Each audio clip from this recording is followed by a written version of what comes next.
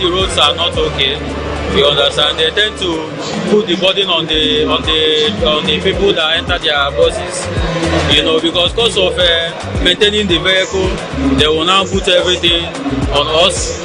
Just for example, where I'm coming from, around somewhere in Ojo, in my estate, somewhere we used to take bike like 500 naira, but because it's rainy season and the road is not okay, everywhere is flooded.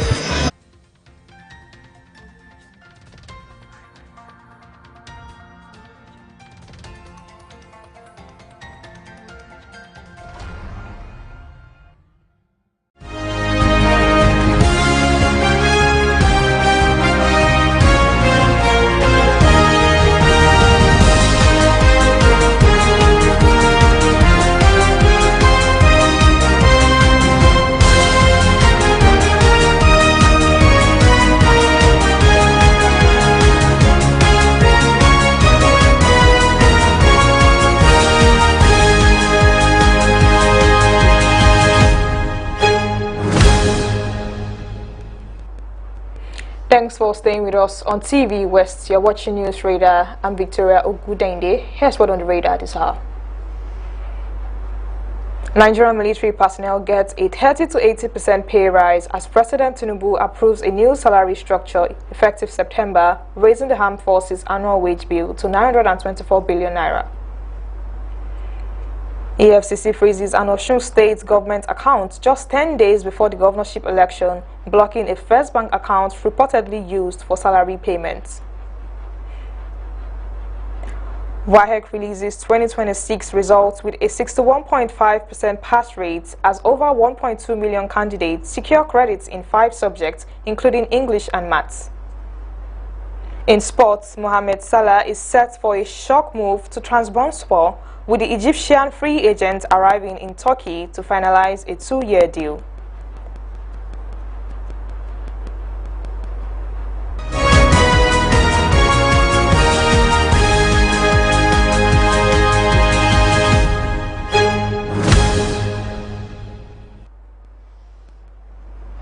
Now to the details. President Bola Tinubu has approved a salary increase of between 30 and 80% for about 250,000 personnel of the armed forces. The new pay structure takes effect from September 1st. The highest increase goes to junior personnel, with soldiers from private to staff sergeant receiving an early percent salary increase. Warrant officers to colonels get 50%, while brigadier generals to generals will earn 30% more. The pay package will increase the annual salary bill for the armed forces from 660 billion naira to 924 billion naira.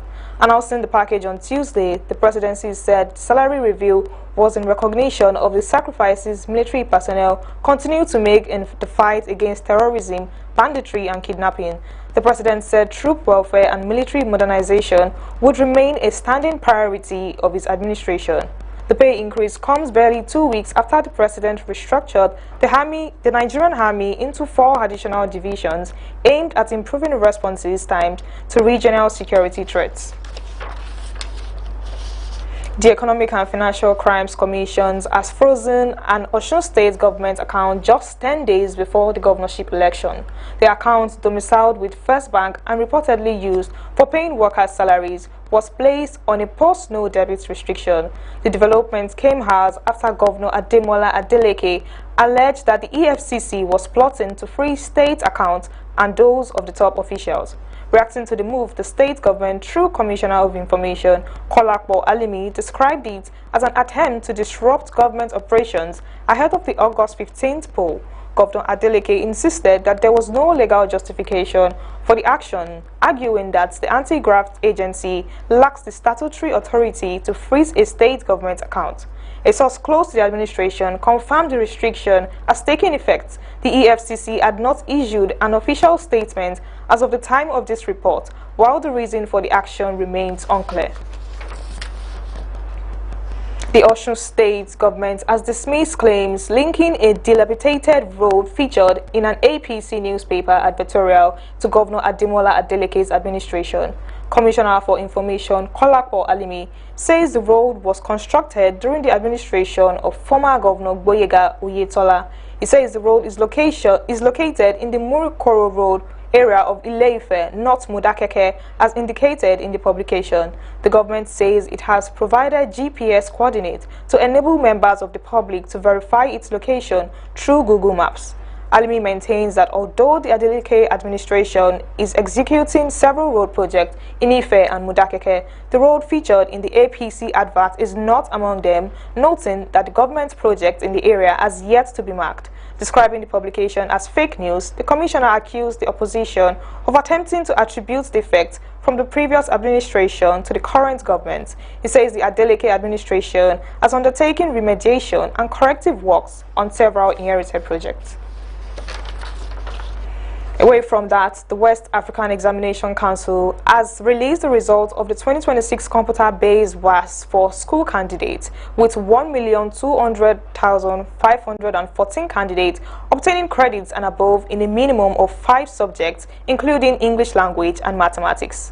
Head of WAEC Nigeria National Office, Dr. Amos Josiah Dangut, announced the results in Lagos on Wednesday. He said the pass rate of 61.4% represents a 1.42% decrease compared to 2025. A total of 1,950,726 candidates sat the examination across Nigeria, Benin Republic, Cote d'Ivoire, and Equatorial Guinea. Of those who sat, 1,687,378 candidates obtained credits and above in a minimum of 5 subjects, with or without English and Maths. Among the candidates who passed English and Maths, 558,883 were male, while 641,631 were female. WAEC withheld results of 167,486 candidates, representing 8.59%. The federal government is borrowing is funding road projects that will ease hunger and curb insecurity, the Minister of Works said on Wednesday. David Umahi spoke at the launch of the Kaduna-Birni Gwari Road project in Kaduna State. He pushed back against critics of the country's growing debts, insisting that the loans are being invested in infrastructure with lasting economic returns. He argued that road construction is directly linked to food security and safety, noting that the Abuja-Kaduna highway, once notorious for kidnappings, has become safer since work began on the route.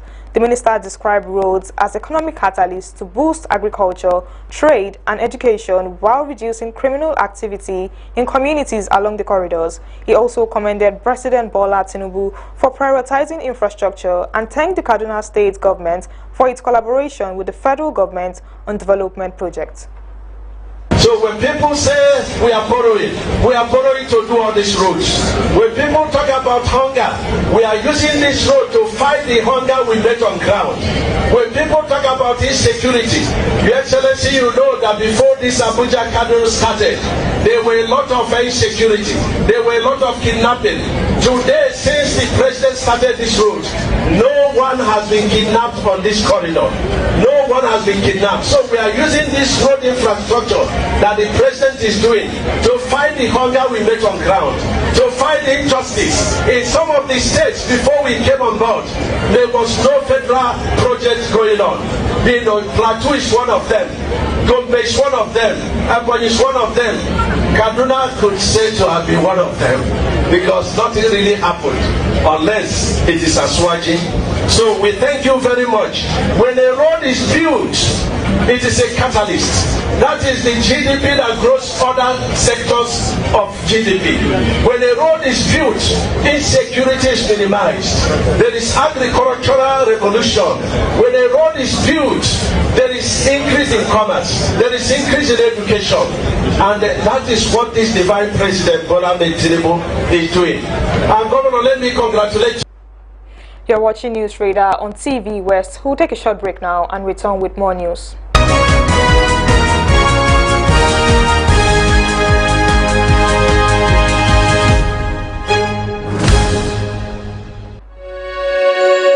You are watching the test transmission of TV West. Don't forget to follow and subscribe to our social media handle at TVWestNG across all social networks. Thanks for staying with us. TV West, reporting the West, inspiring progress.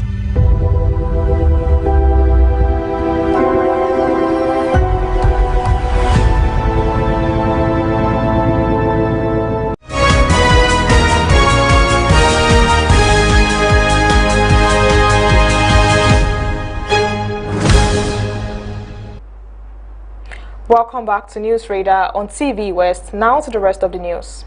A TikToker whose viral video sparked controversy over the Ololu masquerade in Ibadan has alleged that she was forced to falsely claim she became healed after recording the revered traditional figure.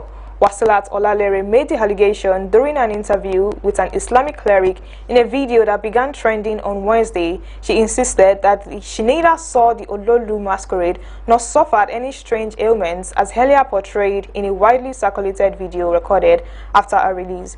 According to her, she only filmed security operatives and residents who gathered in anticipation of the annual outing of the masquerade before uploading the clip on TikTok. She said she captioned the video that Ololu was around Atolu and that people should watch their movements. When people started reaching out to ask her to pull it down, she did immediately, but many had already saved it. She alleged that shortly after deleting the video, some men identified as members of the Ololu traditional institution stormed her shop, threatened her, and eventually took her away despite pleas from residents. In business, PalmPay has introduced a new security feature designed to give users greater control over their accounts and reduce unauthorized transactions. The fintech company says the transaction guard feature adds an extra layer of verification for high-value payments requiring facial confirmation before processing. Customers can set daily, monthly, or single transaction limits, and any transfer above the chosen threshold triggers the biometric check. The move comes as fraudsters increasingly rely on phishing links, fake websites, and impersonation to steal passwords, OTPs, BVNs, and NINs. Industry reports show that more than 24 million online accounts in Nigeria have been compromised since 2004, with hundreds of thousands of additional cases reported in early 2026. Head of Marketing Femi Ansin says security is now just as critical as speed and convenience in the digital payment space. He notes that as more Nigerians embrace cashless transactions, maintaining users' trust is essential for sustaining growth. Industry analysts believe the feature reflects a broader shift towards proactive fraud prevention rather than post-incident resolution. They say multi-factor authentication, biometric verification, and AI-driven detection systems are becoming standard tools across the financial sector.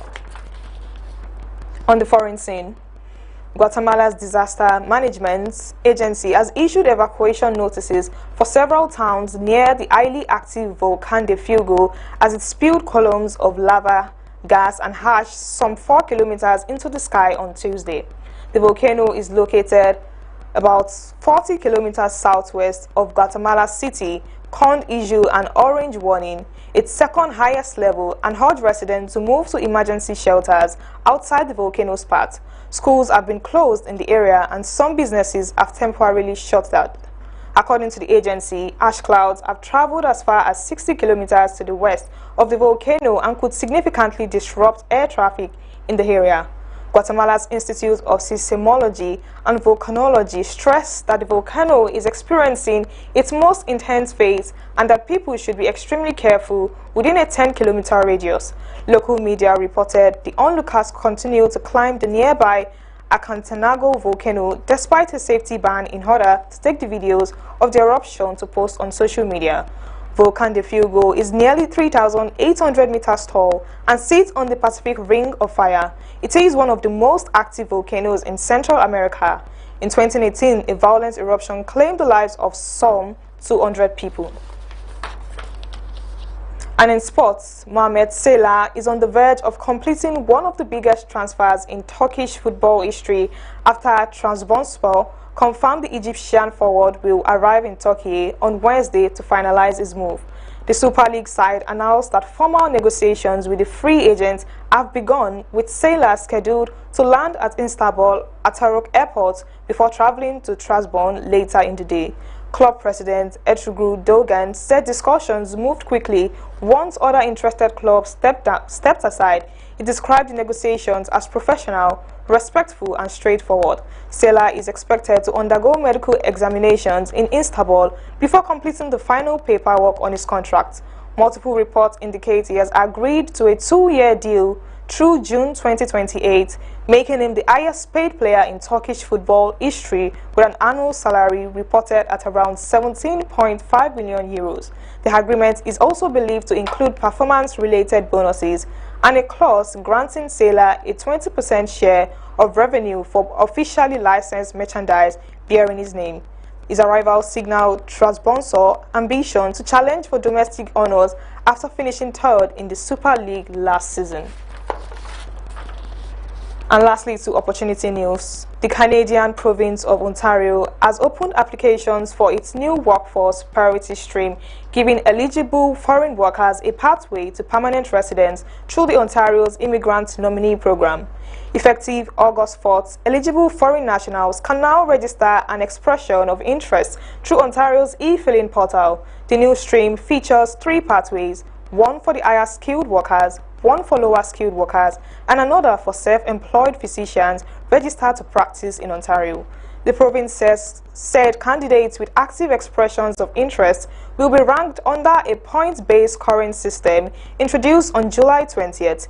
Invitations to apply will be issued through periodic draws. Once submitted, an expression of interest remains valid for up to 12 months. Candidates who do not receive an invitation within that period must register a new one to remain under consideration.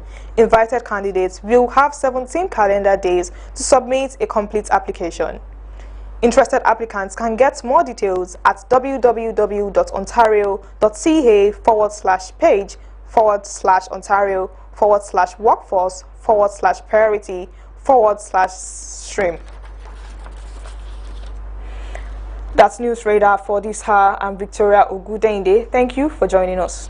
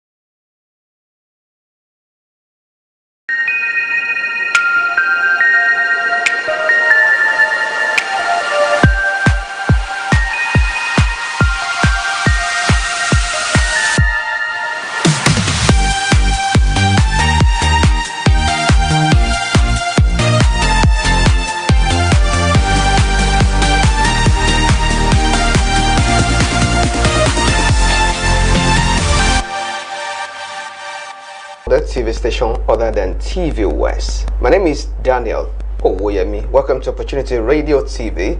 This is where we avail Nigerians with practical opportunities available out there. You may complain, oh, the country is this, there are no opportunities here or there, but on Opportunity Radio TV, we avail you with those opportunities, and we bring experts that help you walk through that journey of rising from that zero to that level that you may want to be, harnessing those opportunities. So today promises to be a very interesting and very insightful one, as I'm being joined on the show by an expert, a specialist in digital marketing, Mr. Segun Olayemo. Good morning, sir. Good morning, sir. Glad to have you join us on Opportunity Radio TV. Same here, sir. I believe there's a lot you're going to unpack for many Nigerians, because before we get into that, let's go for this breather. When we return, we get into the conversation proper.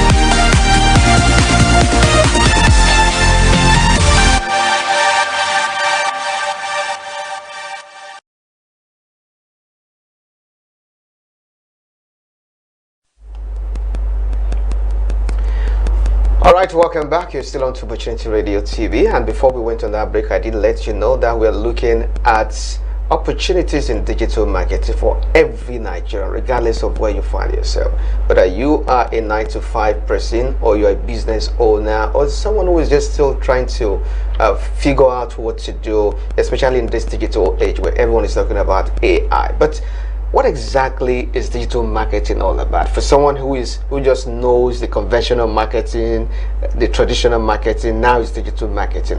What exactly does digital marketing entail? So someone begins to know what to expect. Okay, so digital marketing is actually majorly you bringing your business to the internet, using different technology like social media, and also different web techniques and even AI to actually promote your business and get visibility for your business. Okay, so it's strictly about visibility for your business using the digital tools available. So, are there opportunities in digital marketing?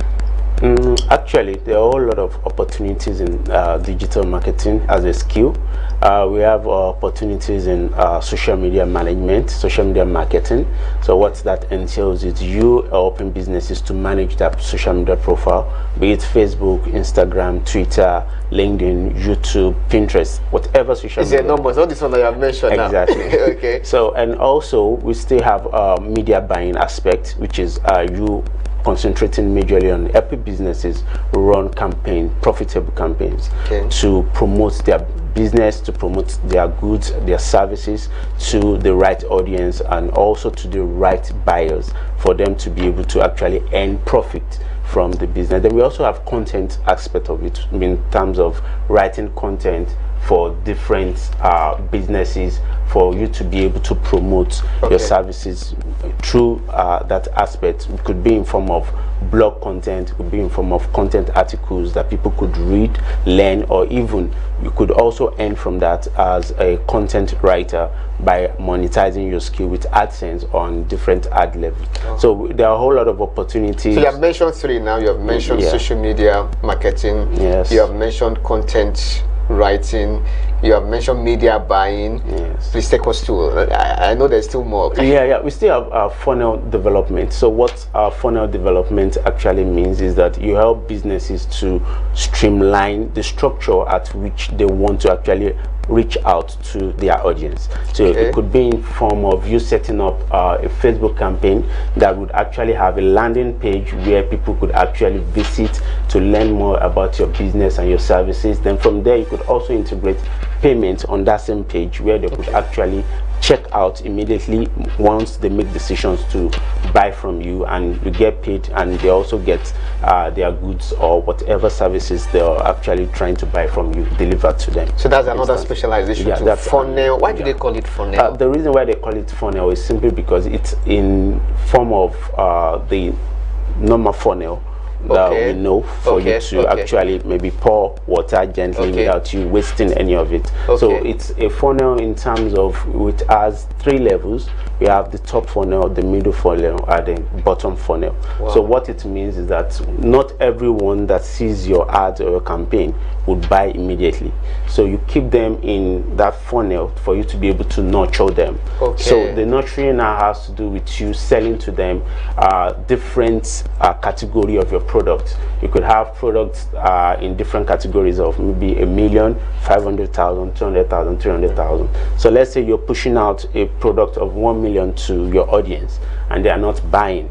So you could also look at, okay, what other product can I push to those same people in the sales funnel, like maybe 500,000 product. If they are converted, you can now downsell or upsell your audience. So that's why you are giving a free masterclass already. Okay, so you have let us into the different dynamics of digital marketing now. Now, for a starter now, someone who is just hears about digital marketing, I mean, you see people who call themselves, why did I say who call themselves? People like you, digital marketing experts.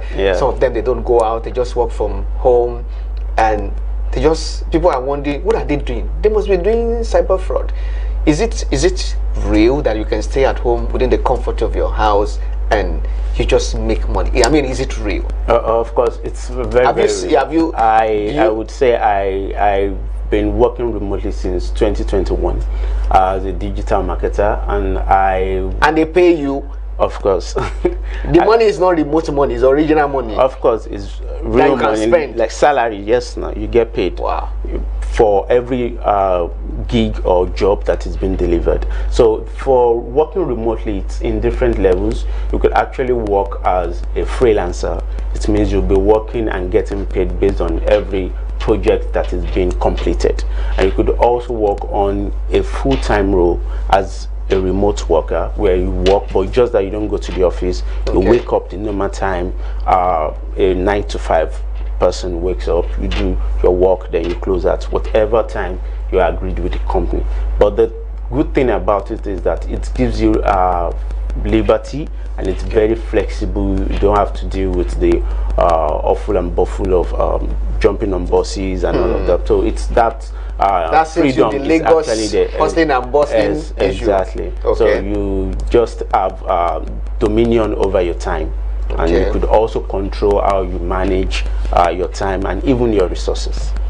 Wow. So now, in fact, it's like you're winning me. I don't know whether I should stop doing media and join and hear you. No problem. That's why I do it. You're so welcome. where can someone start from? As in level, which level can one start from? Okay, so first, if you're looking at heading into digital marketing, like I said, it's just digital marketing is just like an umbrella that actually houses a whole lot of other area of specialization when it comes to online marketing.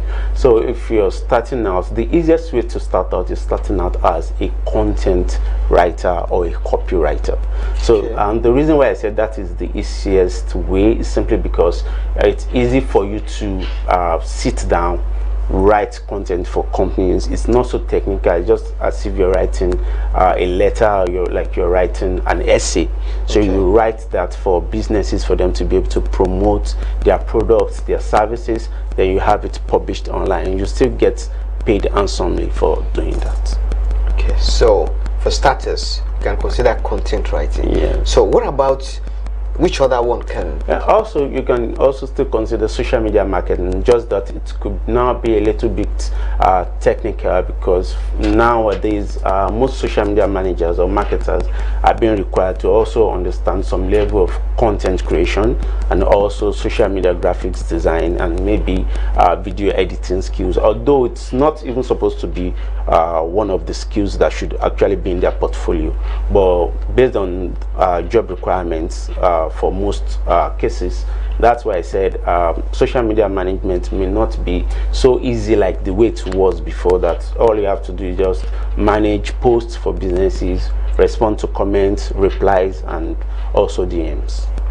Okay, now I'm beginning to think that social media management is like taking the front role in digital market. So when people hear digital marketing now, they think everything is social media management. Of course not. No. digital marketing, like I said, it houses a whole lot of other skills. So under digital marketing, we have social media management, we have email marketers, we have content. Email marketing is also part of digital marketing. Exactly. Wow. We have content writing, we have copywriting, and copywriting is actually an act of writing to sell. So it's still different from being a content writer. So for someone who has a passion, I mean, when it comes to writing now, who writes books, who writes articles here and there, does that person still need some level of training to be able to write to sell now, because he's writing to sell now? So what are the dynamics of writing to sell? Yeah, so for copywriting, like I said, writing to sell, it actually has a framework which we refer to the AIDA framework. So what that means is that is AIDA. So those 4 letters must be acronym must be very much present in your content for you to be able to sell. So it means awareness, interest, then desire and action. Free masterclass. Awareness, interest, desire and action. So must be present in your writing. Exactly. So it means you have to craft a content that would make people want to read more, want to know more about what you're trying to talk about, or whatever product you're trying to sell. Then the interest for them to be able to want to get to the last stage of your content, which is where the action is going to take place, has to also be there. Then now the desire to now willingly take action. Either you want them to maybe submit their email, you want them to submit their phone number, you want them to buy from you, you want them to make deposits, you want them to make direct purchase. Now has to do with the action being binded into the copy that you're actually writing just for that act. It's getting really interesting now on Opportunity Radio TV as we continually delve into opportunities available for Nigerians. And on this episode, we're looking at opportunities in digital marketing for every Nigerian. And my guest has been a digital marketing specialist, Mr. Segun Olayemo. Let's go for this breather. When we return, the conversation continues as we shall be looking at some other areas that would interest. So we'll be back after this time out. Stay with us.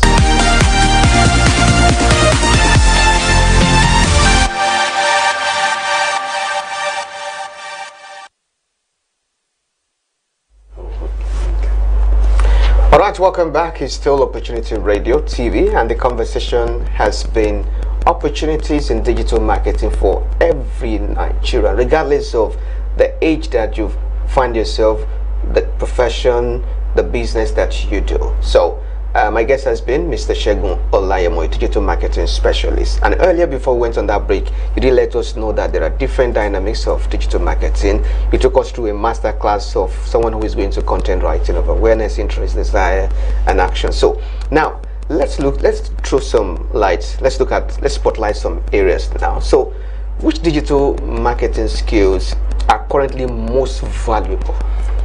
Okay, so the digital marketing skills that are currently most valuable, one, I would say search engine optimization experts. Then I would say funnel what does that search? Okay. Is there an engine somewhere that we're going to be searching for something? No, it actually means that having your business visible on different search engines like Google, because if people want to actually get to learn or know about your business, most times they might not even remember what your website is or what your social media page handle is.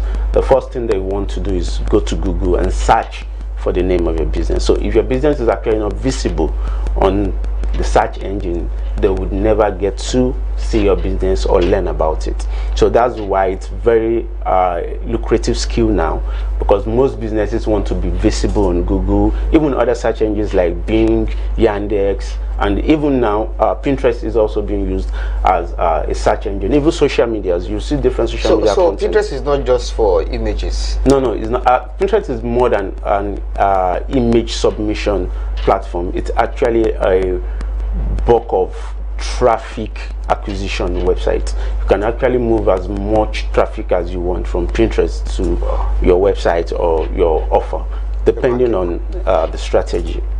Okay, so you were responding to the question of the most valuable. Yeah, I said search engine optimization. Okay. One. Then the next thing is media buying. Everyone wants to promote their business. They want people to see their product. They want people to see their services. So media buying also, it's also a very lucrative skill now in digital marketing, like I said earlier, because you could actually use the skill to help businesses run ads that could actually attract sales and also increase their conversion. So now I'm thinking for someone who wants to venture into digital marketing, regardless of the subdivision the person is venturing into, and the person doesn't have a portfolio. Okay. Can one start without a portfolio? Of course, you could start without a portfolio, and the best way to start, like I used to tell people, is actually looking for internship offers, be it paid or not. What that would do for you is that it would actually help you work on live projects. You'll be able to work on projects that you could actually use to develop or build your portfolio, then bid for jobs that could actually pay you well. Okay, so how should someone like that now approach a business or an organization that, oh, I need to do internship, but in the event that such an organization feel that they are not willing to, they will not be paying such a person, do you think it's still worth it? Yeah, it's very worth it. Like I said earlier, the best way to actually approach them is make them understand that you are just starting out, you are at the entry level of your career, then you need to build your portfolio, whereas you could actually use your skill to actually help the business grow. In returns, you work on live projects with them, then you hand that as the reward for whatever job you've done for them. Okay, so what course or what background or what educational background should one have before one can really do well in digital marketing? And for me, your educational background is not relevant. And the reason I said it's not relevant is simply because I've seen people that are school cert holders, I've seen people that are ND holders, I've even seen people that actually studied food tech, food science, but now they are a developer, a full stack digital marketer, or majorly an SEO expert. So your educational background has nothing to do. The only thing is you just need to acquire the skill set. And even majorly when you look at the international market, based on personal experience or the jobs I've worked on, none of them has ever asked me for my school certificate or whatever. But you've been working for years now, and none has ever asked for your credentials. Exactly. So what they are actually after is deliverables. Once you have the skills and you're able to prove that you can actually do what they want, that's all. So being a graduate or not has nothing to do with learning or earning from digital marketing. Okay, so like, what can you take us through the price range, like the remuneration package? What is the popular one, like for social media manager? Like how much do they get paid? For SEO, like how much do they get paid? Email marketing, you know? Okay. For social media managers, and sorry for interrupting. Okay. If you have these packages across, I mean cross-border, like in Nigeria and for other countries, you have worked with different clients beyond the shores of this country. So like in other clients, like how much do they pay them in Nigeria? Like what do they offer them, and what is it supposed to be? Okay, I would like to put it this way: if you're working for a foreign client and also working for a Nigerian client, you can't compare the salary range. It's the gap is massive. You can, for let's say for a social media manager, you could actually be earning maybe $500 per month from a foreign client, but $400 is like that's around 600 and something. 600 something thousand. Okay. But for a Nigerian client, they could actually be offering you maybe highest 200,000. You are too used to dollars. Sorry, 200,000 naira. So you can even see the margin between the two. So that's why most people that actually learn the skill sets, they actually want to go to different freelancing platforms like Upwork, Fiverr, Freelancer. Please mention those platforms. Yeah, we work remotely. Also, we have Remotive, then we have WellFund to actually get clients, and the reason is simply because of the power in the exchange rate. So even if they are going to be getting, let's say, minimum of, let's say, $300 per project, and we are able to handle maybe 2, 3, 4 projects at the same time, that's $300 times 4. You know what that means? That's over $1,000. You can compare it to even working for 3 clients as a local brand here in Nigeria. The max they would want to pay maybe like $350 max, except if you're going to be doing beyond your portfolio. Maybe you'll be hired as a social media manager, but at the same time you'll be working as a content creator, working as an email marketer, still doing SEO and all of that. But the truth is, working for a foreign client is actually one of the best thing that could actually happen to your career as a digital marketer. Wow.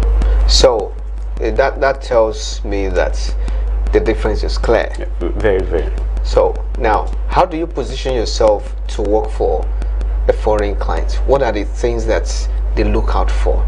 Okay, so one of the things they actually look out for is majorly the portfolio, which I used to tell people that is the most vital part of your career. You have to have a very robust portfolio. Even if you don't have a client, you could actually go online, search for businesses that don't have, maybe for instance, that doesn't have a Google My Business profile. You could actually offer to do it for them for free, manage it, make sure the page is up to standards, is getting local visibility, they're actually getting reviews being posted, being responded to. You could actually use that to position yourself as a local SEO expert. Then after that, you can start sourcing for clients. Then another very important part is your LinkedIn resume. It's very, very important. You have to set up a LinkedIn resume, because that would actually make them see you as a professional in that field.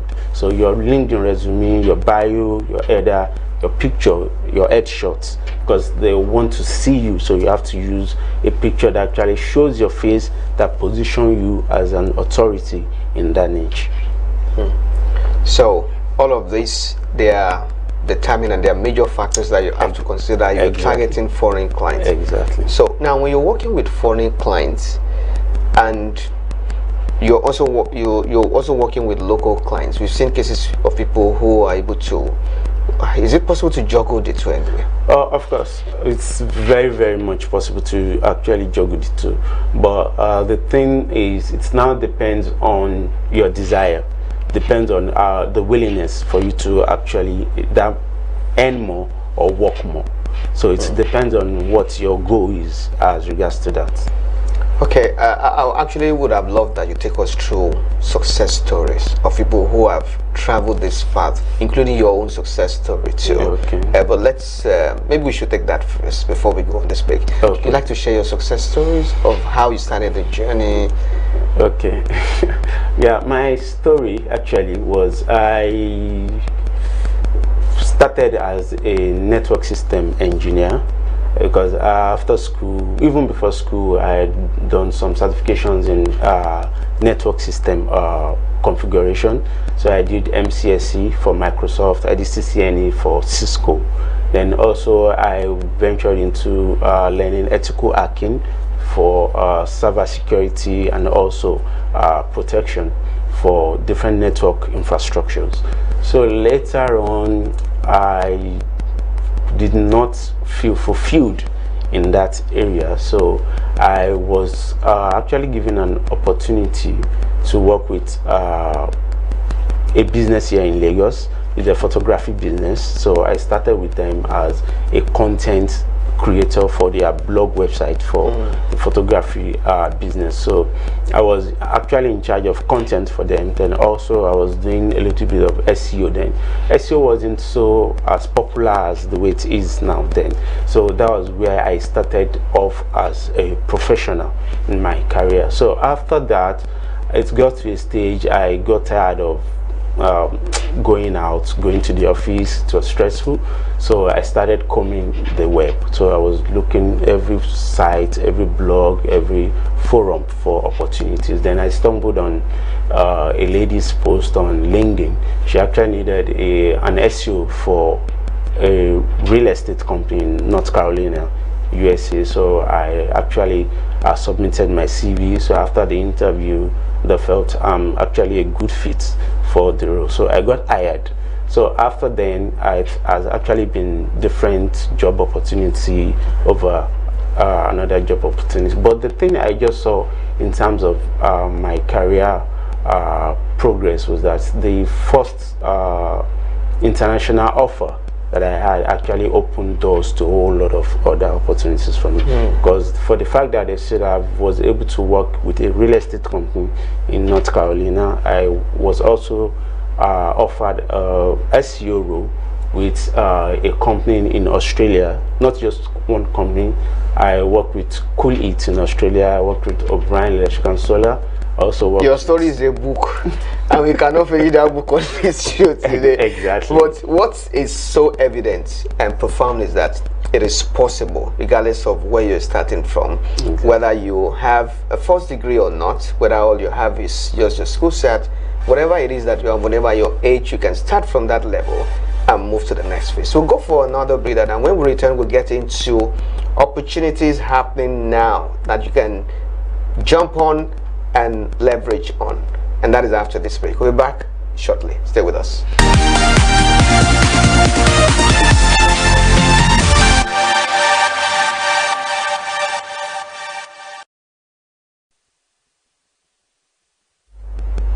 All right, welcome back. You're still on to Opportunity Radio TV, reaching you from TVWest, Nigeria. And my name is Daniel Owoyemi. The conversation has been opportunities available in digital marketing for every Nigerian, and it's been so insightful. A lot has been learned, and now we get into yet another very interesting part of the show, which is opportunities happening now. What are those opportunities that you can jump on?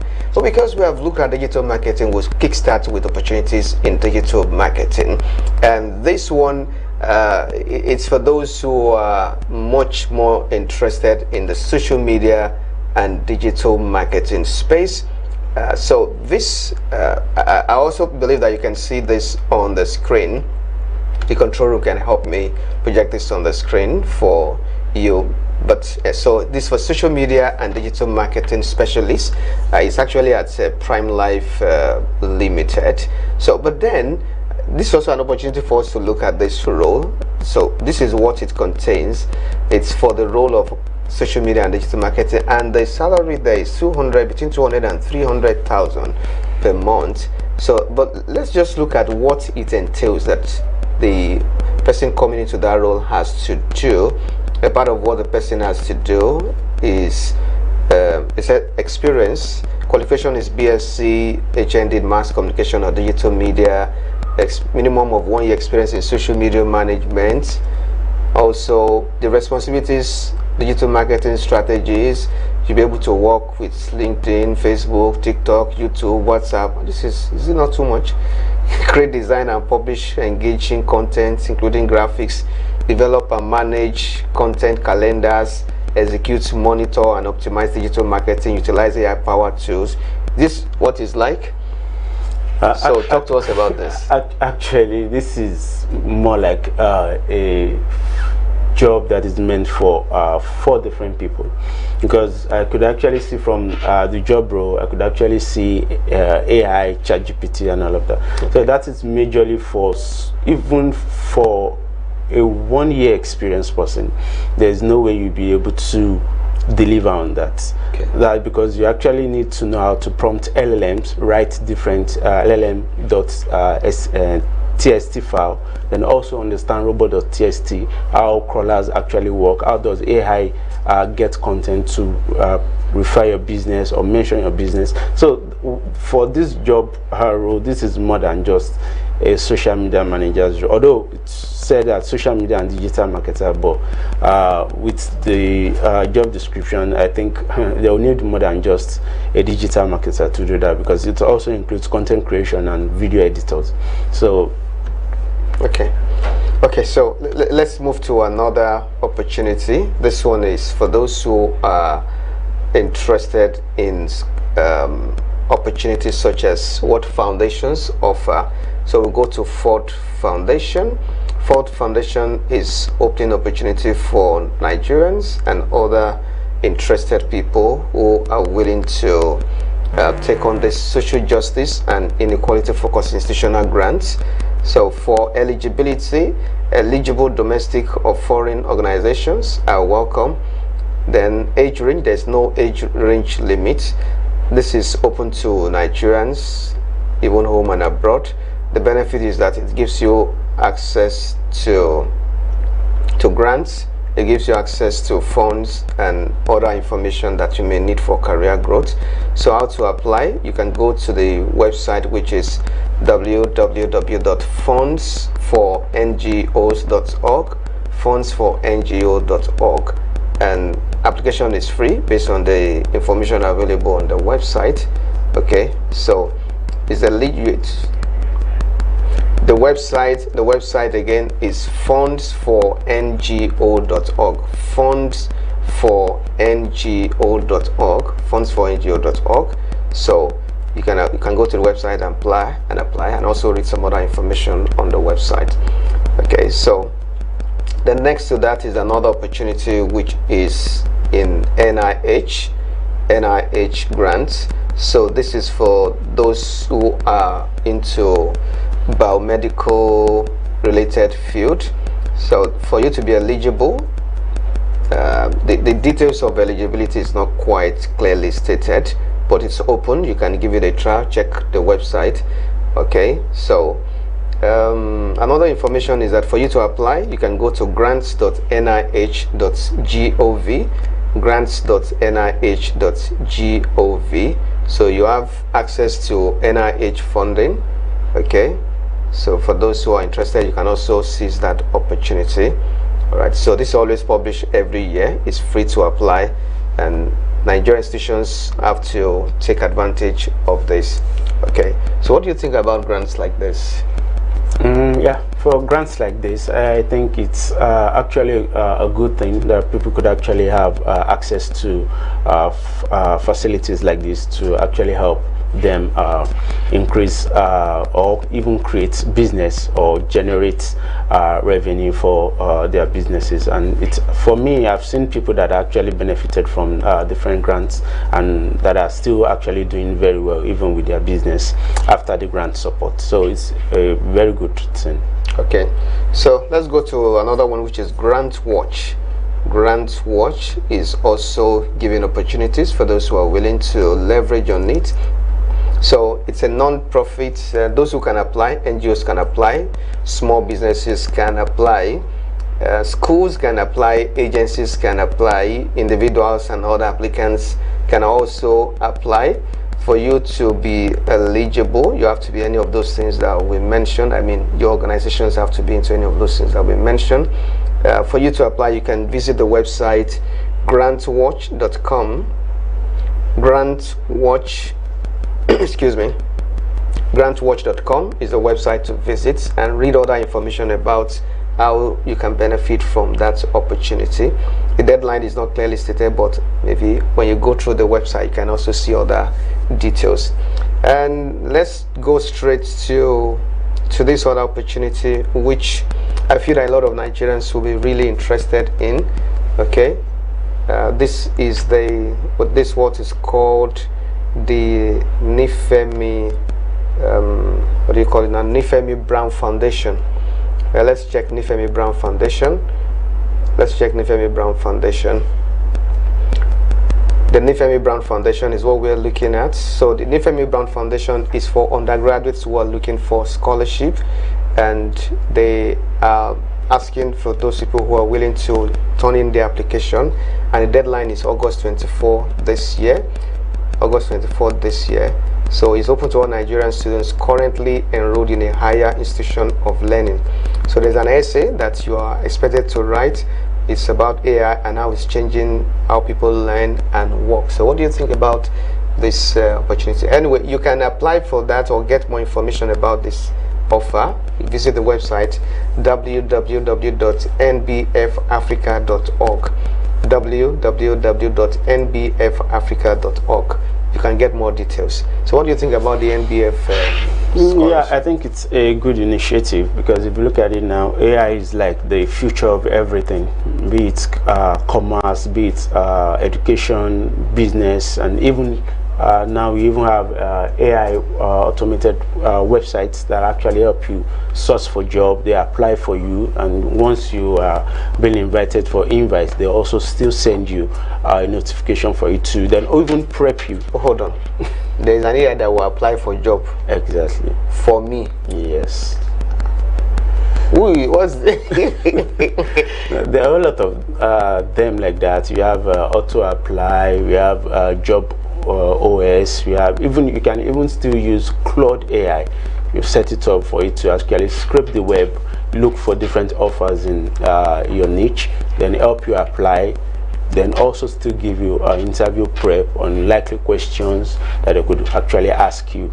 Then once you have been successful at each stage, it sends you notification for you to know what the result of each interview levels are. So everything is almost automated. So AI is like everything we actually need to succeed now.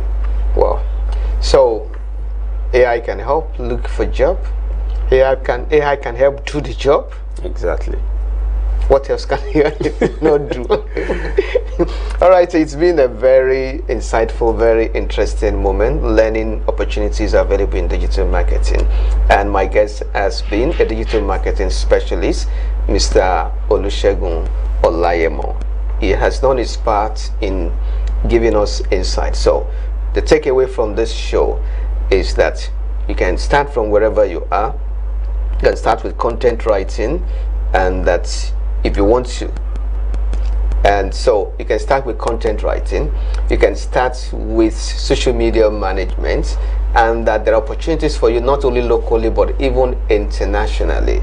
And to also let you know that no matter the amount that is being paid, you can actually scale it up and also make the best of it. So I believe that you have learned one thing or the other. I think home is calling. For everything that has a beginning, there's always an end to it. It's been a very good moment, and I must say thank you so much for coming to Opportunity Radio TV. You're welcome, sir. All right. So for my viewers, we really appreciate your time, and stay tuned for yet another show coming on Opportunity Radio TV. I'm Daniel Oyemi. Enjoy the rest of your day. Bye.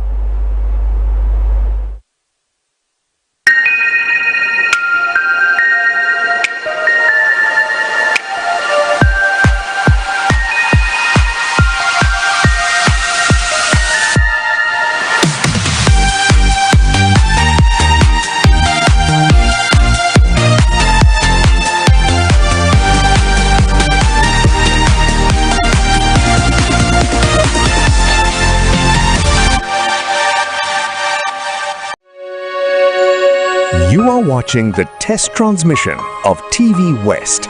Don't forget to follow and subscribe to our social media handle at TVWestNG across all social networks. Thanks for staying with us.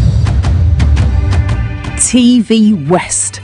Reporting the West, inspiring progress.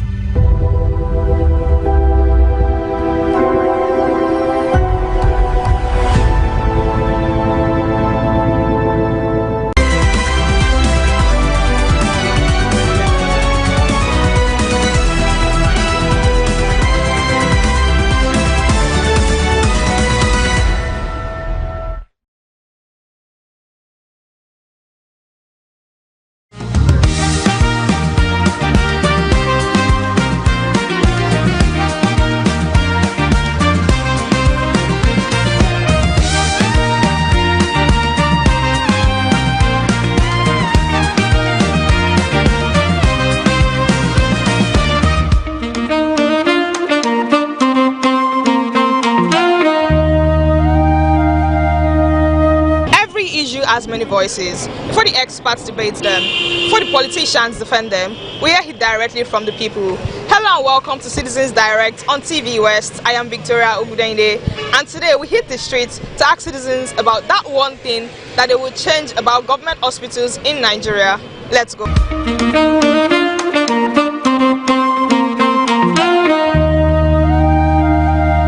Access to quality healthcare remains a major concern for many Nigerians, with challenges ranging from affordability to availability of medical services.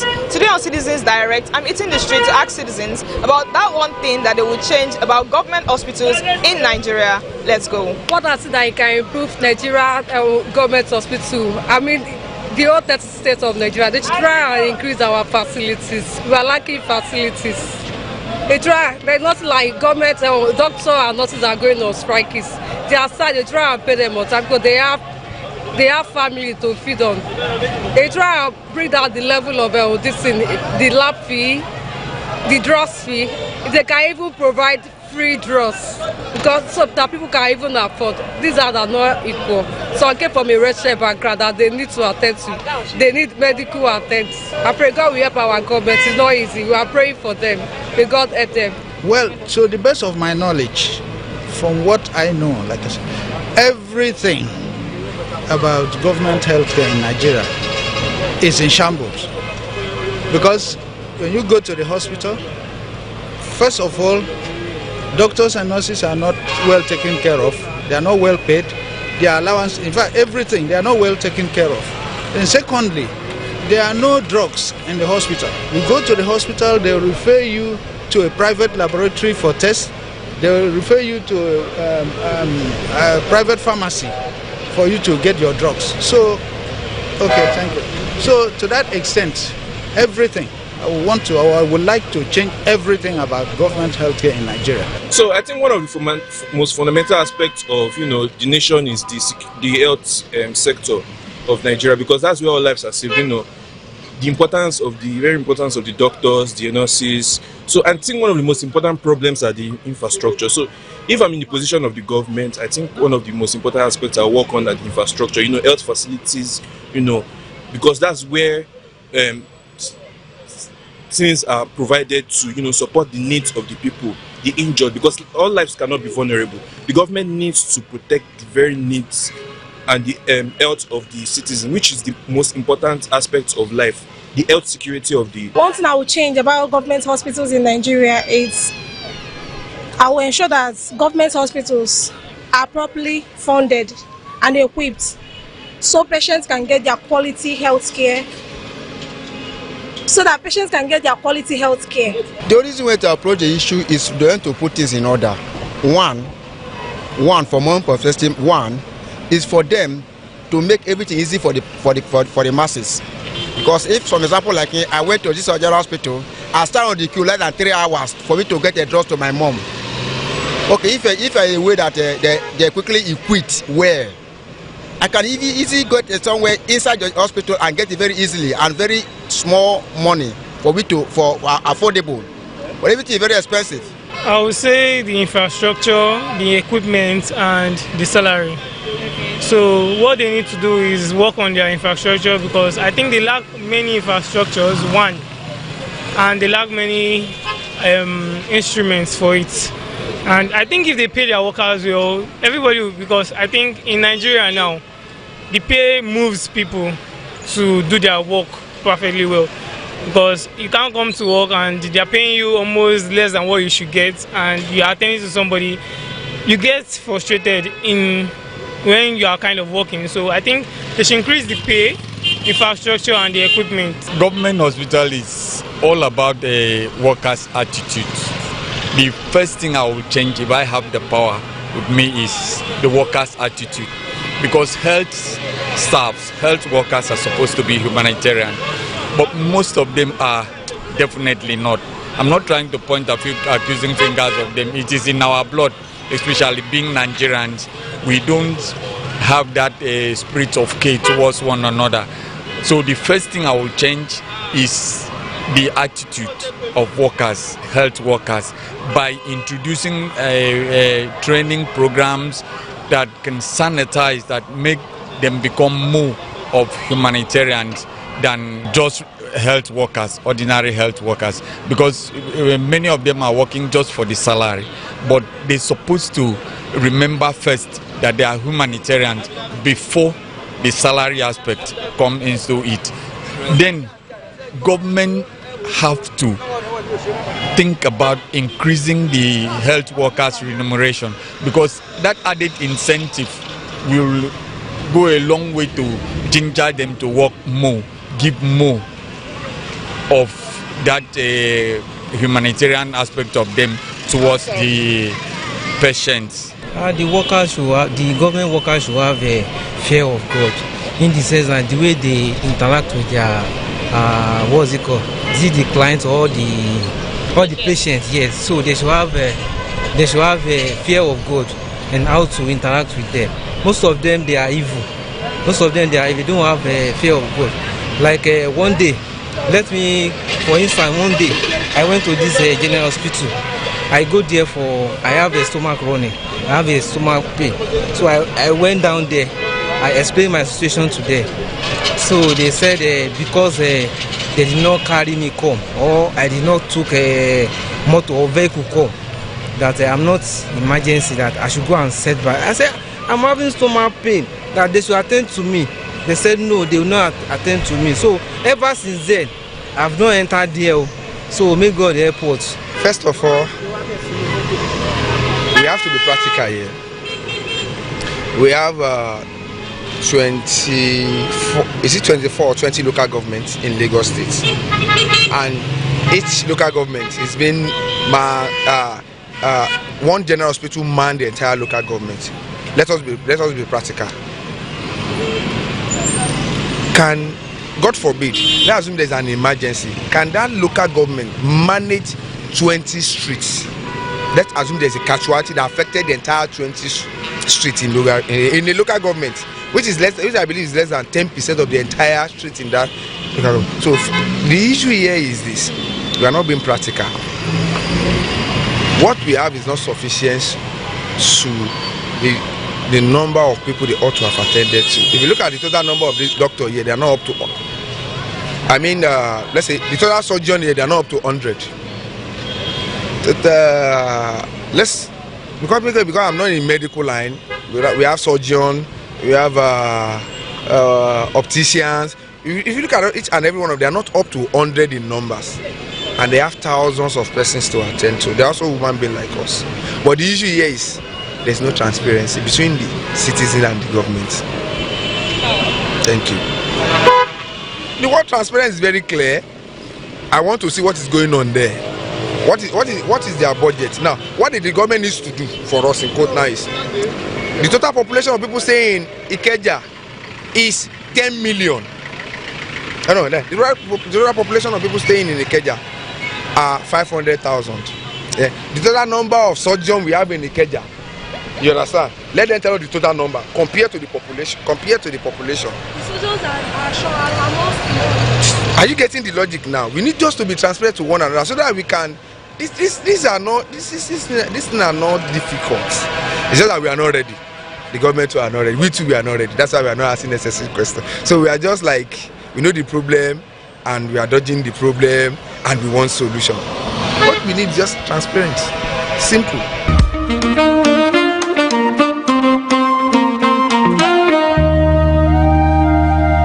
From affordability to the quality of care, citizens are calling for a healthcare system that actually works, the one that truly meets their needs. This is Citizens Direct on TV West. I am Victoria Ogudende, and thank you for joining us.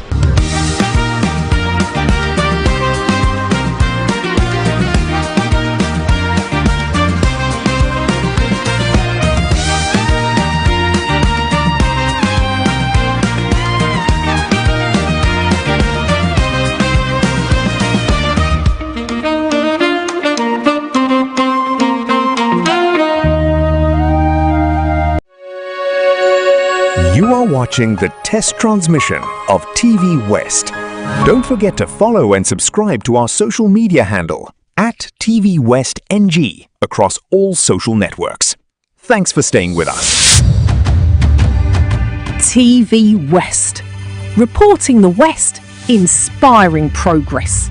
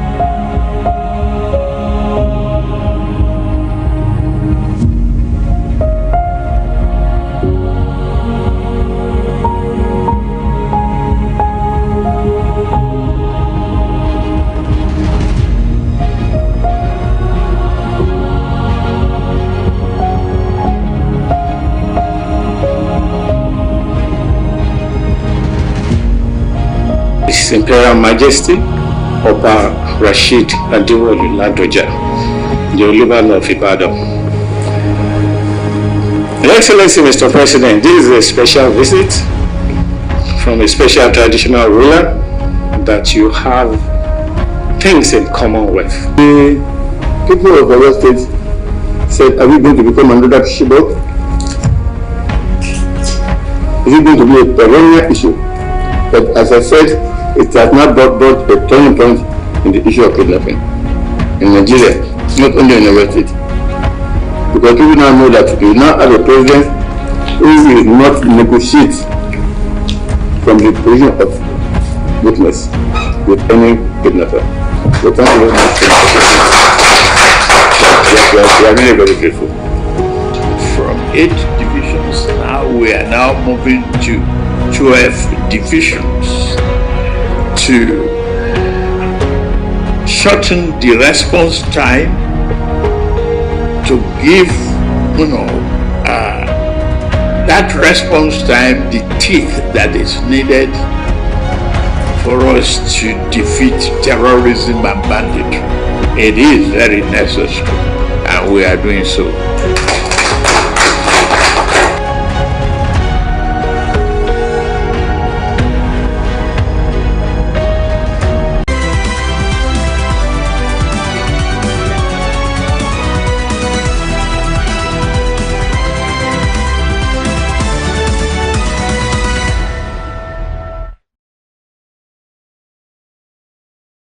Ó tún sì kù ibi tó tún kù sí náà ni pé ẹlẹ́rù ló máa ń gbé ẹrù ẹ̀ ká tó tún sọ pé wọ́n bá fọwọ́ kún.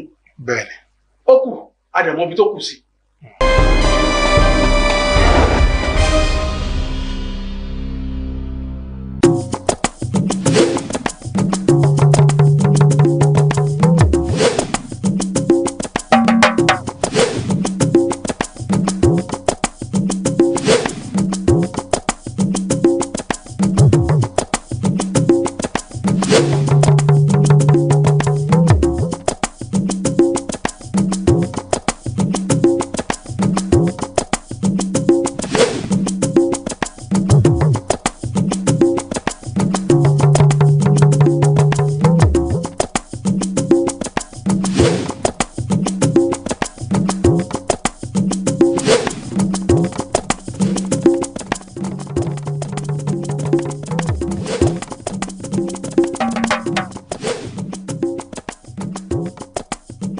tó mo tún kí wa káàbọ̀ sórí àkọ́tún ètò káńsù wa fún ti sáà yìí lórí ìkànnì tá a wà yìí ìyẹn ìkànnì TVWest Ọba Adéoyè lórúkọ tèmi. Kí là ń ṣe lórí ètò yìí kò tó wípé à ń ṣe àtúpalẹ̀ àwọn nǹkan tó ń ṣẹlẹ̀ káàkiri láwọn ìjọba ìbílẹ̀ wa káàkiri ìpínlẹ̀ mẹ́fẹ̀ẹ̀fà tó wà nílẹ̀ Yorùbá àti ní gbogbo ìpínlẹ̀ yòówù tí ìran Yorùbá léwédé tí a sì tàbùdé. A máa ṣàgbéyẹ̀wò àwọn káńsù yìí nítorí pé ìjọba ìbílẹ̀ gan ló súnmọ́ aráàlú jùlọ, àwọn sì ni aráàlú kọ́kọ́ máa ń dé bá kí wọ́n tó dé bá àwọn ìpele ìjọba méjì tó kù ìyẹn ìjọba àpapọ̀ àti ìjọba ìpínlẹ̀. Ẹ jẹ́ máa fi tó yín létí pé ká tó rí bí oṣù méjì mẹ́ta sí táìmù tá a wà yìí, ìjọba ìpínlẹ̀ Èkó yóò ṣe ètò ìdìbò wọlé sáwọn ìjọba ìbílẹ̀ káàkiri ìpínlẹ̀ Èkó, níbi tí àwọn alága tí wọ́n ti ṣọdún mẹ́rin àkọ́kọ́ tí wọ́n fẹ́ tẹ̀síwájú àwọn náà láǹfààní àti díje, ṣùgbọ́n àwọn tó ti ṣe ọdún mẹ́jọ tán tó ti ṣe ọdún mẹ́rin àkọ́kọ́, ọdún mẹ́rin kejì tó sì kásẹ̀ ńlẹ̀, wọ́n á lè yẹ̀bá fún àwọn alága tuntun àtàwọn kánsílọ̀ tuntun láti gòrí àlééfà. Lónìí ìlú Badagry náà la tún padà sí, ìjọba ìbílẹ̀ Badagry, níbi tí ọ̀kan gbòógì nínú àwọn adíje dupò alága níjọba ìbílẹ̀ náà ń bá wa lálejò lónìí. Ẹ bá mi kí káàbọ̀ sórí kánsù wa fún ti sáà yìí, alàgbà Honourable Babatunde Ńpẹ́. Ẹ káàbọ̀ sórí ètò. ṣe mo lóòtú. tó a rí i pé ẹ̀yin náà ti sọ wípé ẹ tó gbangba sùn lọ́yẹ́, ìdí rèé tẹ́ ẹ fi ní ẹ ti tó àkókò fún yín láti díje dupò gẹ́gẹ́ bí alága ìjọba ìbílẹ̀ Badagry. Kí ni àwọn àfojúsùn yín gan-an, àbí kí ni nǹkan òwúrí tẹ́ ẹ rí tẹ́ ẹ fi sọ pé lóòótọ́ ẹ̀yin gan-an ni táìmù tá a wà yìí tọ́ sí ẹ̀yin gan-an ló kàn? ṣe olóòtú, kí gbogbo ọmọ Nàìjíríà pàápàá jùlọ àwọn èèyàn mi nílùú Badagry àti ní ìpínlẹ̀ Èkó lápapọ̀. Lẹ́ẹ̀kan sí, orúkọ mi ní Babatunde Ńpẹ́, ọkùnrin Badagry mi. Èmi ni mo ní ohùn mi láti ṣe àtúkọ̀ council Badagry nítorí gbogbo ìrìn àjò mi. Ohun tí mo dá lé ni pé mo fẹ́ sin ìlú mi. Èmi náà fẹ́ ní ọwọ́ lára ògiri fún iṣẹ́ láti ran àwọn èèyàn mi lọ́wọ́ àti láti gbé ìlú mi sókè. Mo dúpẹ́ lọ́wọ́ Aṣíwájú Bọ́lá Ahmed Tinubu, bàbá wa tí wọ́n jẹ́ ààrẹ orílẹ̀-èdè yìí lénìí. Mo dúpẹ́ torí pé wọ́n tọmọdé bá dúpẹ́ orí àná, a rí mi gbà. Ẹ rí mi pa. Ṣé mo dúpẹ́. Nígbà tí mo ń ṣiṣẹ́ nílé ẹ̀kọ́ gíga fáfitì ti ìpínlẹ̀ Èkó, ibẹ̀ ni bàbá wa Bọ́lá Ahmed Tinubu ti mú mi. Wọ́n fi mí ṣe olùbádámọ̀ràn pàtàkì, special adviser sí gómìnà nígbà náà, gómìnà wa Rájí Fáṣọlá. Fi mí ṣe olùbádámọ̀ràn pàtàkì lórí ètò ìdàgbàsókè ìgbèríko. Ohun tí mo kọ́kọ́ ṣe nìyẹn, bàbá wa Bọ́lá Ahmed náà ló fi mí síbẹ̀. Mo dẹ̀ dúpẹ́ lọ́dọ̀ Ọlọ́run pé a ṣe àṣeyè. Ìlú pàápàá mọ̀ pé a ṣe àṣeyè nígbà Babátúndé Rájí Fáṣọlá. Mo tún dúpẹ́ lẹ́ẹ̀kan sí torí pé ìgbà tí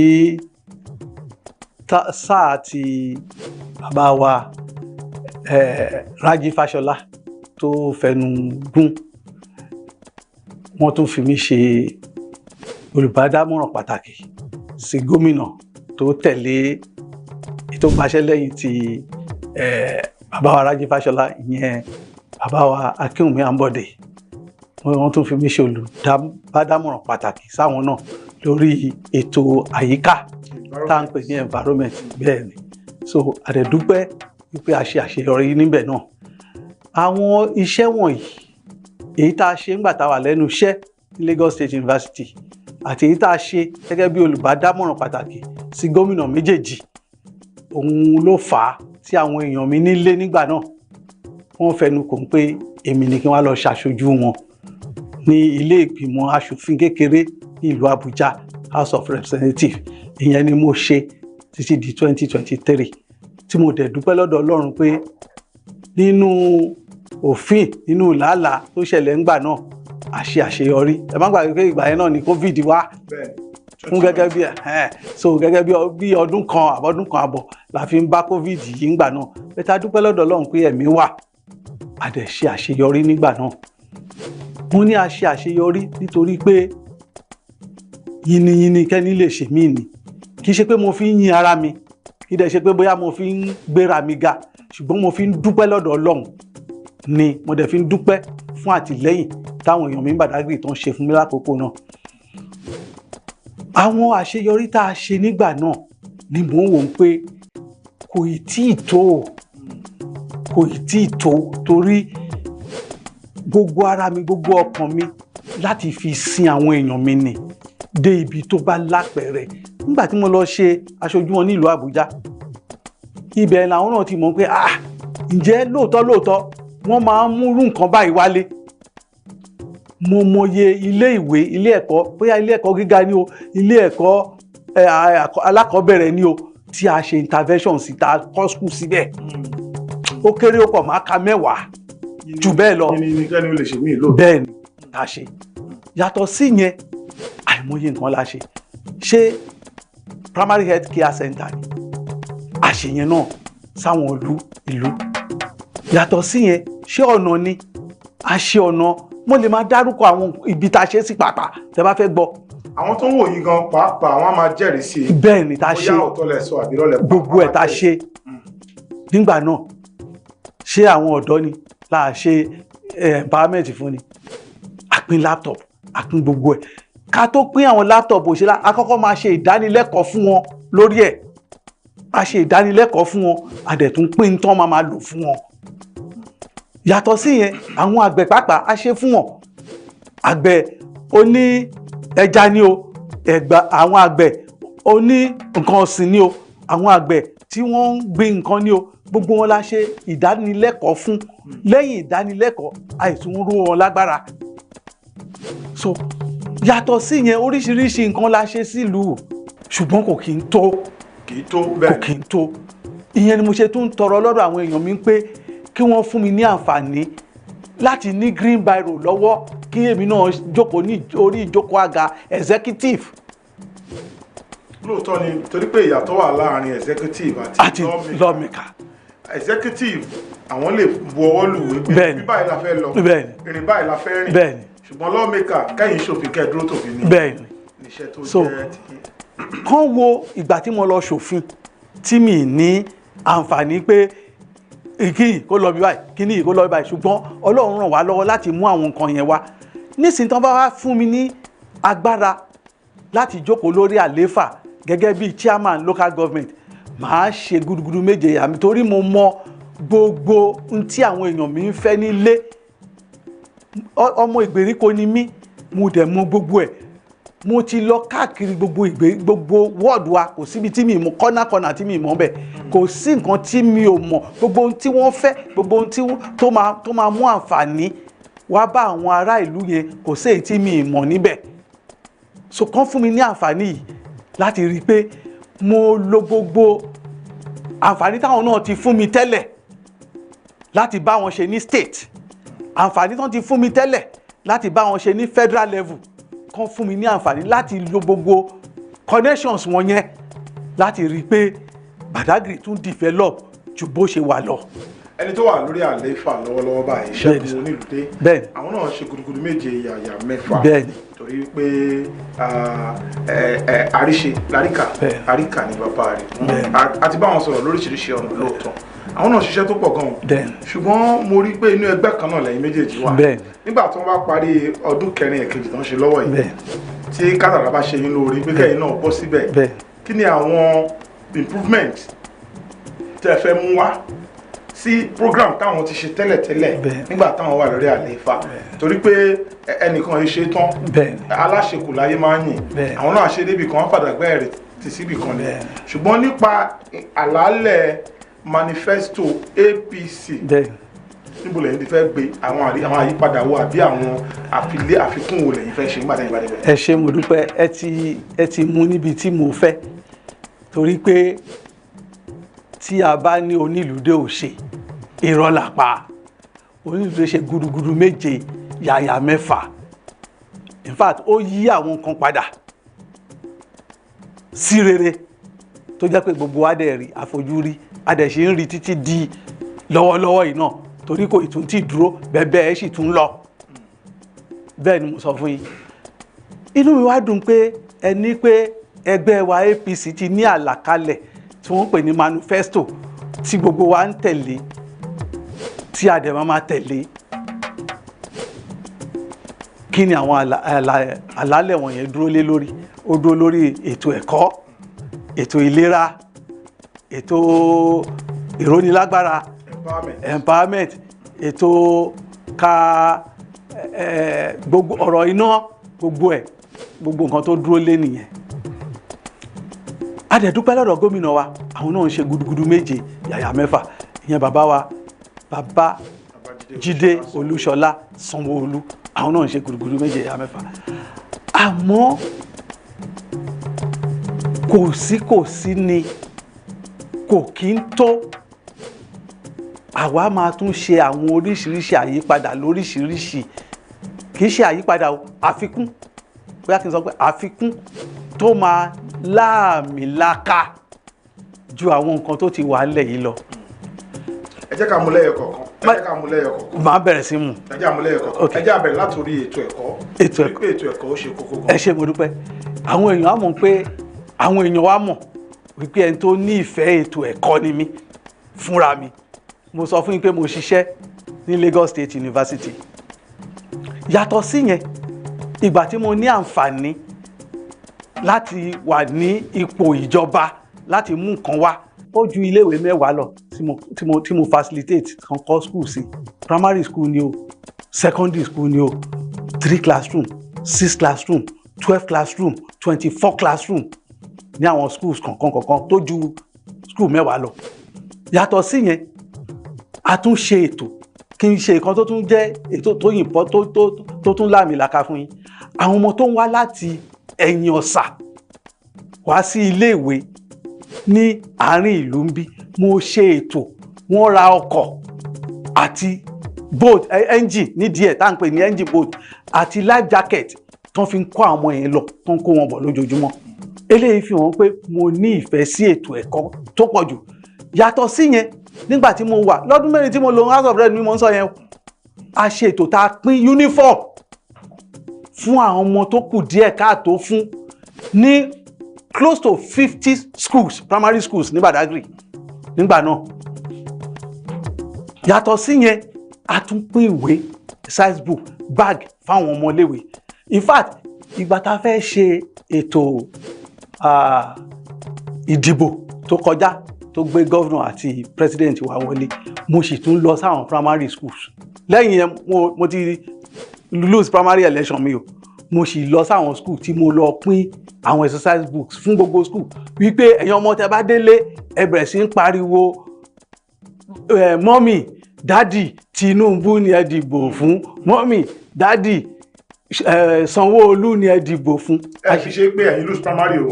Mi ò wo yẹn tí mo fi lọ ṣe gbogbo yẹn káàkiri nígbà yẹn.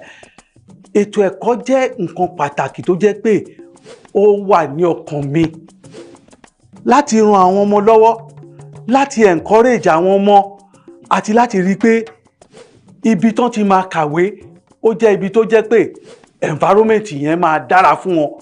Torí tí environment bá dáa, tọmọ ó rí classroom tó jókòó tí kìí ṣe pé èèyàn 500 ló wà ní class kan, tó jẹ́ pé kìí ṣe pé tí gbogbo ẹ̀ ó rọrùn fún wọn, ẹ̀kọ́ tí àwọn olùkọ́ ń kọ́ wọn gan á máa wọ orí wọn.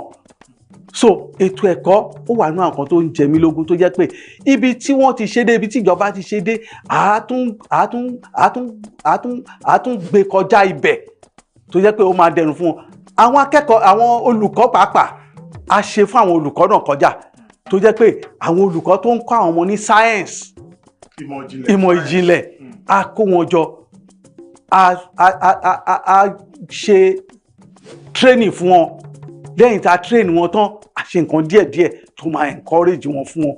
We will continue with this all our agendas and we ensure wípé gbogbo àwọn ọmọ wa tó bá ṣe primary tó máa fi graduate lọ sí secondary, grade tó dáná máa mú.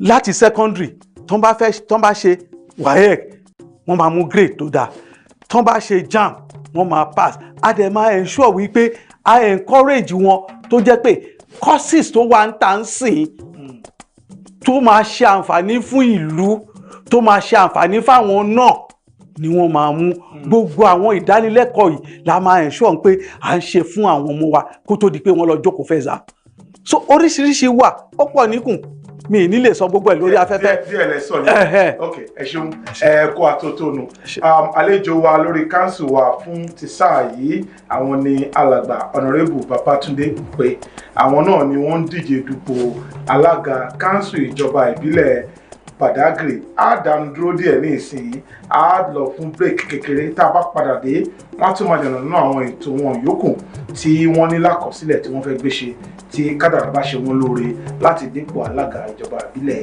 Badagry ẹ má lọ síbi kankan council wa ń tẹ̀síwájú láìpẹ́.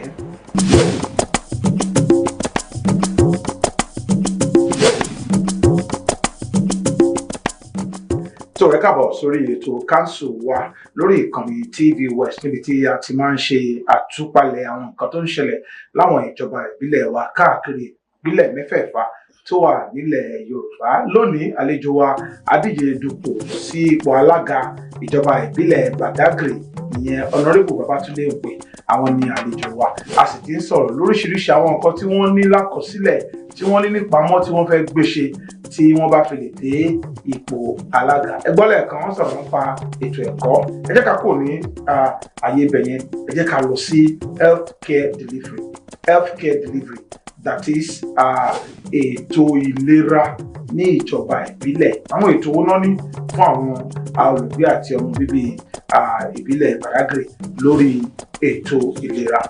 ẹ ṣé púpọ̀ olóòtú ètò pọ̀ ńlẹ̀ ta ní fún wọn torí pé mi ò ní ṣàlàyé má máa padà sẹ́yìn díẹ̀díẹ̀ ní ọdún 4 tí mo ṣe ní House of Rep àwọn ètò tá a ṣe pọ̀ àwọn la fẹ́ gùn lé ta tún máa ṣe jù bẹ́ẹ̀ lọ ẹ má gbàgbé pé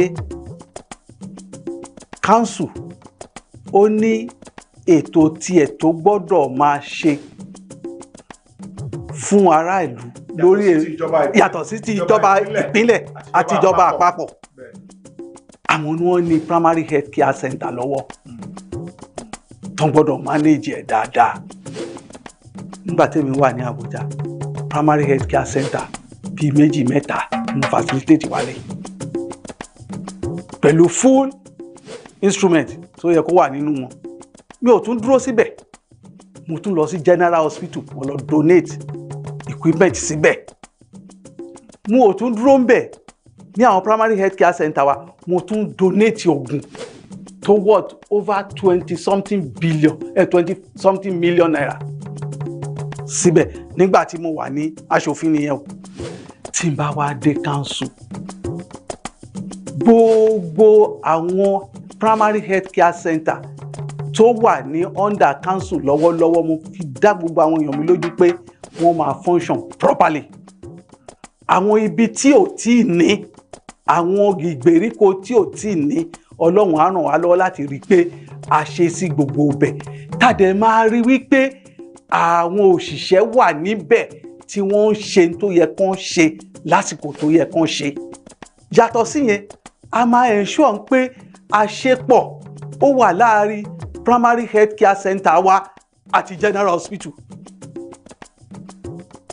ṣe ti mọ̀ pé láti primary health care center ní tí wọ́n bá lè ṣe ó di general hospital táṣepọ̀ tó kún náà ò bá síbẹ̀ nígbà míì tó àwọn yẹn náà ń ṣiṣẹ́ wọn o bẹ́ẹ̀ tí àṣepọ̀ tó kún náà tó bá wà láàárín wa ìgbàkígbà Ọlọ́run má jẹ́ àrí kò ṣe dáadáa wọn máa tábà kan lẹ̀kùn wọn máa dá wa lóhùn ni yàtọ̀ sí yẹn a tún ensure pé a tún take a step further láti rí i pé àwọn teaching hospital wa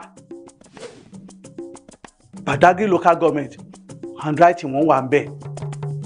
ṣùgbọ́n ìyẹn ṣe iṣẹ́ kò kì í ṣe iṣẹ́ ìjọba ìbílẹ̀ ṣùgbọ́n àṣepọ̀ gbọ́dọ̀ wà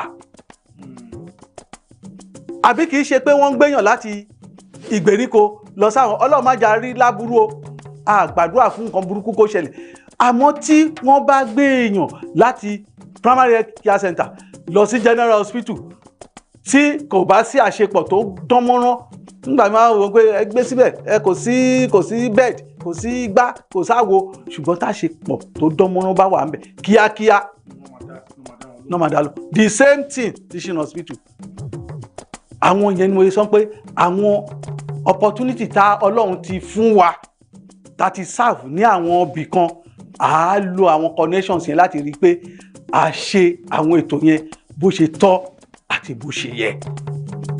kódà ní sáìdì bẹ̀yẹn nìyẹn kí a tún kò lórí ètò ìlera.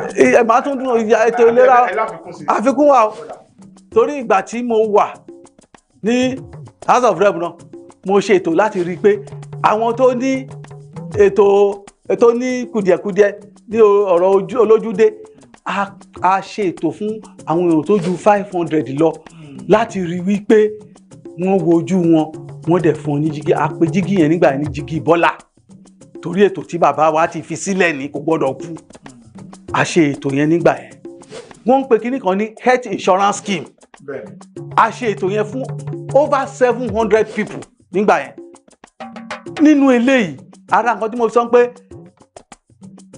link gbọ́dọ̀ wà láàrin wa àti general hospital àti gbogbo ẹ̀ aláti tún ṣe ètò torí mo rí pé ní ìpínlẹ̀ Èkó ètò health insurance scheme yẹn ó wà ní onípele sípele a máa ṣe ètò wọn yẹn pẹ̀lú wọn láti rí pé àwọn èèyàn wa wọn key into it local government dẹ̀ ní ipa tá a máa kó lórí ẹ̀ tó jẹ́ pé àwọn èèyàn wa wọn á gbádùn ẹ̀ ó sì tún kù síkùn o bẹ̀tẹ̀ ẹ̀ nítorí àsìkò. ẹ má jẹ́ ká pẹ́ jù lórí torí àsìkò bẹ́ẹ̀. ẹ ti gbọ́ nǹkan tí adíjedupò alága ìjọba ìbílẹ̀ Badagry ìbàdí sọ ẹ̀yin olùgbé àti ọmọ bíbí ìjọba ìbílẹ̀ Badagry ẹ máa mú gègé àti tákàdá yín kẹ máa kọ sílẹ̀ bí wọ́n ṣe ń kà lẹ́sẹẹsẹ torí pé tó bá padà déjọba tán ẹ lè rí nǹkan tẹ́ ẹ máa fi mú wọn dání pé alága báyìí lẹ́sọ báyìí lẹ́sọ that is called accountability. ẹ jẹ́ ká tún tẹ̀síwájú lórí àwọn nǹkan tó yẹ kí alága ìjọba ìbílẹ̀ tó yẹ kó ṣe. inú mi dùn pé ṣáájú nígbà tí ẹ ń sọ̀rọ̀ lẹ́ẹ̀kan ẹ ti ṣe iṣẹ́ gẹ́gẹ́ bí olùbádámọ̀ràn lórí ètò àyíká that an adviser on the environment to Akinwumi Ambode, the former governor of Lagos State. So Badagry local government pàápàá ó jẹ́ local government tó wà peculiar torí pé etíkun ní Badagry wà fún díẹ̀ yìí wọ́n máa ní àwọn àdójúkọ kan tàbí méjì tàbí bẹ́ẹ̀ lọ nípa environment àwọn owó lẹ́yìn tí ṣe àkíyèsí ẹ̀ àti ètò owó lẹ́ni láti fún àwọn problem and solution. ẹ ṣé púpọ̀ mo dúpẹ́ lọ́dọ̀ yín fún ìbéèrè tẹ́ béèrè yẹn inú ẹ̀jẹ̀ ló máa ń wà àwọn nǹkan mi wà jẹ́ pé inú ẹ̀jẹ̀ ló máa ń wà bí ṣe wà yìí mo ti kúrò ní Minister of Environment nsìn ó ti ju ọdún márùn lọ díẹ̀ tí n bá ń kọjá ní títì tí n bá ṣe báyìí tí n rí ilẹ̀ níbì kan àyà mi máa ń já gbìm kí lélẹ̀ torí ìgbà tá a wà ń bẹ̀ ò lè rí ilẹ̀ kí àyà ẹ má jà torí nǹkan tó máa kọ́kọ́ rò ní pé gọ́vnà lè ti kọjá ń bì so n tó máa ṣe kíákíá ni bó ṣe máa kúrò bẹ̀ ó sì wà lára mi títí dìsìn. ní sáà díẹ̀ sẹ́yìn ń sìn mínísítà kan tó wà ní ìcháàjì tourism ó wá kí wa ní Badagry wọ́n ṣe ètò kan àwọn tó wà ní House of Reps àti Assembly wọ́n ṣe ètò láti gbé mínísítà yẹn wá fún ìgbélékè àbí ìdàgbàsókè tourism ní Badagry ètò ìgbafẹ́ ní Badagry kọ́mẹ̀tì ẹyọ kan tí obìnrin yẹn ṣe nípa Badagry ó jẹ́ nǹkan tó fa ìbànújẹ́ fún mi mo kọ nǹkan lórí ẹ̀ ránṣẹ́ sí the present commissioner for the environment àti ẹni tó jẹ́ MD lọ́mà kọ̀ọ̀kan ránṣẹ́ sí wọn lórí ẹ̀ inú mi dẹ̀ dùn àjọ kólẹ̀ kó dọ̀tí inú mi dẹ̀ dùn wọ́n take action lórí ẹ̀ kí ni comment náà the woman said wípé area tí àwọn fẹ́ develop tourism potential ibẹ̀ the place is dirty. ẹ gbọ́ kínní yẹn. báwo ló yẹ fẹ́ ṣiṣẹ́ kó lè ṣiṣẹ́. ó jẹ́ nǹkan tó jẹ́ ẹ̀dùn ọkàn mi èmi fẹ́ fi dá yín lójú mo dẹ̀ fẹ́ fi dá gbogbo àwọn Badagry lójú pátápátá wípé pẹ̀lú ìfọwọ́sowọ́pọ̀ wọn tá a bá dórí àléfà àti experience tá a ti ní àti gbogbo àwọn tá a ti mọ̀ orúkọ yẹn á parẹ́ pátápátá.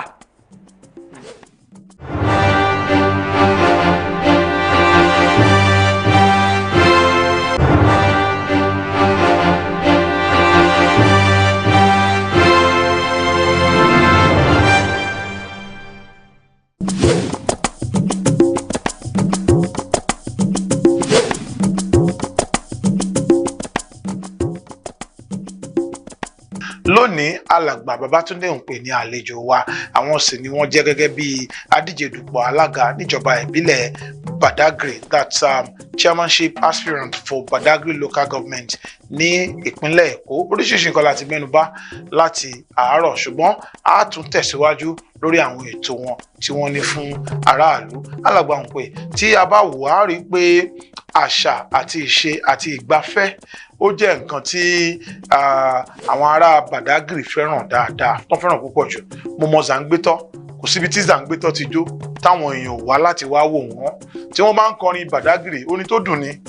Àwọn nǹkan wọ̀nyí ó yẹ ká máa sọ wọ́n di ọrọ̀, ká máa sọ di nǹkan tí a lè máa fi kó èrò wá sílùú Badagry láti máa pawó sí àpò ìjọba. Àwọn ètò wo lẹ ní fún tourism àti culture tẹ́ bá dépò alága ní Badagry? Ṣé àdúpẹ́ kíkọ́ tún mọ́ pẹ́ mi lọ́sọ́dọ̀ Ọlọ́run Elédùmarè, torí Ọlọ́run ló mọ̀ dá wa sílẹ̀ tó dẹ̀ fi àwọn nǹkan yẹn tó fi kẹ́ wa.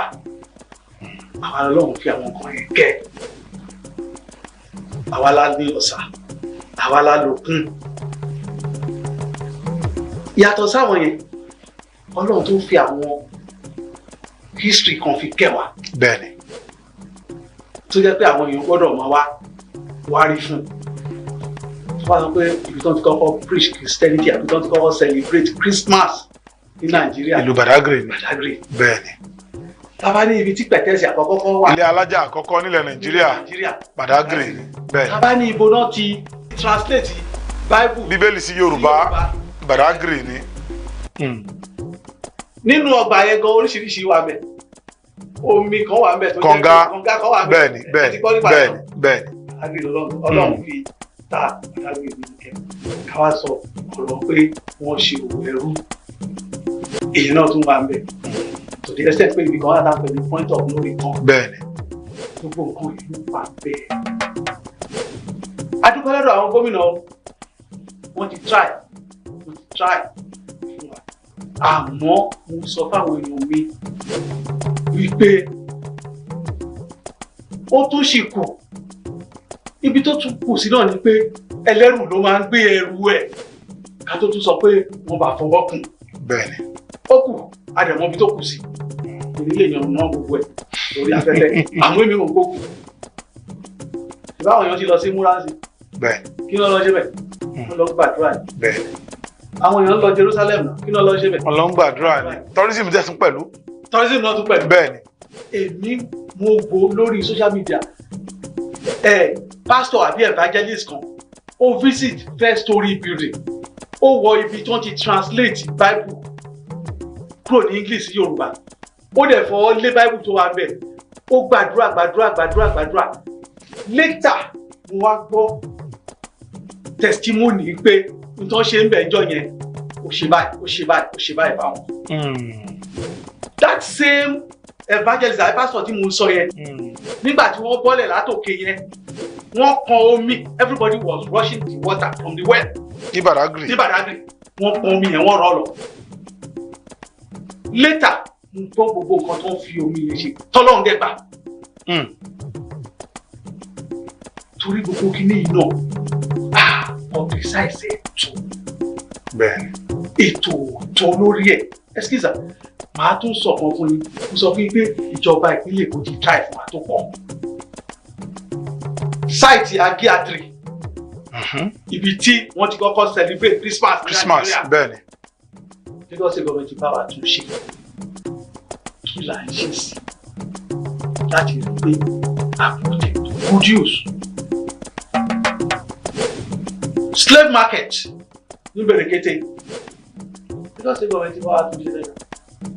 What are we doing to ensure pé àwọn èèyàn wà láti wá wà àti pé àwọn nǹkan míì wà tó jẹ́ pé ó yẹ ká lè ṣe nípa àwọn nǹkan tí mò ń sọ yẹn tó jẹ́ pé number one Lagos State government fúnra ẹ̀ agbádùn ẹ̀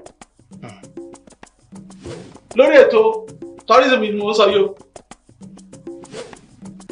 lórí ètò àwọn tó wà ní diaspora tó jẹ́ pé wọ́n lè wá patronize wa àti ẹ̀ máa ń ṣe àwọn ètò kan lọ́dọọdún ẹ má jẹ́ kí n ti sọ fún ẹ má ṣiṣẹ́ lójú eégún tán. mo wá sọ fún yín pé in the area of tourism and culture. ètò ń bẹ ńlẹ̀.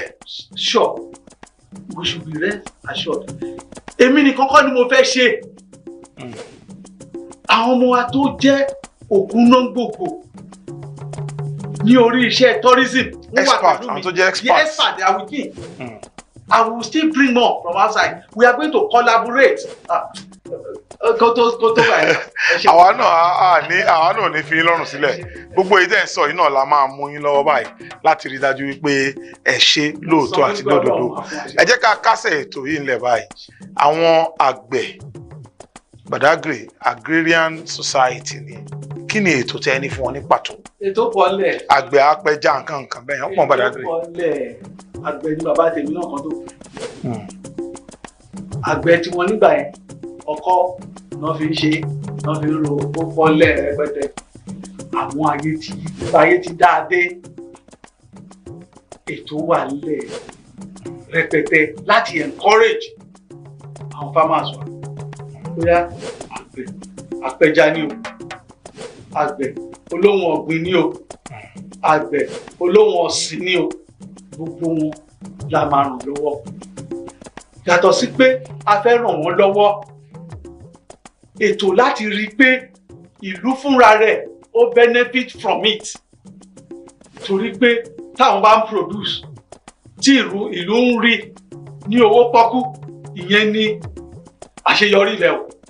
Kì í ṣe pé a encourage wọn, a empower wọn, a ṣe gbogbo ẹ̀. Ìlú ò rí nǹkan rà ní ọ̀pọ̀. Kò sí ọ̀pọ̀ nítorí ẹ̀ mo sọ pé mi ò ní yànnàná gbogbo àwọn nǹkan yìí lórí afẹ́fẹ́. Ètò wà lẹ́sà tó jẹ́ pé inú àwọn àgbẹ̀ torí kì í ṣe àgbẹ̀ ẹyọ, inú àwọn àgbẹ̀ á dùn, inú aráàlú á dùn, inú ìjọba gan á dùn. Ẹ ṣeun gan, ẹ kú àtótónu. Mo fẹ́ dúpẹ́ lọ́wọ́ yín fún ààyè tí ẹ fi sílẹ̀ láti wá sórí ètò council wa fún sáà yìí, láti wá sọ fún àwọn ọmọ bíbí àti àwọn olùgbé ìlú Badagry pé báyìí lẹ ṣe ṣe nígbà tí ẹ bá dé ipò alága gẹ́gẹ́ bí alága ìjọba ìbílẹ̀ Badagry. A sì gbàládùra fún yín pé Elédùà á ràn yín lọ́wọ́ láti mú àwọn ìlérí iṣẹ́ tí ẹ bá dépò tán. Ṣùgbọ́n kẹ́ ẹ tó lọ, ẹ máa báwọn ènìyàn wá sọ àgúnù èdè ègùn nìkan tàbí méjì láti bá wọn sọ̀rọ̀ tààrà ní ìṣẹ́jú kan tàbí tí ò tó bẹ́ẹ̀. Kí n tó ṣe yẹn, èmi náà fẹ́ dúpẹ́. Mo dúpẹ́ lọ́dọ̀ Ọlọ́run ọba tó mú arọ́jọ́ òní láyà ọjà. Mo dúpẹ́ lọ́dọ̀ ààrẹ orílẹ̀-èdè wa, bàbá tiwa lẹ́kọ̀ọ́, Aṣíwájú Bọ́lá Ahmed Tinubu fún àwọn àǹfààní tó ti fún mi àti àǹfààní tí mo tún mọ̀ kọ́ tún máa fún mi láti rí i pé mo ṣe aṣojú wọn ní council Badagry local government. Bákan náà, mo dúpẹ́ lọ́dọ̀ gómìnà wa, bàbá wa Mr. Selebu. Bàbá Jídé Olúṣọlá Sanwó-Olú. Mo dúpẹ́ lọ́dọ̀ wọn fún àtìlẹ́yìn wa ní gbogbo ìgbà àti dẹ́pútì wọn, bàbá wa Ọbáfẹ́mi Hamzat. Bẹ́ẹ̀ni. Mo dúpẹ́ lọ́dọ̀ wọn, Ọlọ́run á máa dúró tì wọ́n. Mo wá dúpẹ́ lọ́dọ̀ gbogbo àwọn èèyàn ní Badagry. Mẹ́ṣẹ́rẹ́ Dọ̀ndómìnà Ìkúdó Rẹ̀wẹ̀lò wíwáṣe gbọdọ̀ náà bá yí council sí kan nítorí mi tán ó tu ẹ̀. Ẹ máa ń yẹn tán tí ó wù tún yẹn. Ehe náà di mi ọ̀pọ̀ mi náà tó bá yìí. Ẹ máa ń mèrè kó sí hó. Dé gbáàgì mi tán náà gbọ́n tó yán dóònù kan àti dóònù kan. Wùtún tó wá dọ̀ náà báyìí. Mi jàre. Mi sin àrọ̀ tó pọ́pọ̀ yẹn kóró. Mi ná mi àǹfààní ehe àti sọ́dọ̀ tó bá ewu gan dé nǹkan bí báyìí dókòtò. Bẹ́ẹ̀ bí ọ̀dọ̀ mi sí náà mi. Máa kúkú nílò yìí fídé bọ̀ máa yí ǹdé kankan. Ìrọ̀sùn yọ̀rọ̀ gbọdọ̀. Bí mi pọ́n gòtò, ìnámọ̀ ní ṣuṣu dé yí wá rẹ̀. Pẹ́pọ́n tó yí Àbújá, mi pọ́n àríwó gbági tánbó, Lagos Badagry Express Road, mi pọ́n dé tébó. Dé tó tán fílẹ̀, mi pọ́n dé mi báyìí, dé fídé jẹ́wé zé jẹ́bó. Naza mẹ́yìn yán, dé yán, tó Àbújá, tó àwọn rìn, mo tó yí ìdàgbére wá kàlì. Ń fẹ́ mi wẹ̀. Ìdíkè mi ní pọ́n, èèyàn àbí mẹ́lẹ́ yín lọ́gbọ́dọ̀ yé tán ṣó wọ̀ èèyàn mi jàre mi ké mi ní jókòó ilẹ̀ rẹ mi ní máa pọ́n rẹ bro mi rẹ̀ máa dó àgùn kó mi lé pépé tó nítorí yín lọ́gbọ́dọ̀ fídé mi jẹ́ wúwẹ̀ mi pọ́n dé gbáàgì náà kan tó yán dé báàgì náà kan tó yí àdá dé òfin yọkọ́ rẹ̀ àwùrí rẹ̀ tẹ̀pẹ́ rẹ̀ àti mẹ́hó rẹ̀ àti yọ̀nsí rẹ̀ dé àyàn náà fífi náà yé dó náà mímẹ́ pété dó wú ẹ̀mí lẹ́yìn jẹ́wò náà sọ báyìí náà mímẹ́ pété láì bá o. Ajúṣe o ajúṣe ó sì dá mi lójú pé gbogbo nǹkan tí wọ́n ti sọ kalẹ̀ yẹn pátá lẹ́yìn tẹ́ ẹ jẹ́ ará àti ọmọ bíbí ìlú Badagry ti gbọ́. Lẹ́ẹ̀kan sí mo dúpẹ́ lọ́wọ́ yín fún àsìkò tẹ́ ẹ fi sílẹ̀ láti bá wa lálejò lórí ètò council wa fún ti sáà yìí. Ajúṣe fún yín. Mo ti dúpẹ́ ó yẹ kí n dúpẹ́ lọ́dọ̀ council chairman tó wà mẹ́rin. Bẹ́ẹ̀ni. Mo dúpẹ́ púpọ̀ lọ́dọ̀ council chairman wa torí pé yínníyínní kẹ́ni lè ṣe mí ni. Mo dúpẹ́ lọ́dọ̀ bàbá wa Olúṣẹ́gun tẹ́lẹ̀ onílùdé council chairman wa Olúṣẹ́gun Adéníran onílùdé. Mo dúpẹ́ púpọ̀ lọ́dọ̀ ibi tó ń gbé council wa dé lọ́wọ́lọ́wọ́ báyìí gbogbo wa la mọ̀ pé ẹ ṣe gudugudu méje yàrá mẹ́fà àfi àwọn ọlọ́tẹ̀ tí wọn ò ní sọ òótọ́ gbogbo wa la rí ó dẹ̀ dá wa lójú pé èyí tẹ́ ẹ ṣe sílẹ̀ kò ní bàjẹ́ lágbára Ọlọ́run èyí tẹ́ ẹ ṣe sílẹ̀ kò ní bàjẹ́ tẹ́ bá kúrò lórí ipò yẹn ipò ńlá míì Ọlọ́run ti máa pèsè ẹ̀ fún yín torí pé a rí pé ẹ nífẹ̀ẹ́ Badagry gbàtẹ́ wà ní secretary NGA ẹ ṣe gudugudu méje yàrá mẹ́fà ìbàdàn tó ń ṣe council chairman ẹ ṣe gudugudu méje yàrá mẹ́fà ibi tẹ́ tún máa lọ lẹ́yìn ilé Ọlọ́run á dúró tì ẹ tún ṣe ètò máa lápẹ̀rẹ̀ jù yẹn lọ ẹ ṣe dúpẹ́. tó ní ìlà máa fi àràgbá ètò council wa rọ̀ sí fún ti sáà yìí. Ẹ má gbàgbé pé lóòrèkóòrè ni council wa máa ń wá sí ojú ìwòran yìí níbi tí a ti máa ń yànnàná àwọn ọ̀rọ̀ tó ní í ṣe pẹ̀lú ìjọba ìbílẹ̀ káàkiri ilẹ̀ Yorùbá àti àwọn ìpínlẹ̀ yòókù tí aléwédé tí àtàgbòdé. Ọba Adéoyè lórúkọ tèmi títí ìgbà míì tá a tún máa pàdé. Ire o.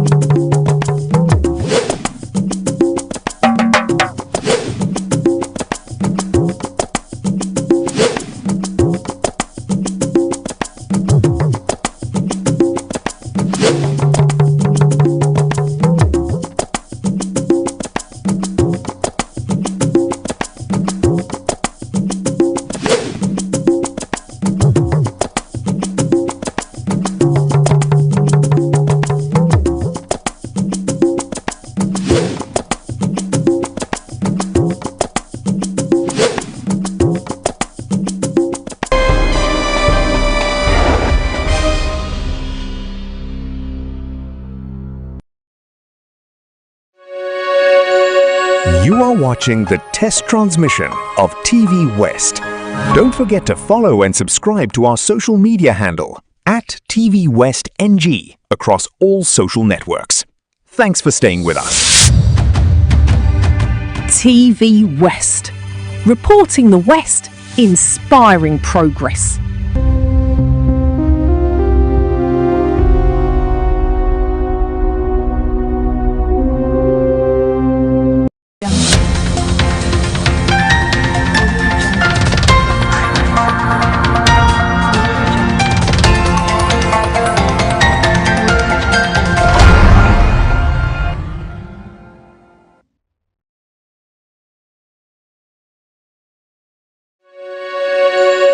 You are watching the test transmission of TVWest. Don't forget to follow and subscribe to our social media handle at TVWestNG across all social networks. Thanks for staying with us. TV West. Reporting the West, inspiring progress.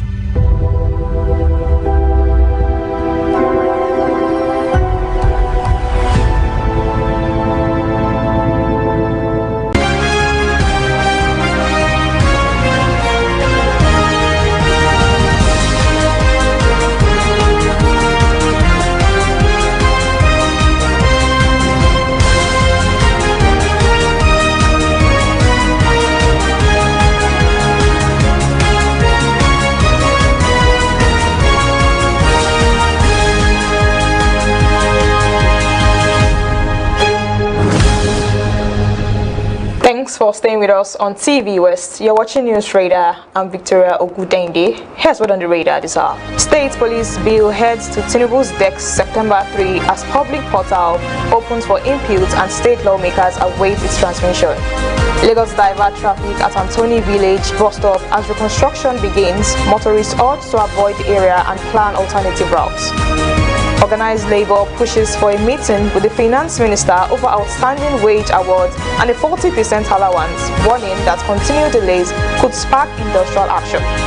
And on the foreign scene, tens of thousands mourn in Gaza as 112 victims, including dozens of children and women, with authorities reporting 157 still unaccounted for. We'll bring you the details shortly.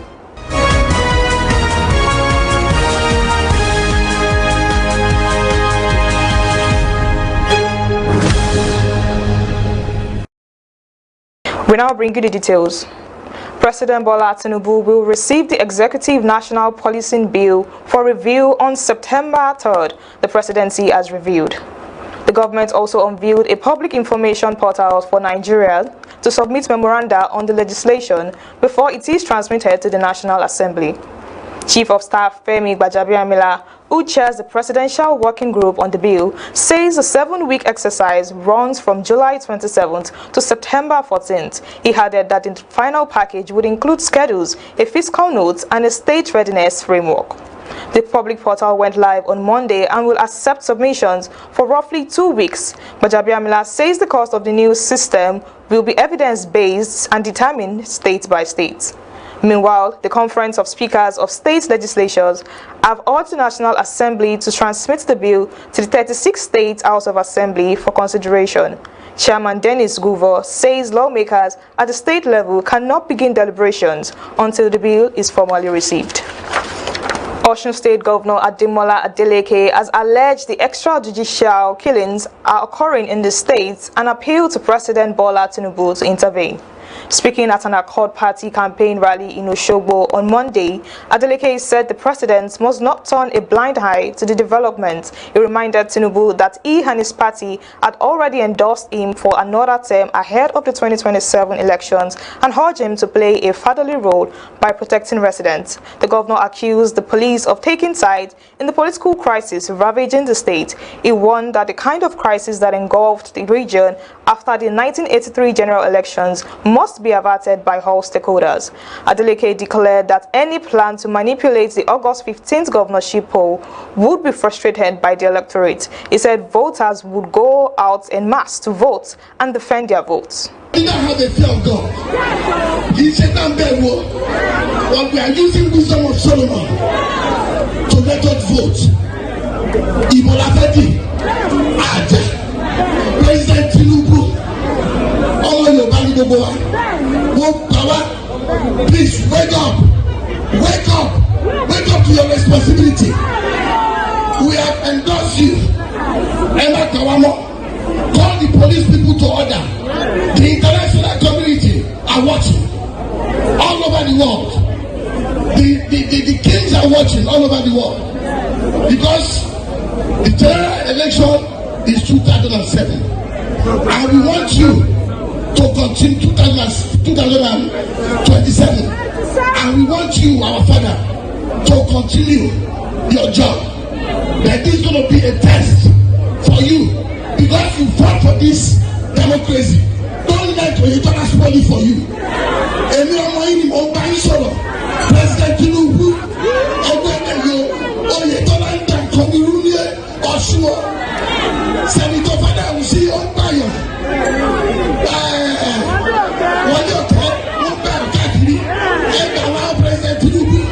The Nigerian Union of Pensioners in Oyo State has threatened to disrupt academic and administrative activities at 2 institutions over the alleged refusal of the management to implement Governor Seyi Makinde's directive on pension increase. Addressing journalists in Ibadan on Monday, the union said aggrieved retirees would begin daily mass protests from August 18th at Ladoke Akintola University of Technology Teaching Hospital in Ogbomosho and Emmanuel Alayode University of Education in Oyo.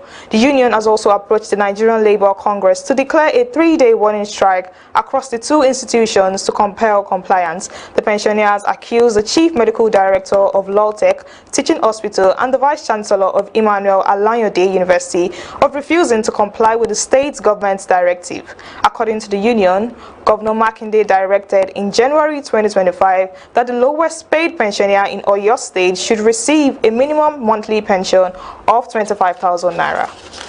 The Lagos State government has announced a temporary traffic diversion plan to facilitate ongoing reconstruction works at the Anthony Village bus stop.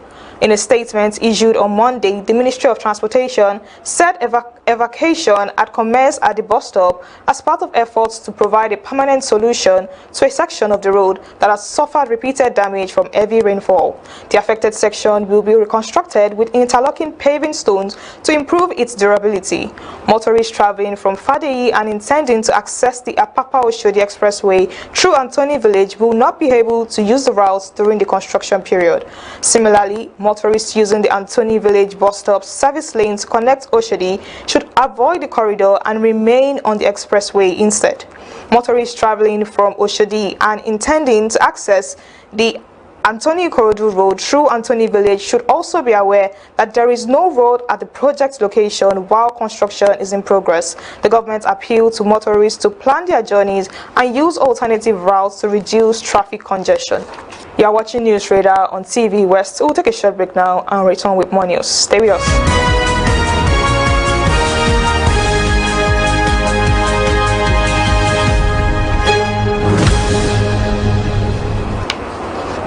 Welcome back to News Radar on TV West. Now with the rest of the news. Now to business.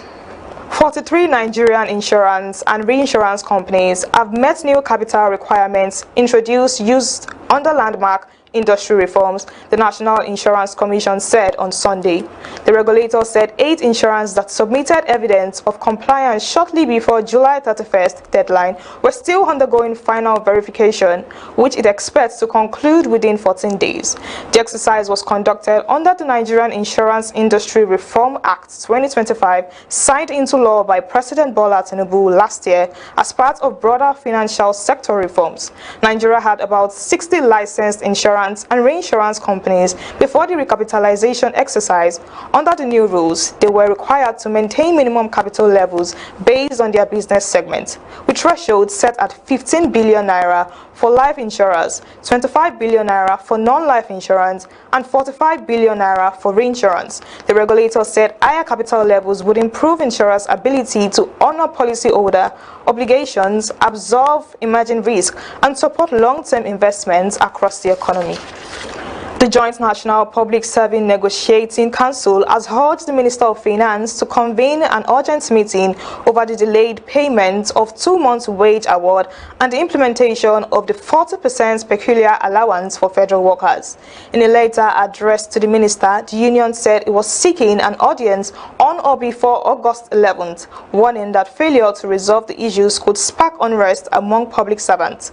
The council expressed disappointment that 2 previous letters on the matter had received no response. It said the requested meeting was intended to find an amicable resolution to workers' outstanding welfare demands and avert a brewing industrial crisis. The union's demands center on 2 unresolved issues. The first is the implementation of the 40% peculiar allowance approved by the National Salaries, Income and Wage Commission with effect from May 1st, which has yet to be implemented. The second is the payment of 2 months outstanding wage award covering March and April 2026.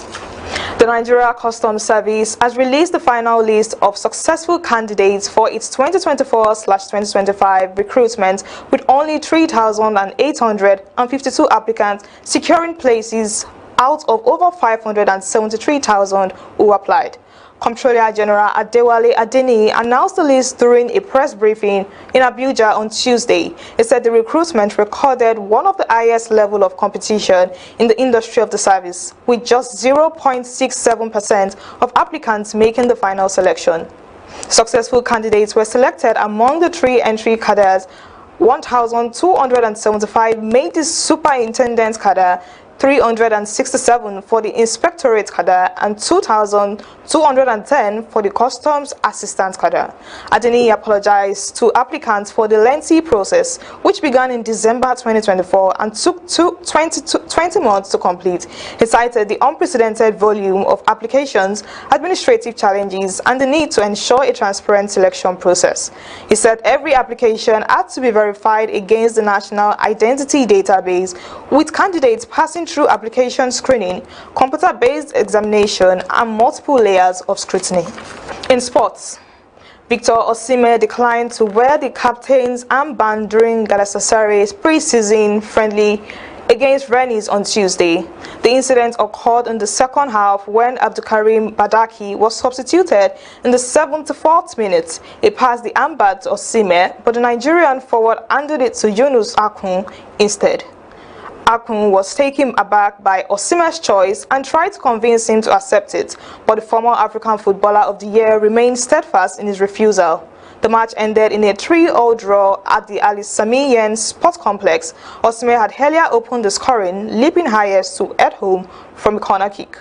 Manager Okon Buruk had previously expressed his intention for Osimhen to be one of the club's captain for the upcoming season following the departure of Mauro Icardi. Away from sports, singer Burna Boy has announced plans to return to London Stadium in 2027 for a record third headline performance at the venue. The Afrofusion artist teased the announcement on social media by showcasing a diamond necklace commemorating his previous sold-out performances before officially confirming a 2027 concert. Burna Boy remains the only African artist to headline and sell out the stadium, which has an 80,000 capacity for concerts. He previously achieved the milestone in June 2023 during his Love Damini tour and repeated it in June 2024 as part of his I Told Them tour. The announcement follows the artist's recent performance at the inaugural FIFA World Cup final all-time show, further solidifying his position as one of Africa's most prominent musical exports. And on the foreign scene, thousands of Palestinians gathered in Gaza City on Tuesday for funeral prayers for 112 people recovered from under the rubble of homes destroyed during Israel's war on the enclave. The bodies were wrapped in Palestinia's flag and placed near the ruins of destroyed homes in Sabra neighborhood. They belong to members of the Al Essaya and Abu Sharif families who were killed when the Israel army bombed their homes on November 23, 2023. Civil defense teams retrieved the bodies on Saturday. Officials say the victims include 40 children, 38 women, and seven people with disabilities. The funeral is considered one of the largest in Palestinian history due to the high number of victims. The body will be buried at the Baptist Cemetery in the Zilton neighborhood. Civil defense officials say 157 bodies are still missing under the rubble. Palestinian authorities estimate that around 9,500 people remain trapped beneath destroyed buildings across Gaza. Israel has killed more than 73,000 people and injured over 174,000 others since October 2023. That's News Radar for this hour. I'm Victoria Ogudende. Thank you for joining us.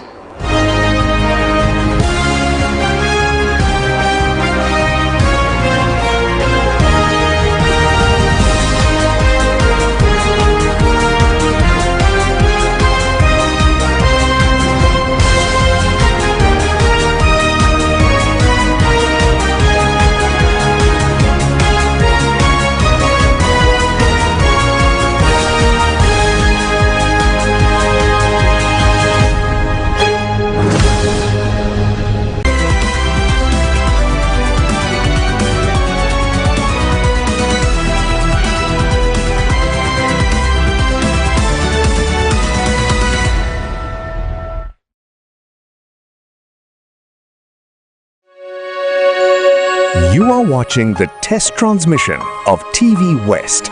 Don't forget to follow and subscribe to our social media handle at TVWestNG across all social networks. Thanks for staying with us. TV West. Reporting the West, inspiring progress.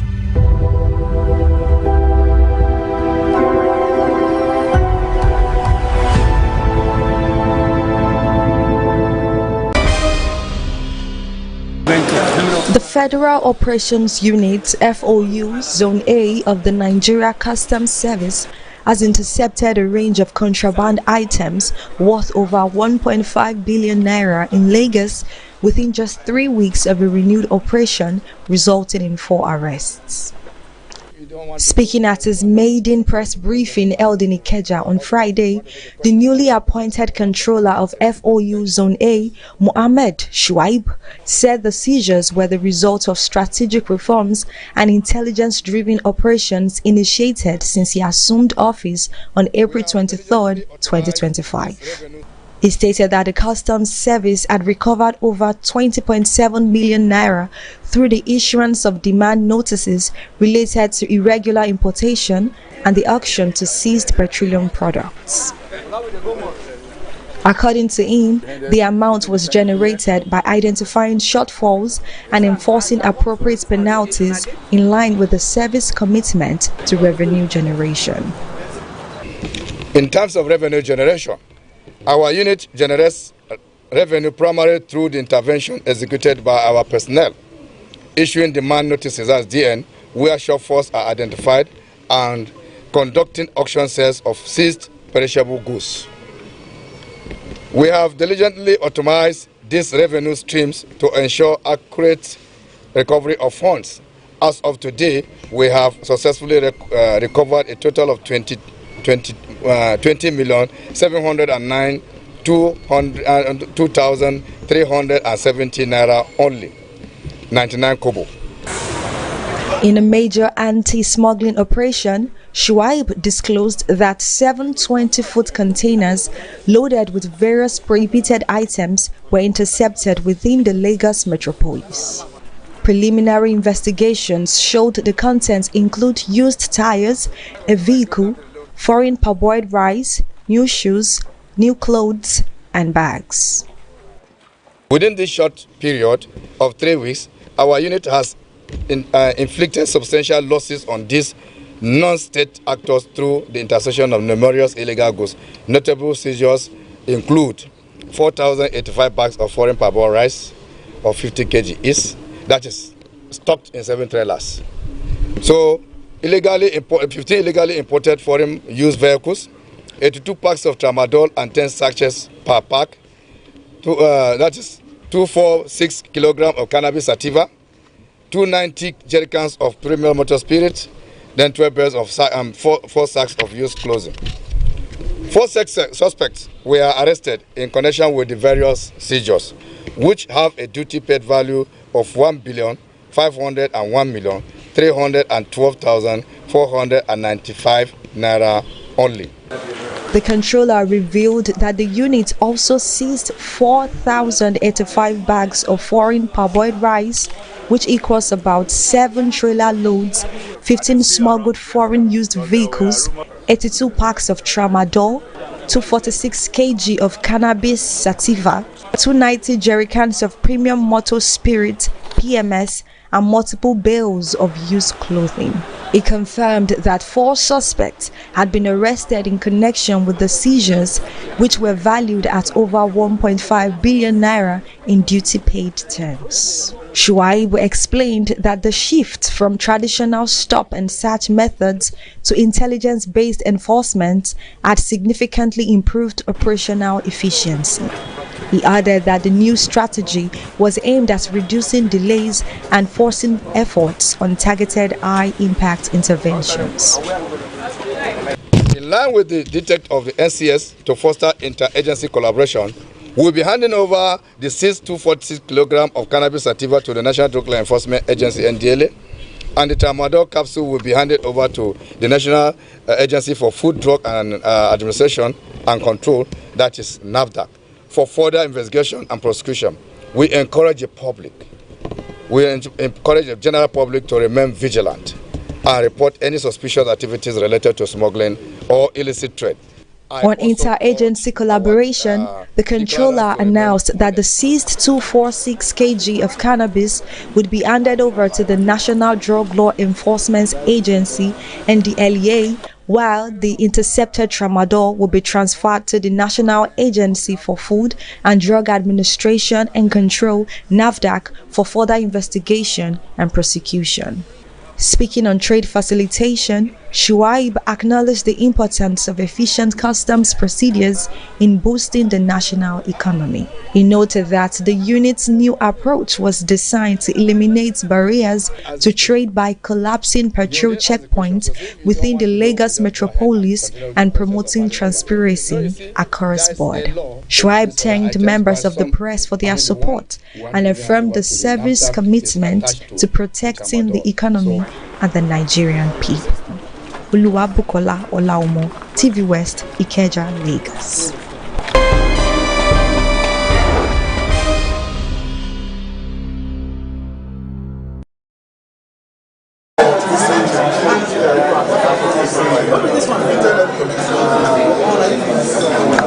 Why are you doing it today? Yeah, it's a sensitization program. You know, the program was launched by the CGC, Bashir Adewale Adeni, in May last month. And this now is a sensitization program. Series of lectures are going to be offered on the procedures of the advance ruling.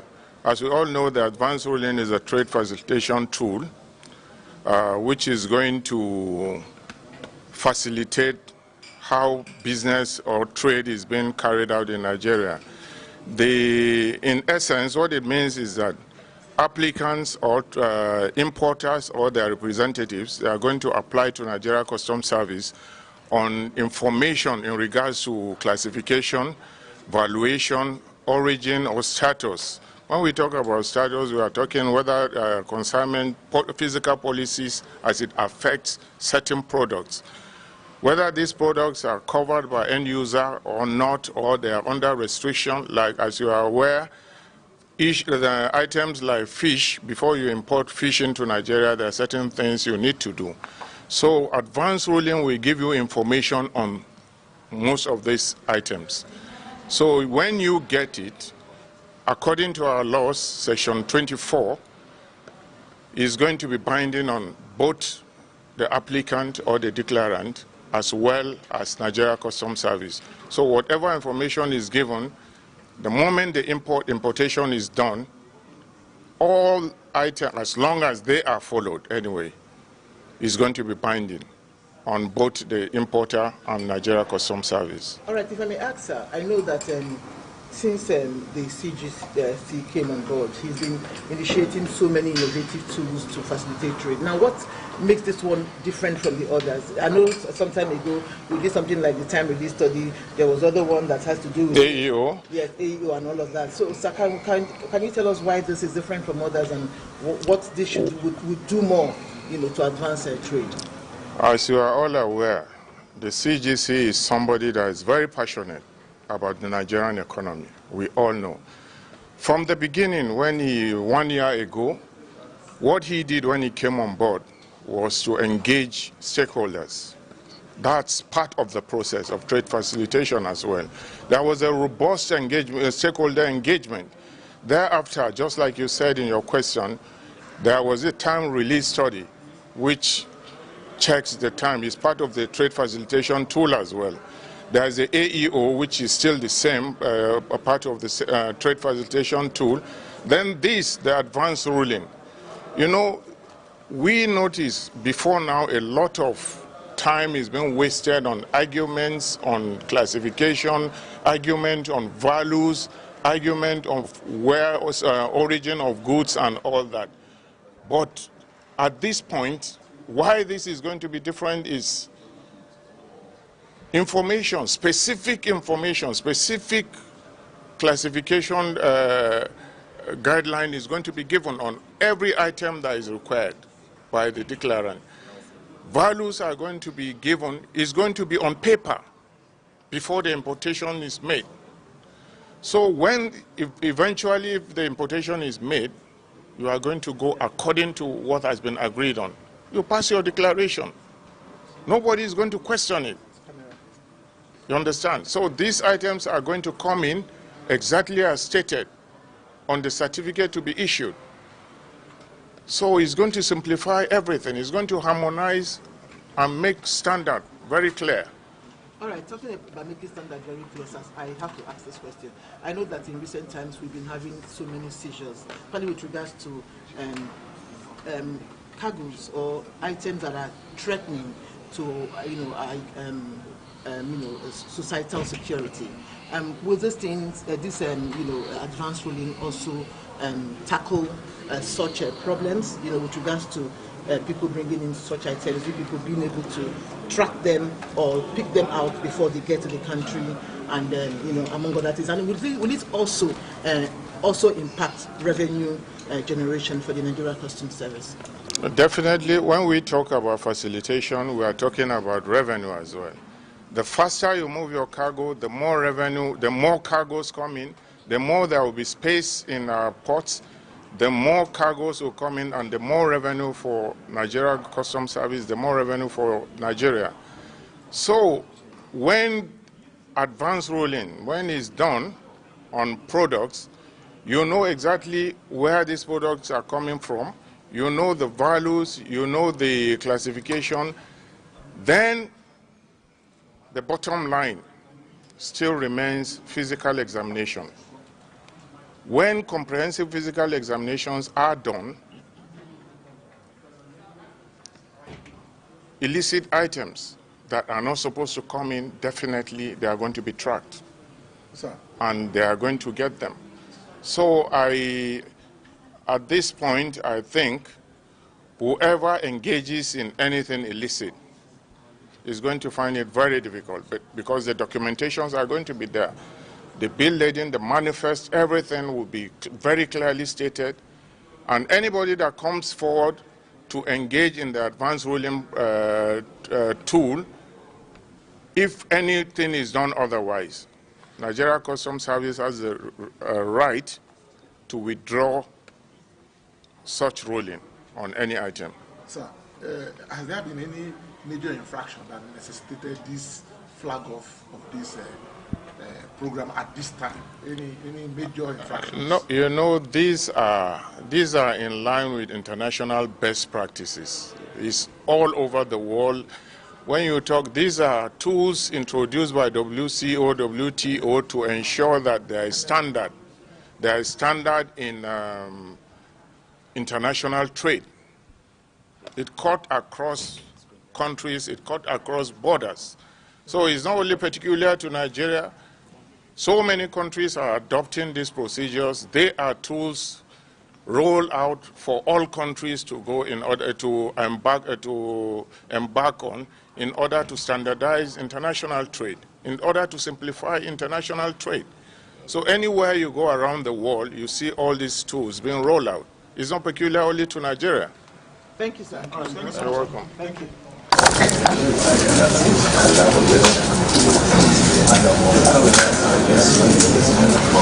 Okay. Yes, sir. All right. It's too wide, though. I'll just go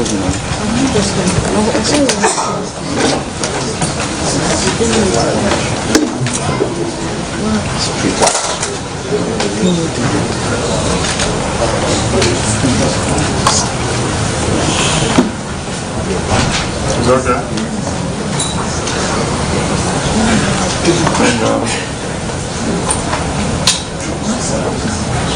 Are we done? Yes, sir. This one we're done, let us know. Okay, sir. All right. Well done, sir. The only thing left before the anthem is to keep memory. Thank you so much for being early, and also thank you for staying up. And I hope you know that. Thank you very much, sir. The representative till now, that's the joy of being in the public relations unit. So the officers prepared, and I was waiting until I was informed that this is the venue, so forgive me, sir. Let me start by thanking the Controller General of Customs for graciously approving that this course should take place. Nigerian Customs Service is at the precipice. We have witnessed several training programs, but we have also seen that those training programs are yielding results. besides our key performance indicators in the areas of revenue collection and anti-smuggling operation, we have been able to improve ourselves in the international community, culminating in the recent recognition by WCO congratulating the service at that level. It is a milestone that has been achieved through these trainings. Sir, we are indeed very grateful and communicate our gratitude to the Controller General of Customs and his management team. For the participants, I think nobody has been happier and luckier than you are. I joined this service over 30 years ago, and attending courses was indeed a big privilege if you are given the opportunity. But here we are, month after month, week in, week out. There are opportunities for officers to improve their capacity. Sir, the entire Nigerian Customs Service officers are very grateful for this opportunity given to them. However, as I said, to whom much is given, much is expected. It is our hope that you deploy the knowledge that you've acquired, particularly as this knowledge has been domesticated in our law, the Nigerian Customs Service Act 2023. Advanced ruling is now part of our law, and therefore the implication is that the knowledge that we've acquired here should be shared with others who are not here today to participate. It is impossible to get every custom officer to be in this room to be trained in the knowledge of advanced ruling. However, you will act as trained trainers. So I wish to request that as you leave here, you will advance the same training that you've obtained to your colleagues, our colleagues, who are not privileged to be in this room. May I also request that this same training that you've acquired should be shared with our esteemed stakeholders, who are the bedrock of our success. They are the ones that relate with us every day and therefore have the capacity to assess our performance. The ACG, sir, it is on this note that I want to thank you for your leadership in the zone and for being the champion of our reforms in Zone A. Thank you very much and God bless you, sir. My walking in here late. The vote of thanks. Thank you, sir. Customs Training College, Ikeja. Deputy about able, very able and super efficient of times. Is a man who also knows that any unavoidably absent and is doing his best to beat the time. Okay, the NCS. That has also been greatly acknowledged. Once again, ACG, thank you very much. No, you now understand. And I want to implore the ACG, the Controller General of Customs, Bashir Adewale Adeni, MFR. I wish to welcome all of you to this sensitization program. Advanced ruling, as we all know, is a trade facilitation tool which was launched by the Controller General of Customs, Bashir Adewale Adeni, on the 2nd of May, 2024. Is a very key tool of WCO and WTO. Advanced ruling is a procedure introduced to facilitate trade. And you are all here to ensure that you learn everything pertaining to it, so that when you go back, when the program is fully operational, we are going to make sure that Nigeria Customs Service showcase our role in the Nigerian economy. Now, judging from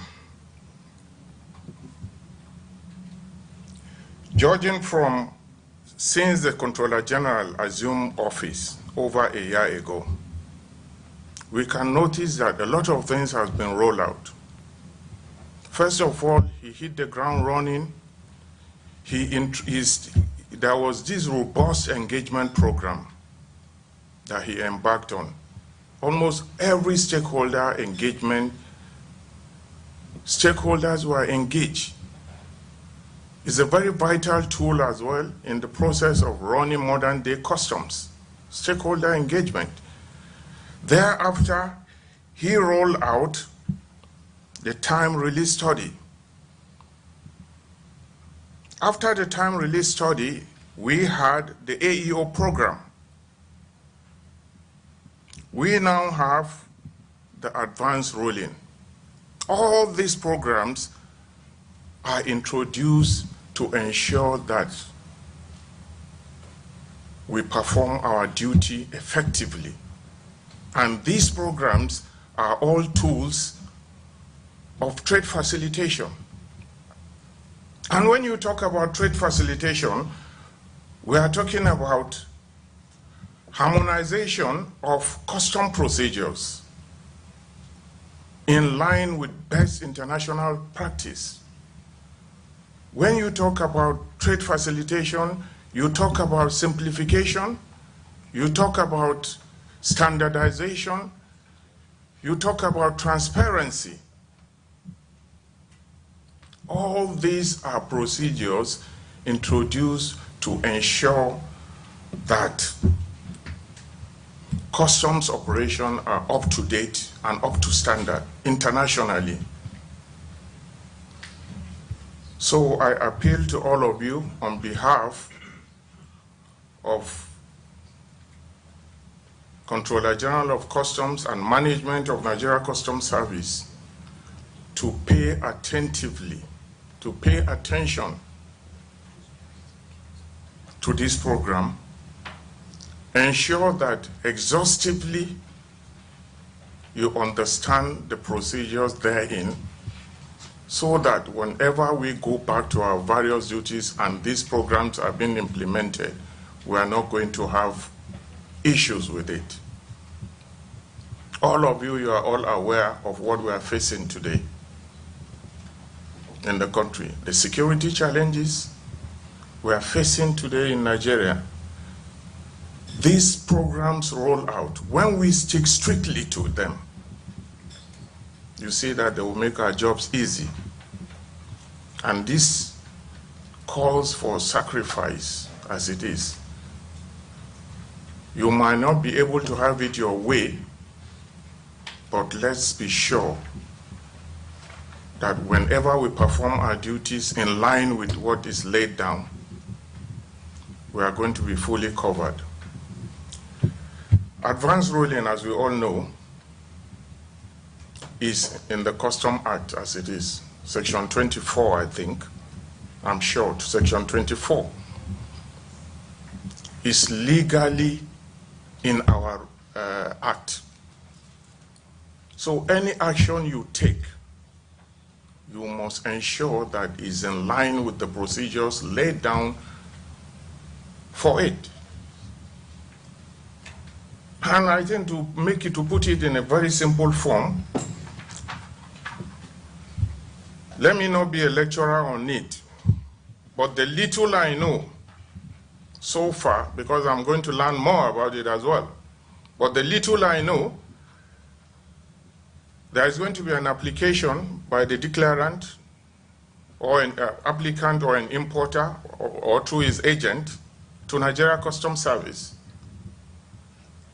The application will be processed, that is, asking specific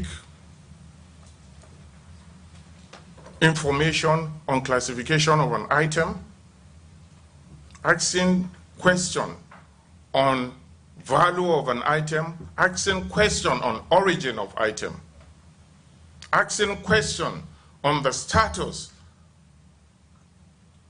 of an item, whether it's covered by end user or not, that is whether it's under restriction or not.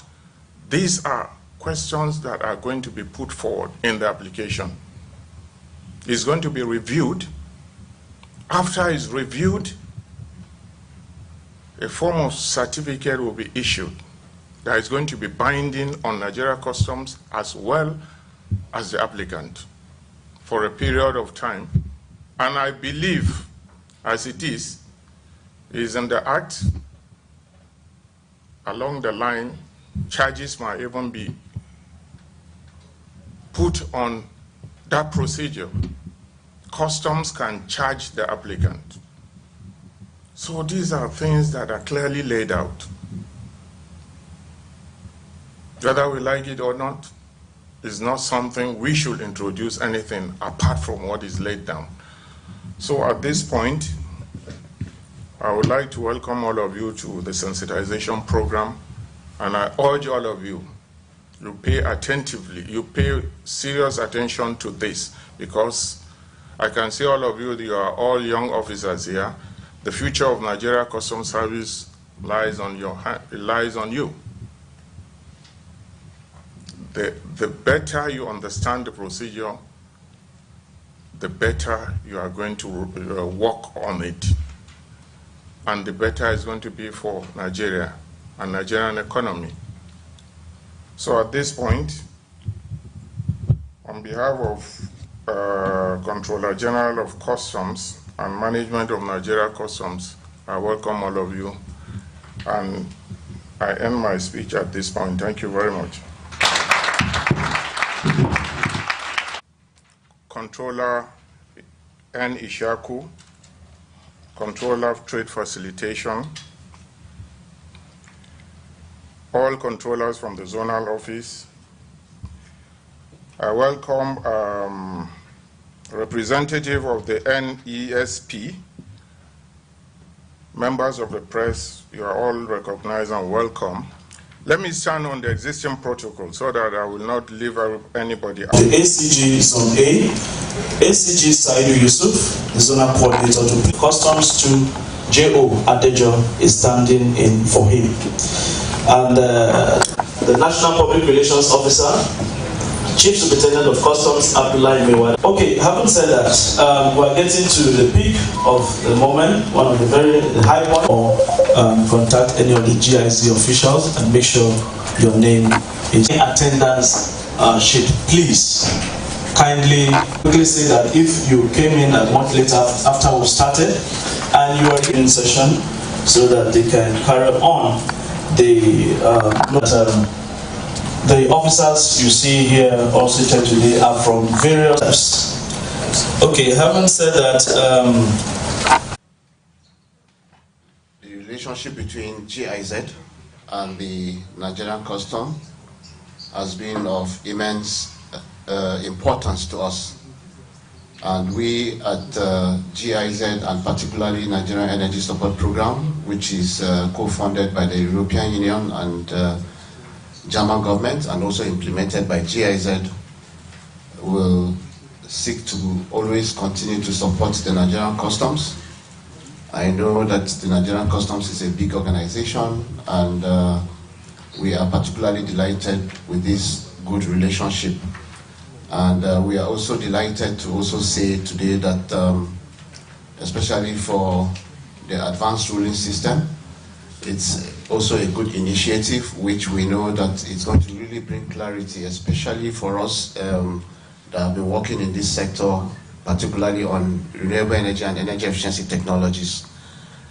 ACG, sir, I want to, on behalf of the country director of GIZ, extend our gratitude. We have had a very successful and fruitful collaboration all these years. And for us in GIZ, we are always committed and also open to always support the Nigerian Customs.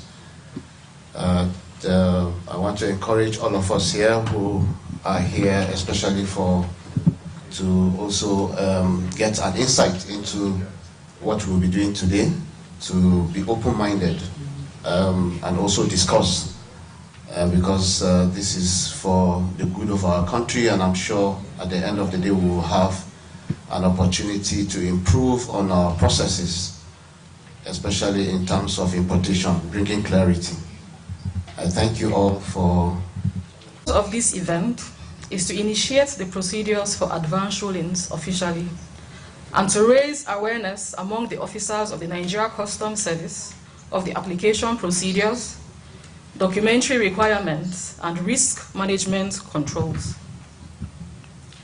Advance rulings serves as a trade facilitation tool, adopted as international best practice and recommended by the World Customs Organization, WCO, and the World Trade Organization.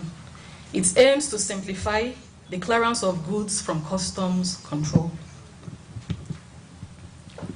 The primary objective of an advance ruling is to offer predictability and certainty for trade while promoting consistent application and interpretation of customs operational guidelines, such as the Harmonized System Convention and Article 7 of the General Agreement on Tariffs and Trade. As we proceed with today's agenda, we will outline the processes for applying for advance rulings, discuss the legal framework, examine the types of advance rulings, and elaborate on the issuance and verification methods, as well as the responsibilities of the documentary check officers and chief examiners. Following this, we will open the floor for questions and general discussions on the topic. Thank you. Of the trade facilitation programs developed by World Customs Organization in conjunction with the World Trade Organization, WTO, and adopted and being implemented by Nigerian Customs Service today. The program was launched before, a bit last month or so in Abuja. So a lot of programs and what was committed was conducted. So we are here today specifically to kickstart the program. We decided to come to Lagos in particular because Lagos is the hub of activities as far as customs is concerned. So whatever program you are introducing, it is imperative for you to start from Lagos. But even in Lagos, we need to first and foremost sensitize the officers who are the implementers. So your being here today is strategic and very important because you are the drivers of this program. The focus of the current government is facilitation of trade. So we need to, as a service, we need to realign ourselves, change our orientation, and bring about change management. So your being here is a privilege because you are going to be the drivers of this new program, and what you do will make or mar the program. But our focus is to make the program succeed. So we want you all to listen attentively and ensure that what you are going to get is what you are going to be implemented.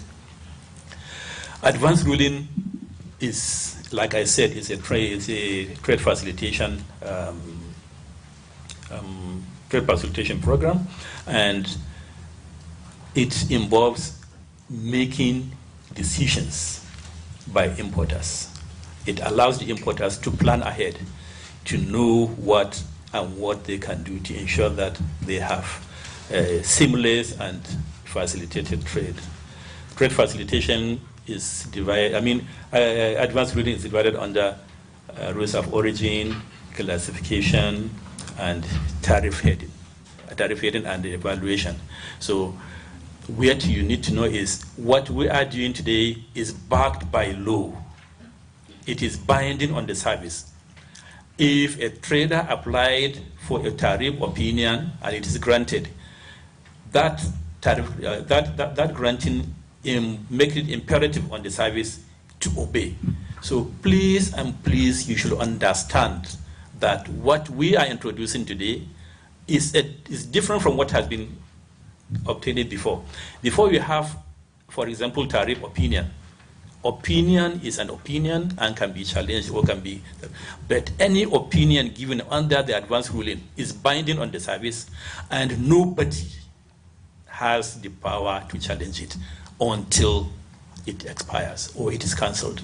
So as long as an opinion on either valuation or rules of origin or tariff classification is granted by the headquarters, then you are bound to accept it and ensure that it is carried out to the letter until the opinion lapses or it is cancelled.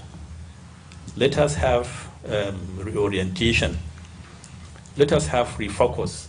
Let us make sure that we embrace the change management that is being brought about through advance ruling and other trade facilitation activities. We have other things coming up like AEO, which is a new concept as well. So when the right time comes, we'll come back together and sensitize you on how it's going about. I don't want to take much of your time. I will now hand over. If you want to clap, please do it very well. And the password I have is to moderate. But Controller Elisiako I wish to seek your kind permission to call on the Controller Trade Facility of Activities of Nigerian Customs Service sensitization program, with the sensitization train taking off ruling system, basically, mainly and strictly distinguished ladies and gentlemen, public relations officers here present, head, NESP, deputy head, and just transition and inclusion, and also the head,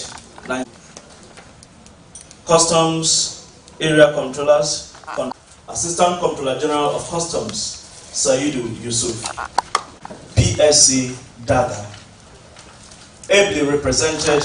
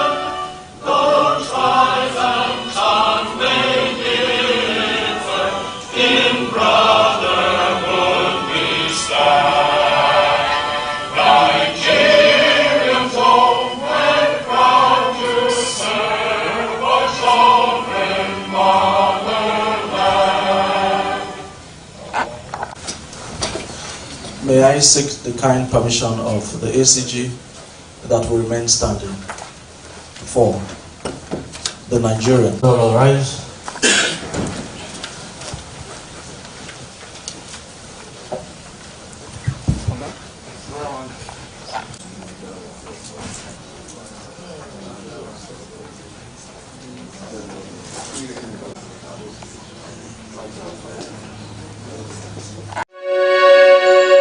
You are watching the test transmission of TVWest. Don't forget to follow and subscribe to our social media handle at TVWestNG across all social networks. Thanks for staying with us. TV West. Reporting the West, inspiring progress.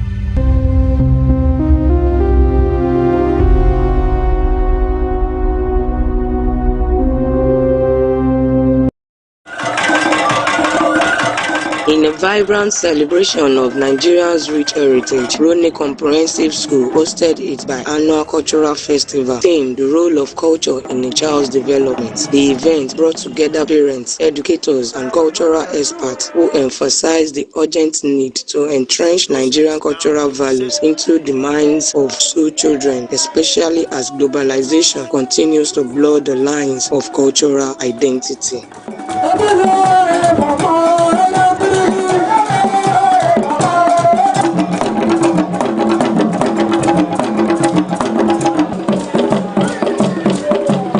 Speaking at the event, parents, cultural experts highlighted the importance of exposing children to indigenous traditions, noting that such practices foster a strong sense of identity, moral values, and belongings. They share the perspective that when children understand and embrace their heritage, they grow into well-rounded individuals who can confidently navigate the global stage without losing their roots. Parents echo these sentiments, calling on schools to integrate cultural education into the curriculum to prevent the erosion of Nigeria's rich heritage. The parents believe that children are the custodians of culture and that it's the responsibility of the parents to ensure the children understand and appreciate it.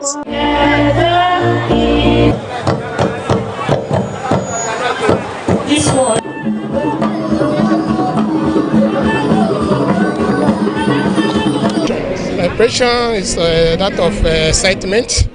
I'm highly elated to see our children performing in a very wonderful ways and all that.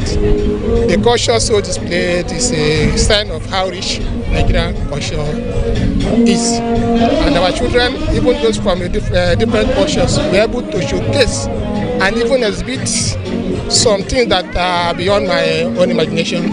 I'm highly impressed. I support every move they have performed here, and I believe that next edition will be better.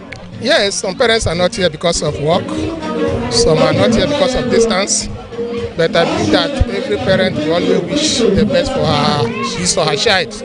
For those that are not here, next session they should do their best to participate. I overjoyed because it's good to present our culture. At least people outside the country will see it and know that Nigerians, we have cultures no matter what. Culture is one of the priority of our country, and every state here has their own culture. You can see different cultural dances. It's fun, it's very fun. My message to some parents that does not do that today is they should learn. Because if you don't speak your language to the children, they will not even understand where they're coming from. Even they will come back to the village, people will be insulting them with the language, but they will not know. Even if they're asked to run, they will not know they're telling them to run. So it's very important to teach our children our language and also tell them, make them to understand this is their culture, this is their traditional wear. When you see Hausa man, you would identify. When you see Igbo man, you will identify it. So it's very, very important to do that. I am advising many parents that are not doing that they should learn from what happened here today. It's a very good thing to do that. So we are proud of our country anyway, and we are proud of our cultures. The festival was a colorful display of Nigeria's diverse traditions, featuring music, dance, attire, and cuisine from various ethnic groups. Students took center stage, performing traditional dances, reciting folk tales, and delivering poetry in local languages. The event also showcased a variety of Nigerian dishes, offering guests a taste of the country's culinary diversity. Victoria Duru, principal of Rone Comprehensive School, expressed pride in the student performances and reiterated the institution's commitment to promoting cultural awareness. She says the festival is not just a celebration, it is a reminder of vital roles culture plays in shaping the minds and character of the children. Today we celebrate our cultural diversity. It's our cultural day, the 7th biennial cultural day. So we do this every 2 years, bringing all stakeholders, the students, the parents, well-wishers, neighbors. We bring them all together to celebrate our rich cultural heritage. You know that culture is the totality of the way of life of a child, and in shaping any child's life, if culture is missing, then we as parents have missed out. Language is very important, so what we're emphasizing here again, reminding parents, please make sure that you speak indigenous languages to the children at home. Even in school, we promote it in school. We do not want to raise westernized or Americanized Africans in our schools. So that is why we're projecting our culture today. Language is very important. Even in the way of dressing as well, you can see the array of rich cultural clothes worn by our children. We do not want them to be carried away by all that is happening in this. Well, we know they are of this generation, but we do not want them to forget where they are coming from. So that is very important. Even in the food as well. The food they eat plays a huge role in their cultural well-being. We don't want them eating Chinese and forgetting eba, amala, masa. You see that during the various cultural groups that have displayed today, food was on display. Some parents from some students from other cultural groups may not even know food from other places. But today we can see we showcased all this in our cultural event. I saw brilliance in them. I saw a bright future. I saw the future of this country. There is hope in it because these children were very excited about the culture of their country and they reflected the diversity we have in this country. It was really good. Culture is very important. It gives you the identity and it shows you values. When you have the values of your culture, you will not lose your identity and you'll be proud of it and it will guide you through life. Government is interested in culture. You know, we have a course called civics, and you are supposed to know about your culture, about your country and everything there. Government is trying, and the schools should also try to find a way to practicalize what the children are learning, just like as it is done here today. It should be part of it, and there should be diversity in the schools so that the country is having diversity. So the things they do in the school should bring them together so that they will know that no matter what is the diversity, it should be something that pulls us together. And you see our new anthem is a very good one to show to us the importance of culture. I think government is trying.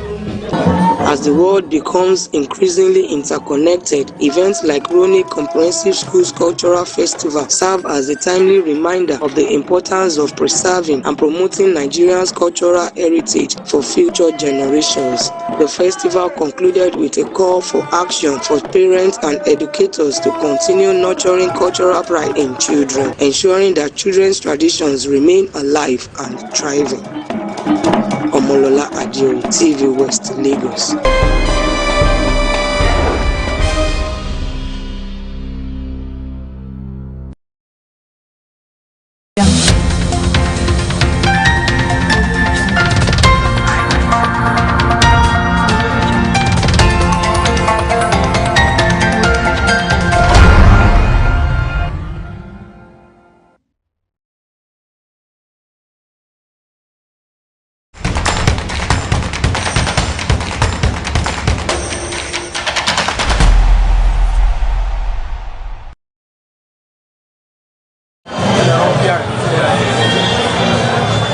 Residents and stakeholders of Yaba Local Council Development Area recently gathered in large numbers to celebrate a milestone, the first 100 days in office of the chairman, Bayo Adefuye.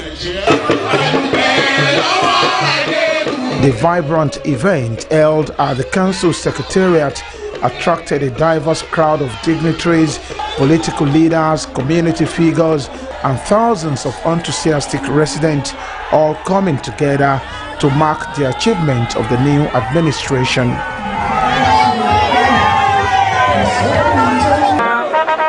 A major highlight of the celebration was the presentation of a brand new utility vehicle to the Nigerian Police Force aimed at boosting security operations across the Yaba community. In addition, market men and women were gifted a luxury bus to help facilitate their business activities in the council area. The Christian Association of Nigeria, CAN, and the Muslim community each received vehicles to support their religious outreach programs. The legislative arm of the council was also presented with a bus to assist with its official duties, further demonstrating the administration's commitment to effective governance. Chairman Adefuye's focus on community empowerment was also evident in the distribution of 250,000 naira in cash among hundreds of local residents, providing them with the financial support needed to kickstart or expand their small businesses.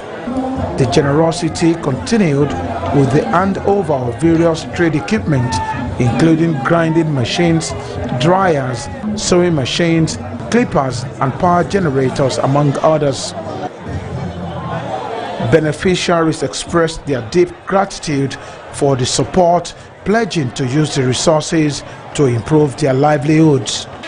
Several individuals who had made significant contributions to community development were honored with awards, receiving recognition for their effort in front of the appreciative crowd.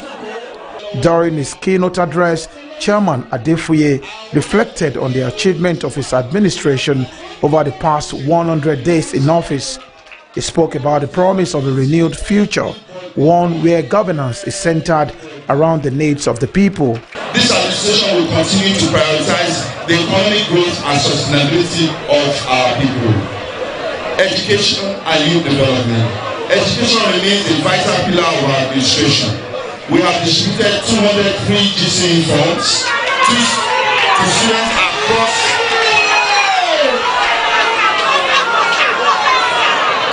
students across Yaba LCA to support academic excellence and give every child an equal opportunity to succeed.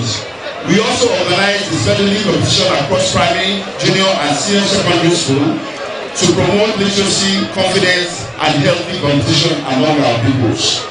Textbooks were distributed across all school levels and within the LCD to complement learning and relieve parents of financial burdens.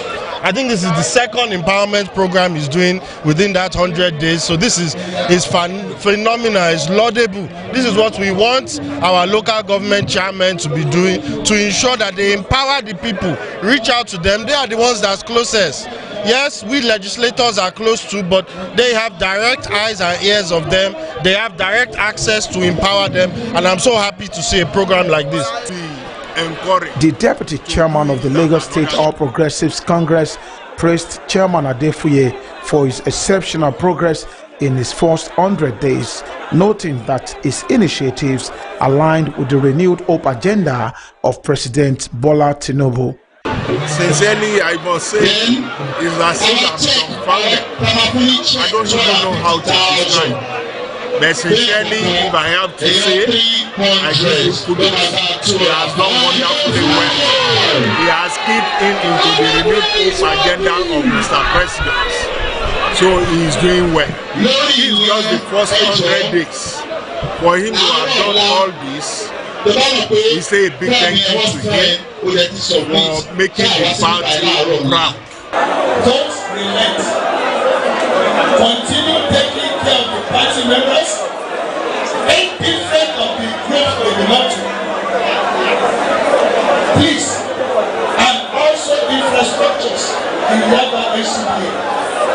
I know both of you know too. Both of you have started well. Continue the pace. God will continue to strengthen you. Beneficiaries of the empowerment programs were visibly excited and thankful, sharing their appreciation for the chairman's effort. They acknowledged that this kind of support had long been needed and expressed how significant it was to have received such assistance. I'm so glad. I thank the chairman for making me the youth and sports ambassador for all Yaba LCD. The chairman also briefed the public on several ongoing and upcoming projects, including road repairs, drainage upgrades, the establishment of youth skill training centers, and other community-driven initiatives. He expressed his gratitude for the unwavering support of the residents and reaffirmed his commitment to continuing the journey of progress and development in Yaba. We have borehole projects completed in about 4 wards, and other wards will follow with our borehole projects so that everyone can have clean water to drink.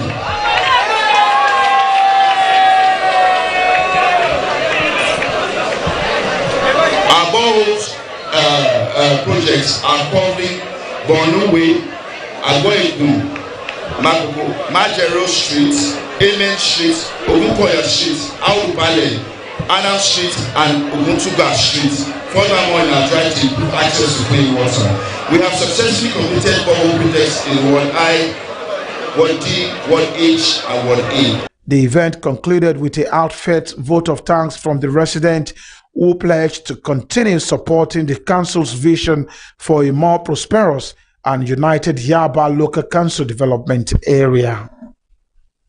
As Yaba moves forward, the residents remain united in their support for the council effort to build a brighter, more prosperous future for all.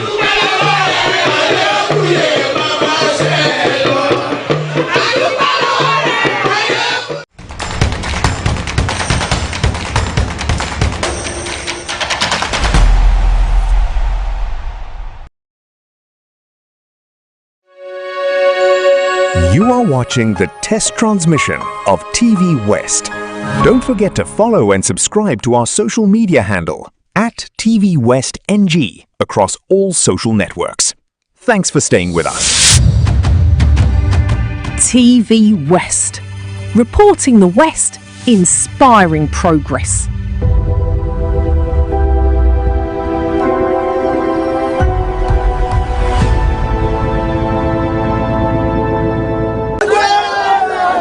Residents of Eti-Osa East Local Council Development Area of Lagos on Monday besieged the Lagos State House of Assembly in a peaceful protest to register their solidarity with the local government chairman, John Campos Hogundare, over an alleged misappropriation of 1.9 billion naira.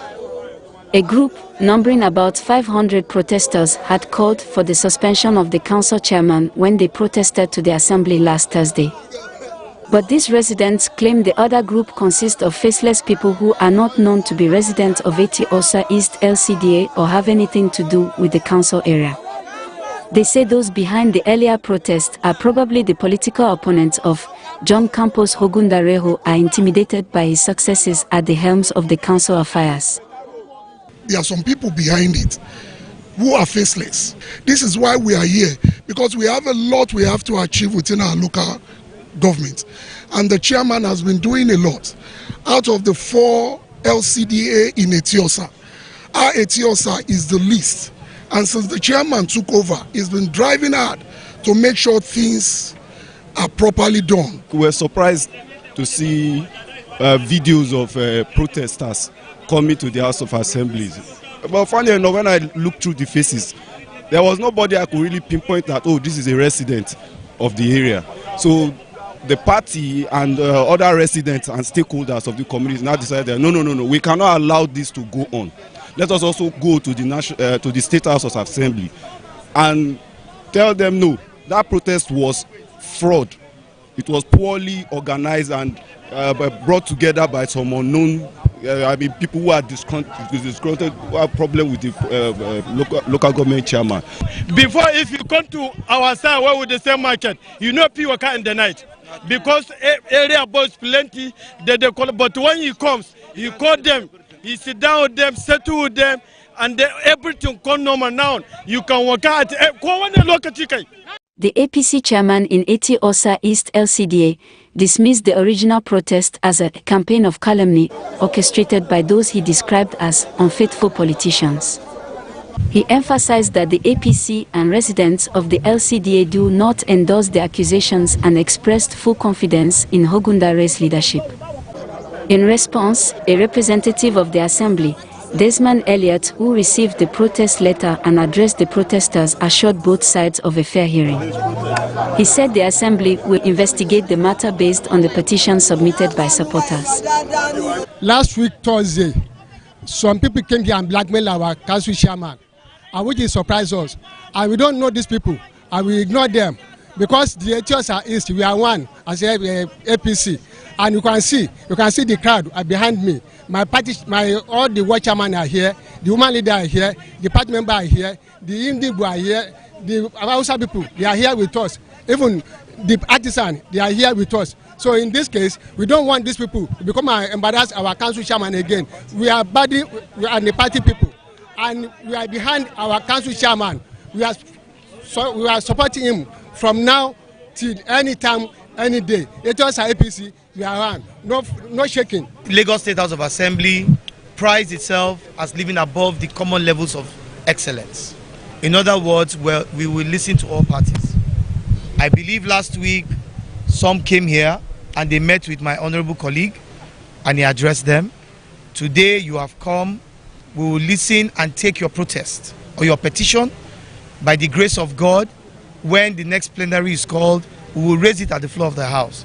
It will be duly deliberated and like I said, the Right Honorable Speaker in his wisdom and the principal officers will advise accordingly. But we have accepted what you have said.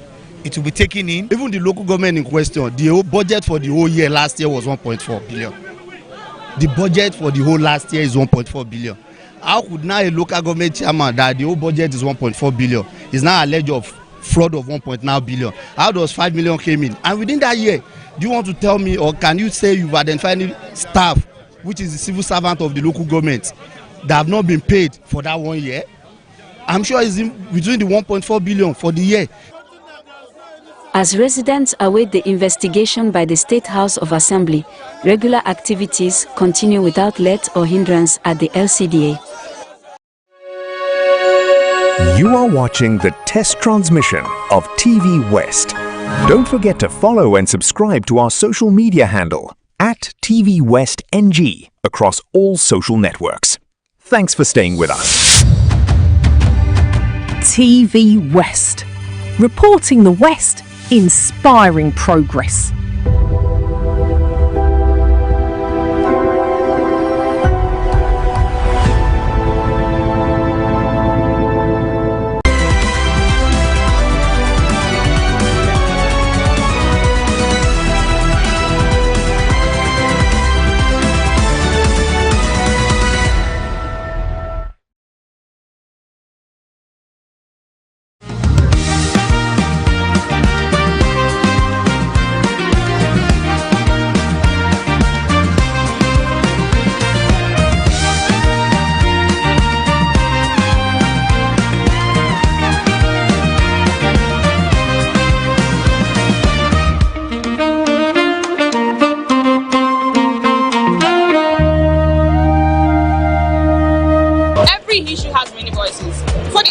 Debate them, before the politicians defend them.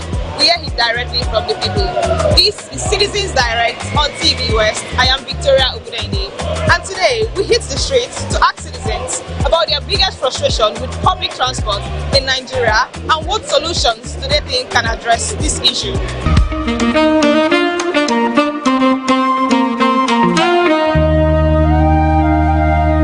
The daily commute is a routine millions understand, but it doesn't always come easy. With transportation, it's a different story every day. Today on Citizens Direct, we hit the street to ask citizens about their biggest frustrations with public transportation and what solutions do they think can address this issue. Let's go.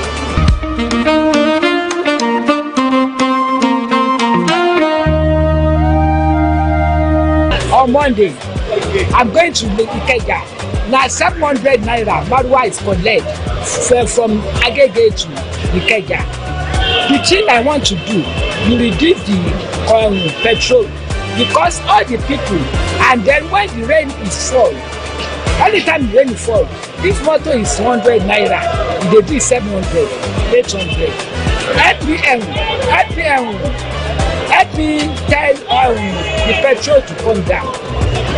I pray for you. And then the Nigeria is good. I like the Nigeria is good. My advice for government is that about the transport is that sometimes when rain fall, come and see how people can suffer. My advice is that all those tax they are removed for workers, they should use it to provide transport like from another country. They will provide enough BRT, enough korope, enough motor for streets, for road, so people cannot suffer about the transport. Like when rain fall, people can suffer. All those transport drivers, they will just increase motor. during the midnight, you know, they will just increase. How most people are collecting for salary. They are so far, the transport money, it always collects our salary, and it's too much. And government, they don't care. So it's not good. I advise government, all those our tax, they should use it to do something. Because no, everybody enter motor, everybody enter by transport. So they should produce some BRT, Korope, and other motor. The problems we are facing in Nigeria with the transportation, is it the what's it called, public transport?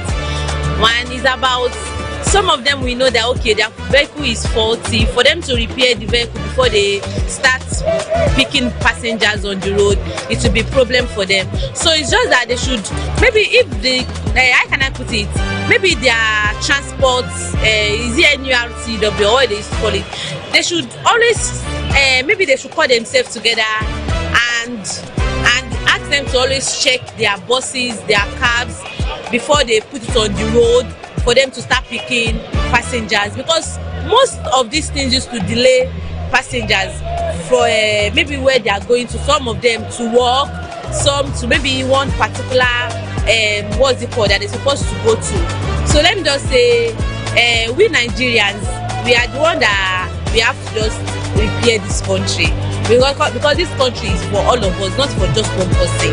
In my own opinion, all drivers in Lagos, especially Nigeria, they should check their vehicle before moving on the road, because when I was coming this morning, my bus parked us unknown area where we did not know, due to because it's not checked his car before entering the express, and that affects a lot of people so much. It is better to deal with the causes of issue than dealing with the symptom. You understand now? When the father of a home is not a responsible father, the entire home is as good as useless. That is the truth about the whole thing. In other words, when the government of the day is not living to expectation, every photo, every other thing that is going on, the truth is that we don't want this government. So if we are afraid to say, we don't want to, nobody want to, I don't want anybody to see my face, I don't want people to recognize me, then it's as good as then what is the point of even being a Nigerian person in the first place? That is the issue. You understand now? There is corruption, things are not okay. Now you are asking of how the transportation is affecting us. Of course, you know very well now that the person that's supposed to be there is not the right person. You understand now? Because when people think that they can encourage benefits from their fraud, I tell you that the cycle of injustice will continue. Are you getting the story? So the fundamental problem is not about transportation. The fundamental problem is the leadership issue. That is just the truth. When the right person is there, this whole thing will completely change. You will see it now. There will be somebody that will be on that throne now for the next 3 months or so. You will begin to feel the impact. That dividend of democracy, you begin to see the good thing, the reason why we go out to vote, you begin to see it.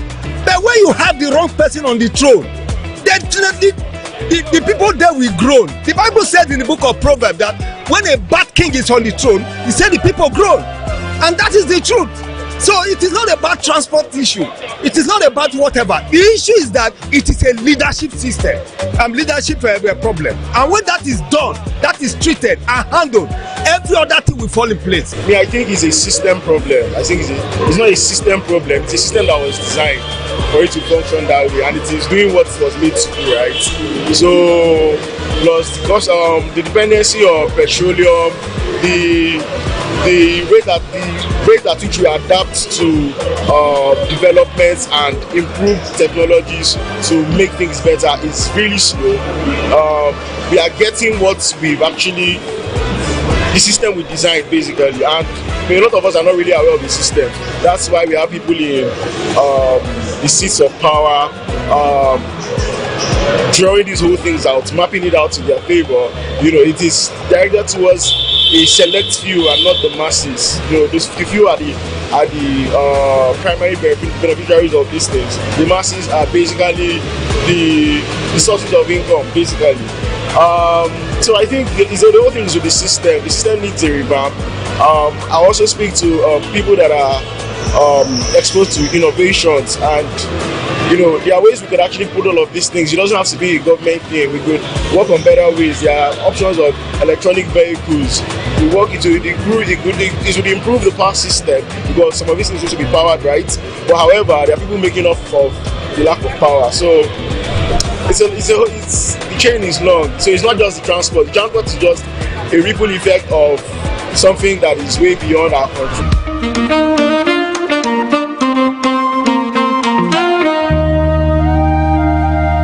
The problem with transportation in Lagos State is most especially the agboros. When they see crowd on the bus stop, they are the one dictating the fare. They will tell the passengers that, they will tell the driver that this is the amount, you should increase it suddenly because of the crowd. So I think there should be a regulation between the agboros and the government. They are just increasing the fare uncontrollably. There should be a control between the driver and the government. The bus driver has nothing to do with it. When it comes to public transport, especially in Lagos State, is the ways and manners they are doing it here. There, you got somebody from here to Ogba, they will call him 500, 400, and in the morning, just if price are varies. You ask them, they say because Agberos is collecting money from there. Agbero is one that is fixing price. What I'm seeing there is that people that are now working, they don't own vehicle, they are the one fixing price on how people that own vehicle will be carrying people just sit on one side and be eating money. The other one that are working, they will be collecting money from there. At the end of the way, you look at what those drivers are doing is that the money they pay, buy fuel and pay Agbero, at the end of the day, they fly in the life of the average Nigerians. They will start paying at just price, paying to a fare that is supposed to be not more than 200 naira. They will be paying 500, 400 naira. That's one of the things I expect from transportation, for public transport in Lagos State here. Because Agbero is one of the major problems here. Because the way the Amanas, they are collecting money from those motorists, and they are now putting in on the life of the unpaid Nigerian in this country, they are now adding into it. I think it's what government needs to do is totally scratch these people, allow the system to flow naturally, so that those people that are actually working, those drivers, the money they are working, they can take it home. So that somebody cannot just be working. One people will sit down, one beer parlor, one vet Nigeria place and be eating the money and be eating the money just like that. That's one of the challenges we face in this country. That some people are working, some people are just eating the money. If they can strike this national unity, I believe this transition will be okay in Lagos State. One of the experience I had with public transport is all this Agboro. These people collecting money, calling themselves tax force. So there was a time there was a heavy downfall. So due to people rushing and people finding means of going home, so those Agboros started increasing the fee. Not even from the driver, but them particular started increasing the fee. So that day was very annoying and so. So my solution or advice I would give is that government should find a way to even remove them totally from the road. Totally.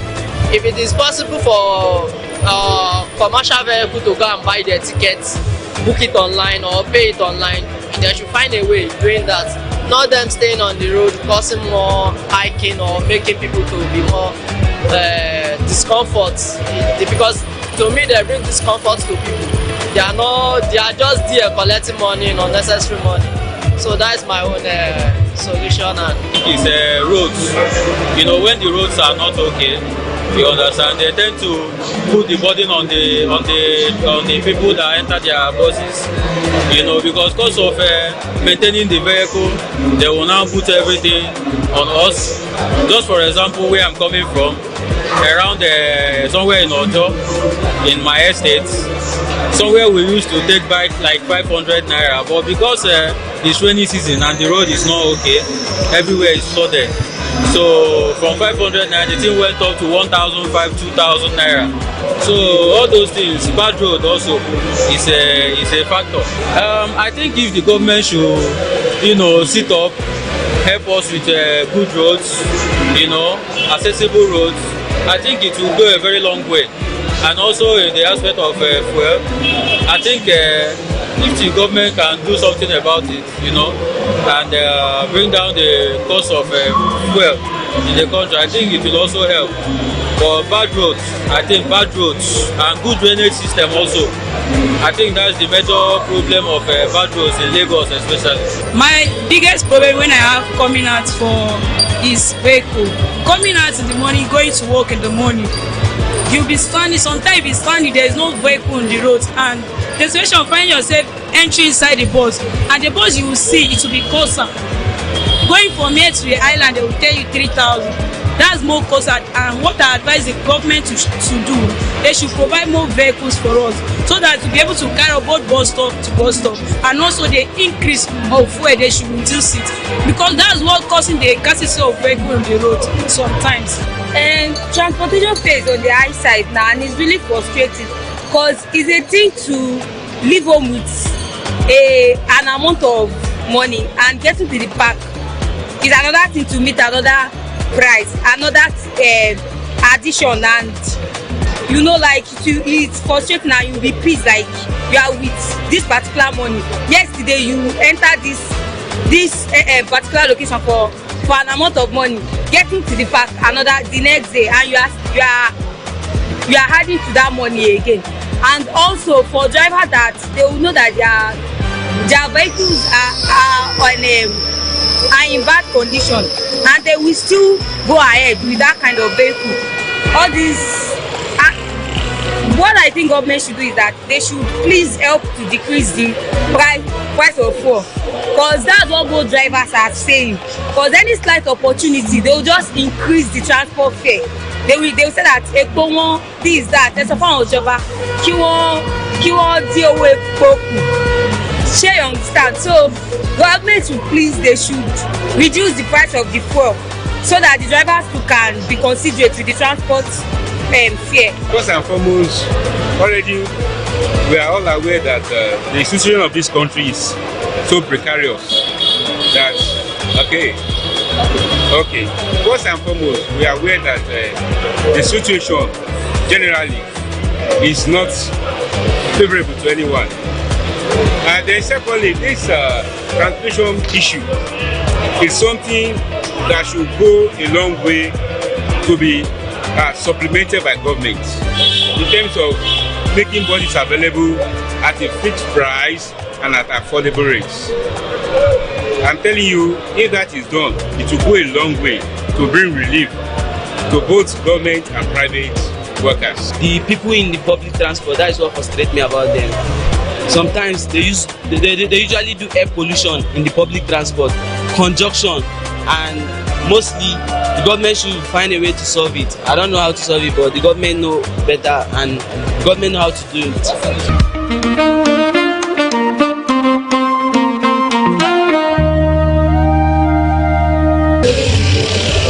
Issue has many voices. Before the experts debate them, before the politicians defend them, we hear it directly from the people.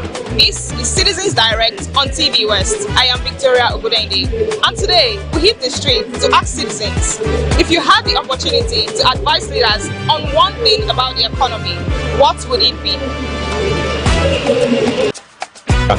I asked the driver why. You just inflate the money suddenly. Yesterday, I bought it 500 naira in the morning. When I came there today, they say it's 900 naira. How comes?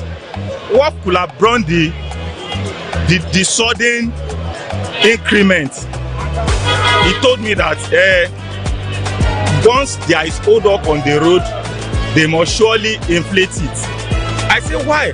You people are just doing whatever you like concerning the masses. Things are not done that way. What if I did not equip myself? Like maybe I budget the normal monies that I normally used to enter. and I get there, you inflate the money. How will I get to my destination? The driver was giving me unnecessary excuses that, okay, what if they get to the road and they meet hold up? That hold up is cause of their inflation. Things are not done that way. People are not that convenient. If the rain is falling, you will suffer a lot. Because the transport you enter 100 naira, they will have triple or quadruple it. Things are not done that way. They are inconvenient the masses. I think everyone can proud themselves that they can be going with their motto, and they will have known their certain budget.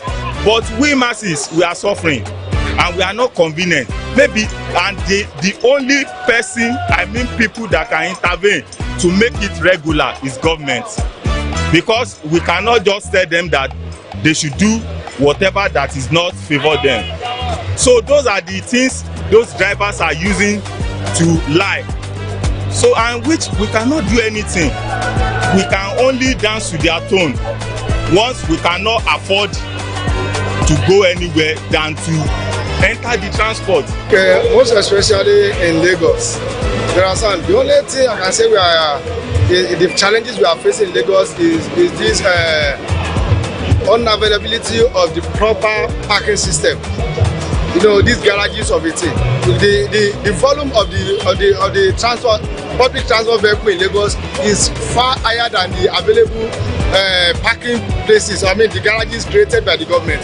That is one of the things that is giving us problem in, first always in Lagos. But I also dwell in Oyo State, in Ibadan, to be precise. You understand? Something similar to this is happening in Ibadan as well. You see where the public vehicle and the commercial commuter will be parking beside the road. They will be causing the kind of hold up or parking, and in the sense that it will disturb other road users from moving freely. That is one of those things that is creating problem in Nigeria public transport system. You understand? And going to that kind of Oyo State, we need government to invest more in public transport system. Like Lagos State, we have BRT, we are even having this train system in Lagos State, but in Oyo State, it's not like that. Everything in Oyo State is almost 80%, 90% on private public transport system. Came from Vega to Agege here right now. There's a bus you enter and they are telling you 500, 600 naira, and there's some other buses that you enter and they feel like 400 naira, and also all of that. So basically, what I think the government should do is, I think they should regulate it. Should have a fixed price. Have a fixed price for public transportation for a particular location, so that we'll not be having all these random. It's not. You don't have a particular fixed price for it. So should have a fixed price, because sometimes maybe we have fuel, the increase in fuel price, and some drivers may decide to take their price very high, while some may maybe also consider it. So I think fixing it in a very fixed price will help to curtail.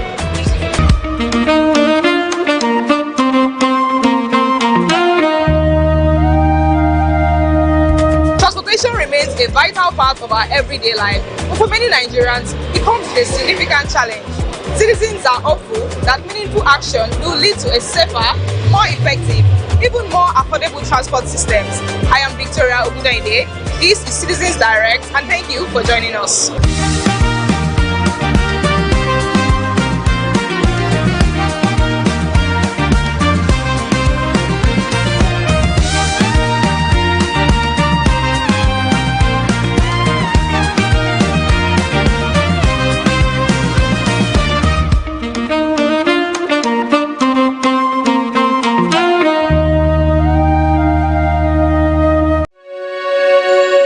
You are watching the test transmission of TVWest. Don't forget to follow and subscribe to our social media handle at TVWestNG across all social networks. Thanks for staying with us. TV West. Reporting the West, inspiring progress.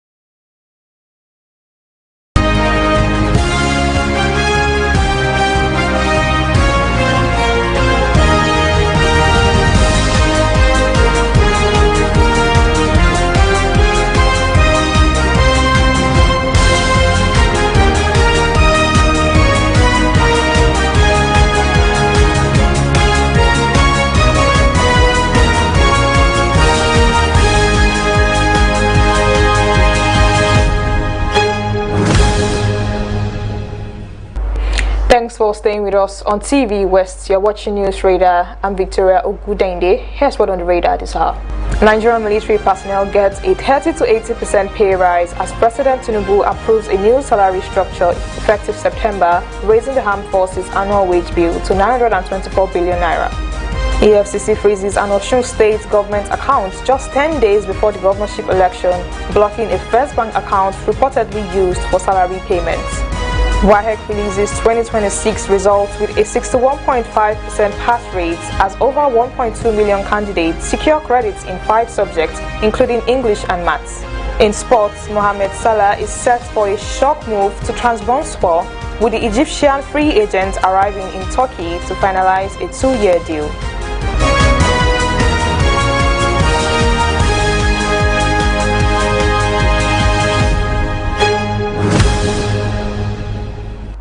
Now to the details. President Bola Tinubu has approved a salary increase of between 30 and 80% for about 250,000 personnel of the armed forces. The new pay structure takes effect from September 1st. The highest increase goes to junior personnel, with soldiers from private to staff sergeants receiving an early percent salary increase. Warrant officers to colonels get 50%, while brigadier generals to generals will earn 30% more. The pay package will increase the annual salary bill for the armed forces from 660 billion naira to 924 billion naira. Announcing the package on Tuesday, the presidency said salary review was in recognition of the sacrifices military personnel continue to make in the fight against terrorism, banditry and kidnapping. The president said troop welfare and military modernization would remain a standing priority of his administration. The pay increase comes barely 2 weeks after the president restructured the Nigerian Army into 4 additional divisions aimed at improving responses timed to regional security threats. The Economic and Financial Crimes Commission has frozen an Osun State government account just 10 days before the governorship election. The account, domiciled with First Bank and reportedly used for paying workers' salaries, was placed on a post-no debit restriction. The development came as after Governor Ademola Adeleke alleged that the EFCC was plotting to freeze state accounts and those of the top officials. Reacting to the move, the state government, through Commissioner of Information Kolakbo Alimi, described it as an attempt to disrupt government operations ahead of the August 15th poll. Governor Adeleke insisted that there was no legal justification for the action, arguing that the anti-graft agency lacks the statutory authority to freeze a state government account. A source close to the administration confirmed the restriction has taken effect. The EFCC had not issued an official statement as of the time of this report, while the reason for the action remains unclear. The Osun State government has dismissed claims linking a dilapidated road featured in an APC newspaper advertorial to Governor Ademola Adeleke's administration. Commissioner for Information Kolakbo Alimi says the road was constructed during the administration of former Governor Gboyega Oyetola. He says the road is located in the Murukoro Road area of Ile-Ife, not Modakeke, as indicated in the publication. The government says it has provided GPS coordinates to enable members of the public to verify its location through Google Maps. Alimi maintains that although the Adeleke administration is executing several road projects in Ife and Modakeke, the road featured in the APC advert is not among them, noting that the government project in the area has yet to be marked. Describing the publication as fake news, the commissioner accused the opposition of attempting to attribute the effect from the previous administration to the current government. He says the Adeleke administration has undertaken remediation and corrective works on several inherited projects. Away from that, the West African Examination Council has released the results of the 2026 computer-based WAS for school candidates, with 1,200,514 candidates obtaining credits and above in a minimum of 5 subjects, including English language and mathematics. Head of WAEC Nigeria National Office, Dr. Amos Josiah Dangut, announced the results in Lagos on Wednesday. He said the pass rate of 61.4% represents a 1.42% decrease compared to 2025. A total of 1,950,726 candidates sat the examination across Nigeria, Benin Republic, Cote d'Ivoire, and Equatorial Guinea. Of those who sat, 1,687,378 candidates obtained credits and above in a minimum of 5 subjects with or without English and Maths. Among the candidates who passed English and Maths, 558,883 were male, while 641,631 were female. WAEC withheld results of 167,486 candidates, representing 8.59%. The federal government's borrowing is funding road projects that will ease hunger and curb insecurity, the Minister of Works said on Wednesday. David Umahi spoke at the launch of the Kaduna-Birni Gwari Road project in Kaduna State. He pushed back against critics of the country's growing debts, insisting that the loans are being invested in infrastructure with lasting economic returns. He argued that road construction is directly linked to food security and safety, noting that the Abuja-Kaduna highway, once notorious for kidnappings, has become safer since work began on the route.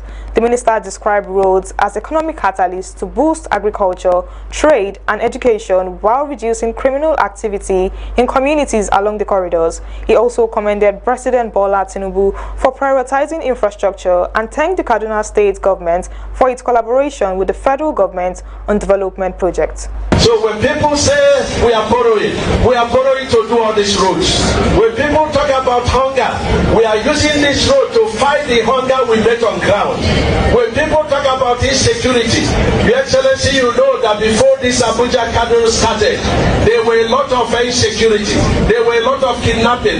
Today, since the president started this road, no one has been kidnapped on this corridor. No one has been kidnapped. So we are using this road infrastructure that the president is doing to fight the hunger we met on ground, to fight the injustice. In some of the states, before we came on board, there was no federal project going on.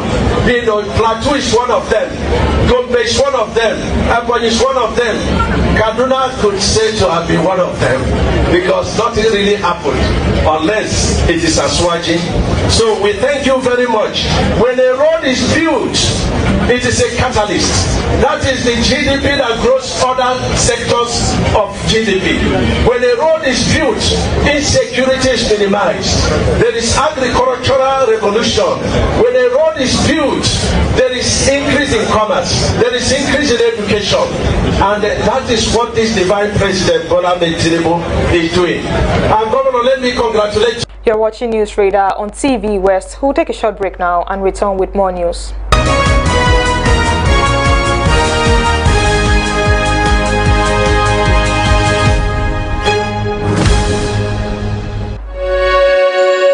You are watching the test transmission of TVWest.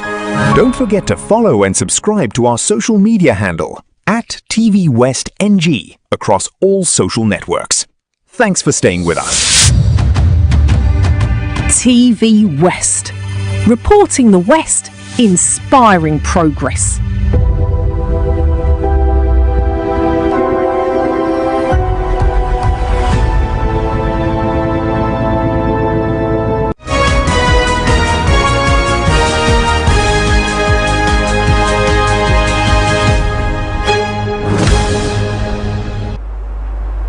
Welcome back to News Radar on TV West. Now to the rest of the news. A TikToker whose viral video sparked controversy over the Ololu masquerade in Ibadan has alleged that she was forced to falsely claim she became healed after recording the revered traditional figure. Wasilat Olalere made the allegation during an interview with an Islamic cleric in a video that began trending on Wednesday. She insisted that she neither saw the Ololu masquerade nor suffered any strange ailments as earlier portrayed in a widely circulated video recorded after her release. According to her, she only filmed security operatives and residents who gathered in anticipation of the annual outing of the masquerade before uploading the clip on TikTok. She said she captioned the video that Ololu was around Atolu and that people should watch their movements. When people started reaching out to ask her to pull it down, she did immediately, but many had already saved it. She alleged that shortly after deleting the video, some men identified as members of the Ololu Traditional Institution stormed her shop, threatened her, and eventually took her away despite pleas from residents. In business, PalmPay has introduced a new security feature designed to give users greater control over their accounts and reduce unauthorized transactions. The fintech company says the transaction guard feature adds an extra layer of verification for high-value payments requiring facial confirmation before processing. Customers can set daily, monthly, or single transaction limits, and any transfer above the chosen threshold triggers the biometric check. The move comes as fraudsters increasingly rely on phishing links, fake websites, and impersonation to steal passwords, OTPs, BVNs, and NINs. Industry reports show that more than 24 million online accounts in Nigeria have been compromised since 2004, with hundreds of thousands of additional cases reported in early 2026. Head of Marketing Femi Ansin says security is now just as critical as speed and convenience in the digital payment space. He notes that as more Nigerians embrace cashless transactions, maintaining users' trust is essential for sustaining growth. Industry analysts believe the feature reflects a broader shift towards proactive fraud prevention rather than post-incident resolution. They say multi-factor authentication, biometric verification, and AI-driven detection systems are becoming standard tools across the financial sector. On the foreign scene, Guatemala's Disaster Management Agency has issued evacuation notices for several towns near the highly active Volcan de Fuego as it spewed columns of lava, gas, and ash some 4 kilometers into the sky on Tuesday. The volcano is located about 40 kilometers southwest of Guatemala City, Con issued an orange warning, its second highest level, and urged residents to move to emergency shelters outside the volcano's path. Schools have been closed in the area and some businesses have temporarily shut down. According to the agency, ash clouds have traveled as far as 60 kilometers to the west of the volcano and could significantly disrupt air traffic in the area. Guatemala's Institute of Seismology and Volcanology stressed that the volcano is experiencing its most intense phase and that people should be extremely careful within a 10-kilometer radius. Local media reported the onlookers continue to climb the nearby Acantenago volcano despite a safety ban in order to take the videos of the eruption to post on social media. Volcan de Fuego is nearly 3,800 meters tall and sits on the Pacific Ring of Fire. It is one of the most active volcanoes in Central America. In 2018, a violent eruption claimed the lives of some 200 people. And in sports, Mohamed Salah is on the verge of completing one of the biggest transfers in Turkish football history after Trabzonspor confirmed the Egyptian forward will arrive in Turkey on Wednesday to finalize his move.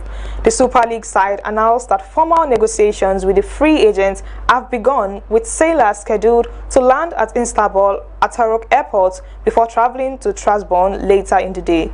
Club president Ertuğrul Doğan said discussions moved quickly once other interested clubs stepped aside. He described the negotiations as professional, respectful, and straightforward. Salah is expected to undergo medical examinations in Istanbul before completing the final paperwork on his contract.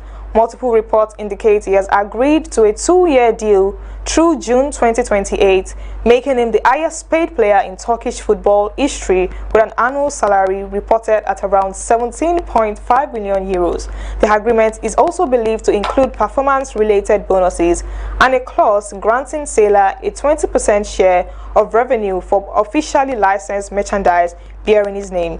His arrival signaled Trabzonspor's ambition to challenge for domestic honours after finishing third in the Super League last season. And lastly, to opportunity news, the Canadian province of Ontario has opened applications for its new workforce priority stream, giving eligible foreign workers a pathway to permanent residence through the Ontario's Immigrant Nominee Program. Effective August 4th, eligible foreign nationals can now register an expression of interest through Ontario's e-filing portal. The new stream features 3 pathways, one for the higher skilled workers, one for lower skilled workers, and another for self-employed physicians registered to practice in Ontario. The province said candidates with active expressions of interest will be ranked under a points-based scoring system introduced on July 20th. Invitations to apply will be issued through periodic draws, Once submitted, an expression of interest remains valid for up to 12 months. Candidates who do not receive an invitation within that period must register a new one to remain under consideration. Invited candidates will have 17 calendar days to submit a complete application. Interested applicants can get more details at www.ontario.ca/page/workforce/priority/stream. That's News Radar for this hour. I'm Victoria Ogudende. Thank you for joining us.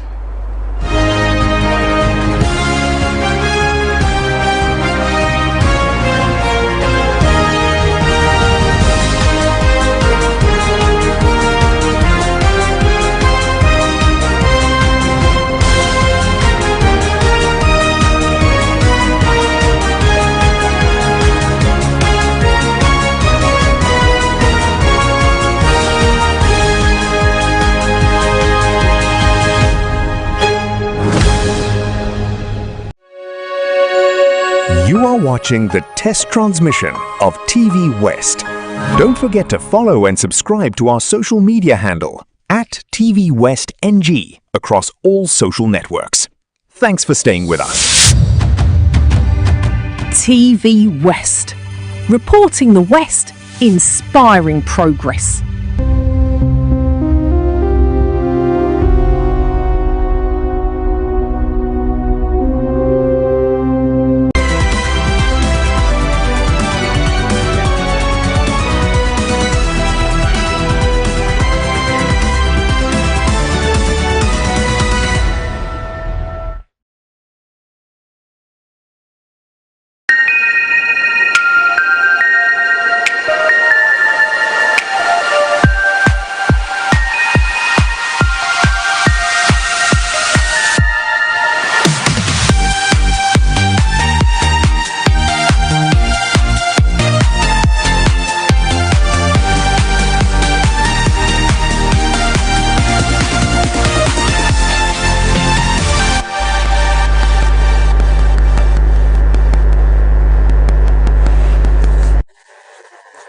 The total market value of real estate in Nigeria as of today is $2.6 trillion. But can you enter the real estate business with zero in your account and grow wealth to harness opportunities available in the industry? Well, that's a question we are trying to unravel on Opportunities Radio TV today. My name is Daniel Oweyemi. Today's edition is focusing on how everyday Nigerians can build wealth in real estate in Nigeria. I mean, without spending or breaking the bank. All right, so I'm going to be revealing my guests shortly after this timeout. It's Opportunity Radio TV. We'll be back after this timeout. Stay with us.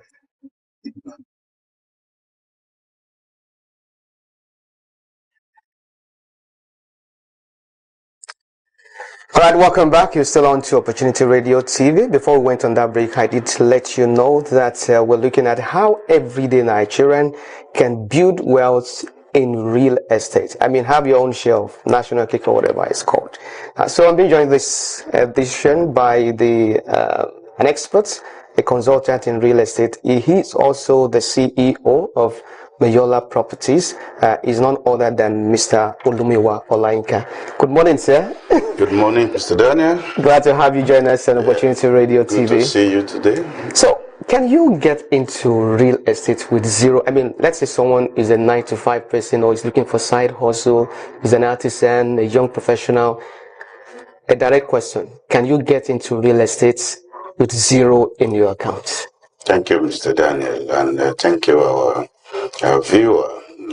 Real estate in Nigeria present enormous opportunity for us in this area of business. It gives a lot of opportunities with a zero naira, without having any 1 naira in your account.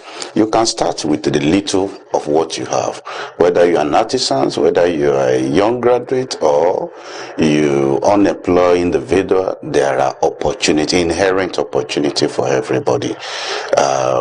For instance, in real estate, we don't need millions, you don't need billions. With your communication skill, with your ability to talk to people within your environment, you can start a real estate from there. You by communicating with people that have a need. Once you have a solutions-oriented mindset, you can start from anywhere. So now there are diverse aspects of real estate. Yes, there are different areas. So, but can you take us through the very specific ones that someone who does not have a kobo in their account can venture into? Which aspects can you start with? For instance, marketing, sales and marketing of real estate properties. You don't need millions naira for you to start. The most important thing is for if you have a strong interest that to back whatever you want to do. Are you ready to stay the curve?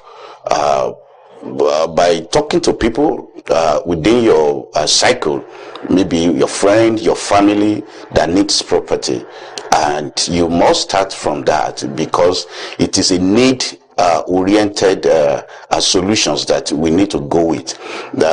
Without any 1 naira, people around you that needs property, you can have a relationship with a good real estate firm that they will offer you the opportunity for you to start with, and that's marketing. But also, most of this online of a thing, instead of wasting our effort on gisting on the internet, on just reading gossip, you can also seek for people that they have interest in the property. Maybe they are having challenges. You can team up with a real estate firm, established real estate firm, walk into their office, and a kind of apprenticeship, a kind of mentorship. They will take you through the rigorous aspect of this real estate. By spending some months or a few times with them, you will know the available opportunity, and by then you start communicating with people. What I said is you can start from anybody within your sphere, maybe your family, your friends that has the need for this thing. By doing that, you start earning what we call commissions in terms of your returns on your effort. You start earning as little as thousands before you start talking about millions. But it all depends on the effort that you put in it. That's just it. Okay, so now you have taken us through what it requires for you to go into sales and marketing. Are there other aspects, peradventure, that may just require a bit of commitment? The one you talked about now requires communication skill. Yes. All right. So are there other aspects that may not just require just communication skill, but may require just a little of commitment, like is there land banking you call it, or I mean, what other aspects aside this sales and marketing? Like the land banking you are talking about, it requires experience. Just to be don't let people scam you with you can just buy anywhere, because when we are talking about real estate, it's that is why the word real is attached to it. It's a reinvestment. There are a lot of things that you need to know that is behind that real estate in terms of title and locations, right?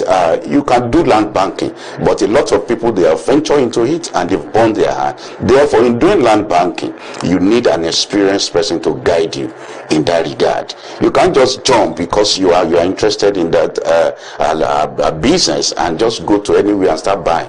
A lot of land, a lot of property, they have a lot of challenges. That is the need for you to work with established real estate firm or people that you know that they have experience in this industry, so that at the end of the day you will not burn your hands, because a lot of people, they had a bad experiences. That's what most of them, they are saying they are having different problem, different story to tell. But in going into land banking, you need to work with an experienced fellow or the real estate firm that you know they will guide you and they are trustworthy.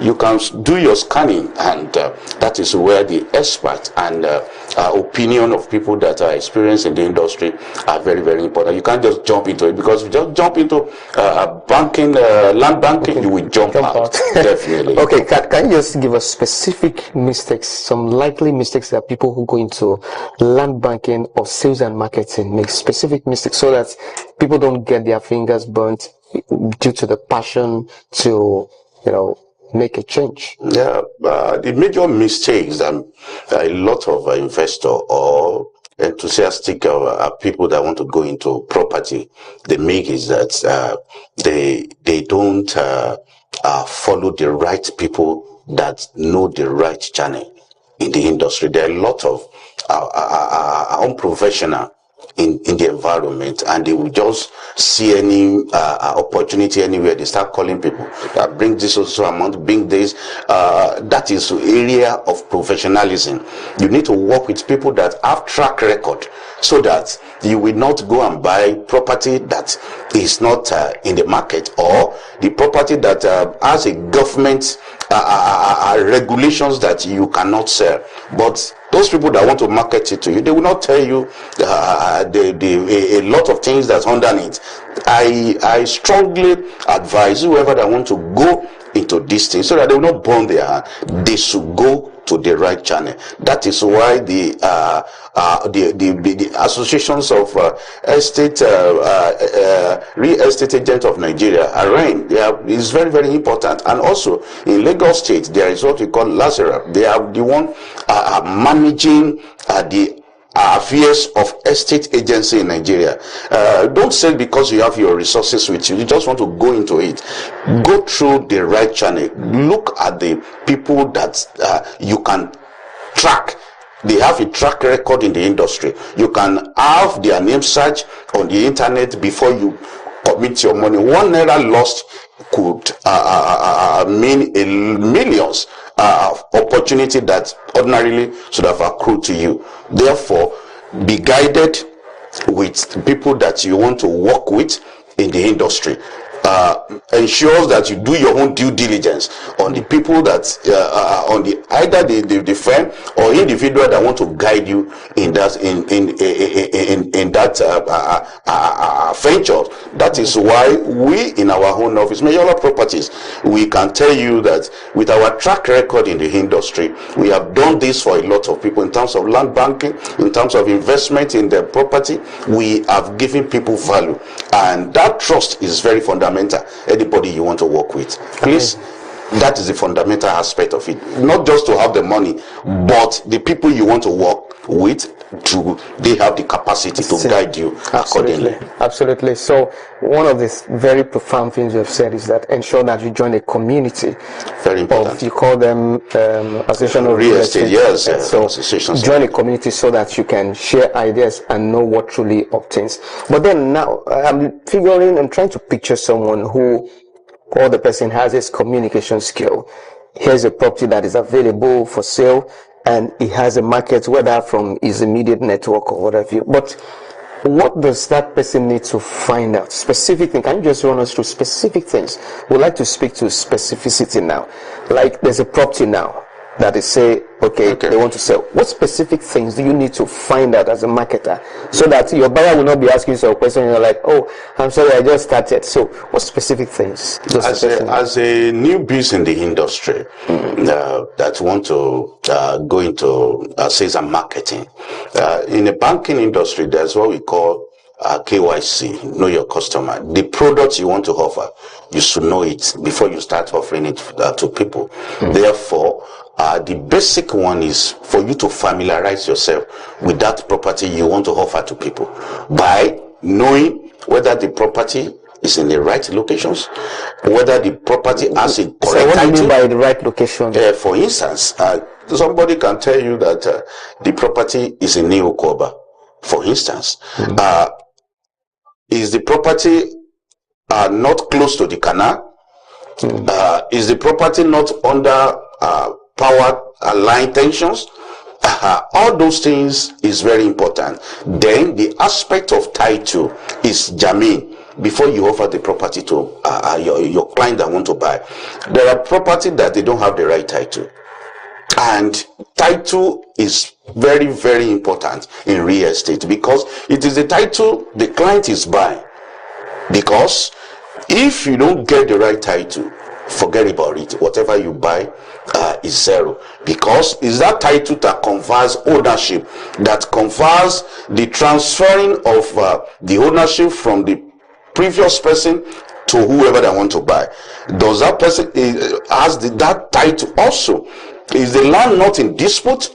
Is the property not in dispute?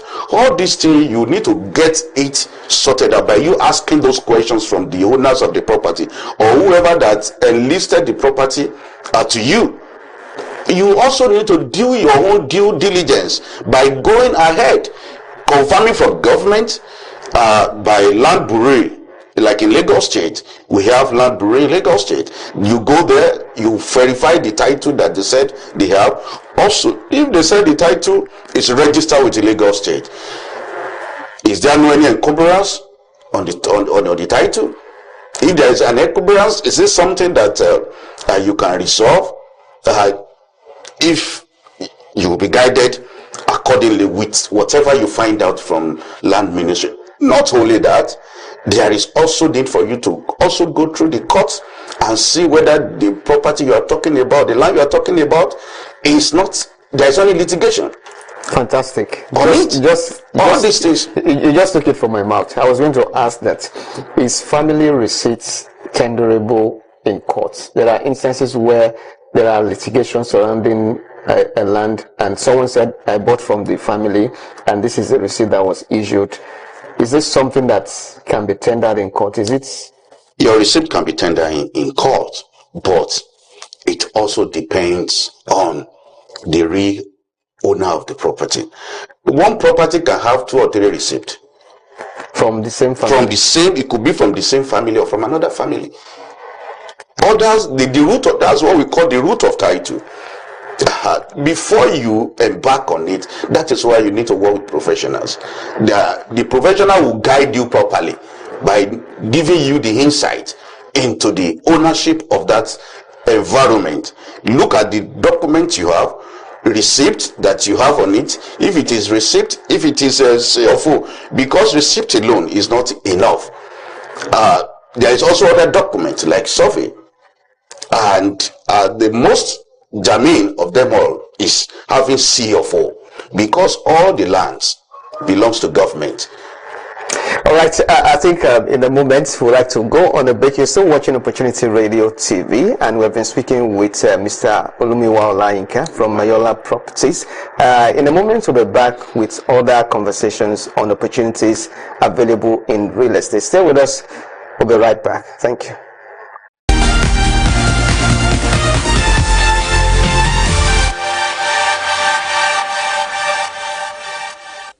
Alright, you're still on to Opportunity Radio TV, reaching you from TVWest, and the conversation has been how everyday Nigerian can build wealth in real estate without having millions of naira sitting in your account. With zero, what can you achieve? What can you do in real estate? And I've been speaking with the CEO of Mayola Properties, Mr. Olumiwa Olayinka, and the conversation has been so insightful. So we'll just take it a little further as we look at success stories. He talked so much about the things that you should watch out for, how you have to be careful in the documentation. But then, I would like us to benefit more from your wealth of experience. If you had your way, you've been into real estate for how many years now? Into 11 years now. 11 years. That's more than a decade. So, if you had your way, what would you do differently?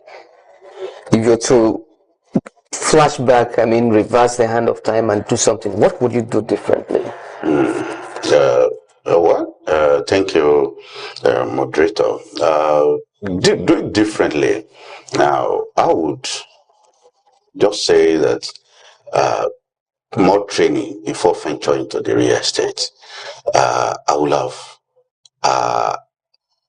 involved myself in a better training before I really started, because when I started out, fine, I did a few trainings, but and I just felt like the little training I had was sufficient enough.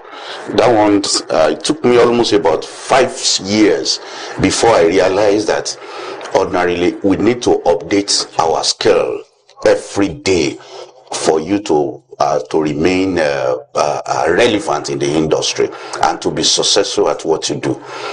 Therefore, venturing into real estate, I would advise that once you take the training, very, very important, because it took me a lot of years before I realized this. And if you don't do that, it will affect your growth. It will affect how you want to scale up. It's just about a few years to this time around now that we started involving ourselves in different trainings everywhere, and thank God for those opportunity that I have now. It has exposed us to a lot of modern tools and a lot of communities, a lot of opportunity, and a lot of network that ordinarily I did not have before. Therefore, training, I see it is very fundamental, and before you venture into real estate, very important. So for a newbie, what are the likely challenges that they should prepare for? There are challenges everywhere. Even you're sleeping and waking up every day, it comes with its own challenges. What is fundamental is for you to get prepared. Preparation is everything. And there is a challenges as you are waking up. New government policies is a challenges. A marketing environment is give you a challenges.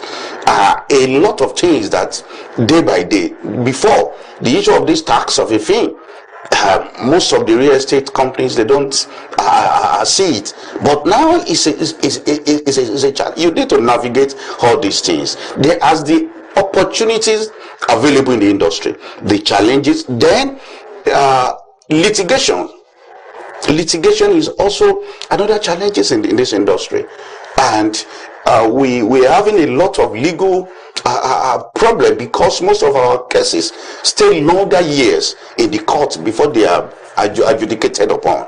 Therefore, court processes is another challenges. Then fundamentally also the funding for the real estate is another challenges. It is now that we are hearing more of mortgage, unlike before. You find it difficult for most of our commercial bank to entrust their fund in the hand of a property consultant or real estate firm. But because of new government policies, we are seeing emerging opportunity in that aspect. Now, most of the commercial bank, they are partnering with a federal mortgage bank now. They are encouraging people to invest, but it's still very, very little. It's a challenges on its own. Another area I would say is in terms of the professional in the industry. It's because different quacks, people that don't even know anything about property, they're advising clients, taking them to burn their hand. There are different challenges, but if you are resolute, if you are determined, and you follow the right people, the right channel, forget about it. It is sweet. It is very sweet. The industry is very sweet, provided you can burn your candle. Okay, you like to talk about environmental related challenges, particularly as you see some realtors take you to a property where it's, to a flood prone area, and only for people to start building and they realize that the buildings are sinking. So that is the area of where I said due diligence and working with professionals, so working with experts. A lot of people are going to Aja, going to Lekki without doing proper thing, because there are buildings that they don't have building approval. Some people, because they have money, they just venture into the building. At the end of the day, they will not get all the necessary regulation. By the time they build, and people that don't know anything about, they subscribe to such project, they will transfer that problem to whoever that eventually buy the property, and that is where the problem. That is, you cannot run away from working with professionals, and also do your own due diligence. Be close to your lawyer.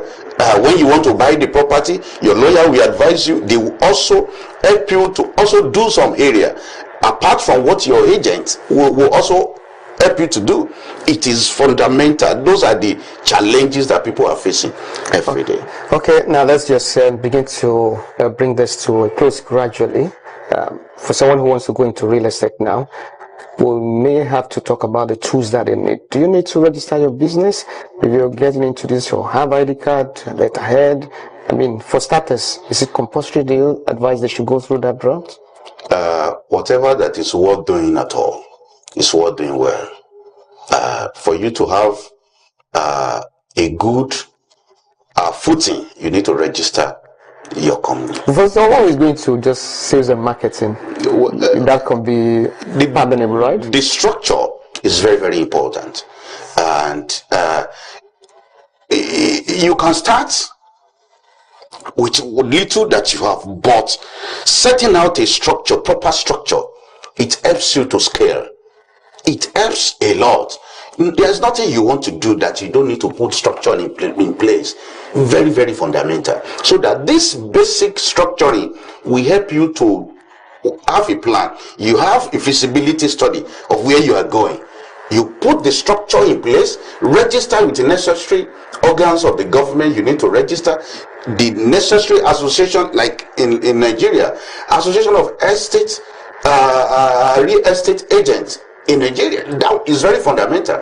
You'll be part of the system. You will be exposed to a lot of training. And when it comes to government regulations, you back it up with necessary paperwork, and it will help you to scale up. The opportunity will be there, but it is people that have the structure that they will be the one that will leverage on opportunity that come in every day. If you are not registered, people these days, they don't want to deal with people that don't have a face. The structure you put in place will be what people will see, not only you. The structure is very important. People trust in that structure even more than only you. It's very important. All right, you're just still watching the show, which is Opportunity Radio TV, and have been speaking with the CEO of Mayola Properties, Mr. Olu Mayowa Olayinka. In a moment, we'll just run you through some other opportunities available out there, but that will be after this break. It's still Opportunity Radio TV. We'll be back after this time out. Stay with us.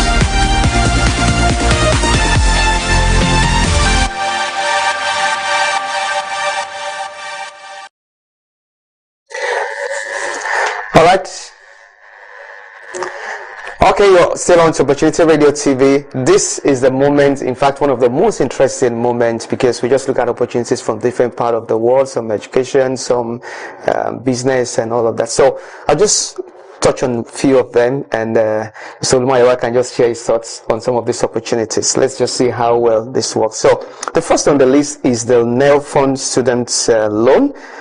This NELFund Student Loan is one opportunity that allows students of eligible competence to have access to loans. Okay, so admission into eligible institution and compliance with NELFund requirements is so key. It's for Nigerians, and interested fee, tuition and upkeep loans is what comes with it. To register, you have to visit www.nelf.gov.ng. It is free, so just ensure that your institution is integrated into the NELFund program. Then the website again is nelf.gov.ng,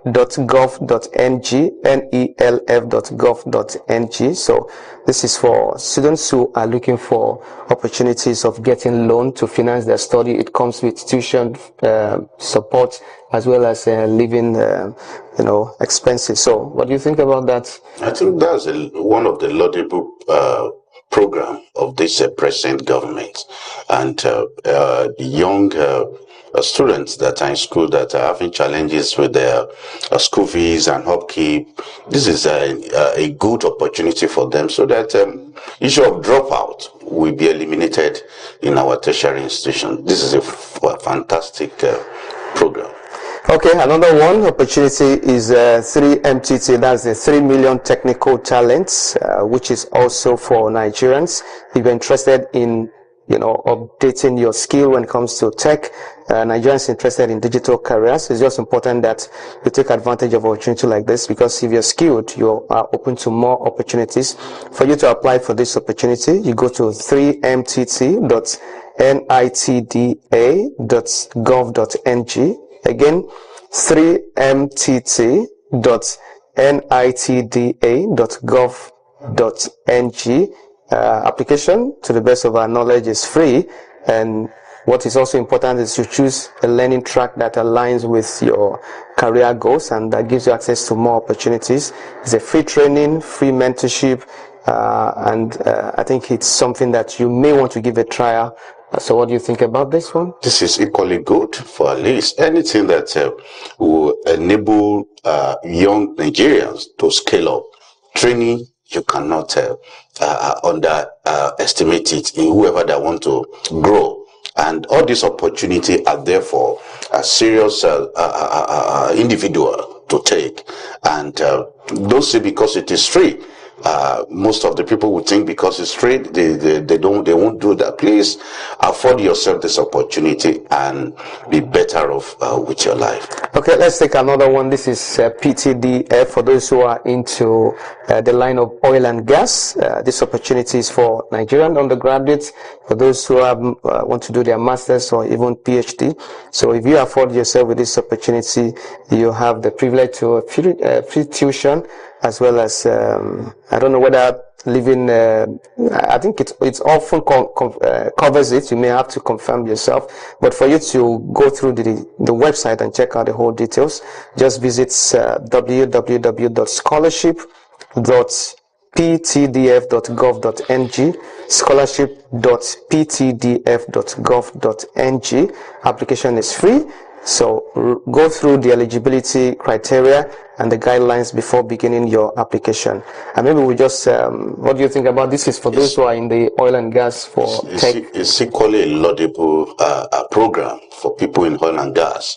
And this opportunity don't just come always. And whoever that has the opportunity now, my advice is that make sure you take this opportunity. Once you are in that industry, in that ecosystem, make sure you take this opportunity to better your luck. Okay, and finally, we just look at which one? Okay, the Commonwealth Master Scholarship. This one is a very popular one. Citizens of Commonwealth nations, which Nigeria is inclusive, can apply for this for your masters, and there's no age limit. It's full tuition. It's a free living allowance and other approved expenses. So to apply for this, you visit cscuk.fcdo.gov.uk. I'll take that again.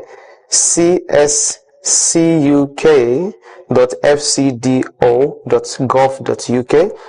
This is always open annually. Prepare your academic documents and all required credentials that may be required, but go through that site and check out details of what is available. So this is something that we are no longer new to. That's the Commonwealth Master Scholarship. This is equally good, and whoever that has the access to information, they always go ahead of others. And for you to have this opportunity to listen to this program, I will encourage you to make use of this opportunity, because it is for you to take, and the opportunity is there. And I believe your life will be better off after this all this opportunity.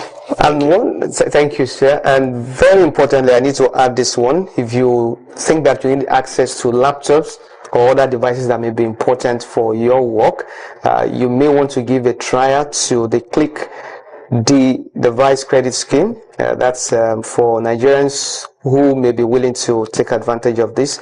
So the age range for you to apply to be eligible is 18 years plus. And for you to apply for this, just visit www.creditscorp. Credit Corp is spelled as CREDICORP. Again, CREDICORP.ng/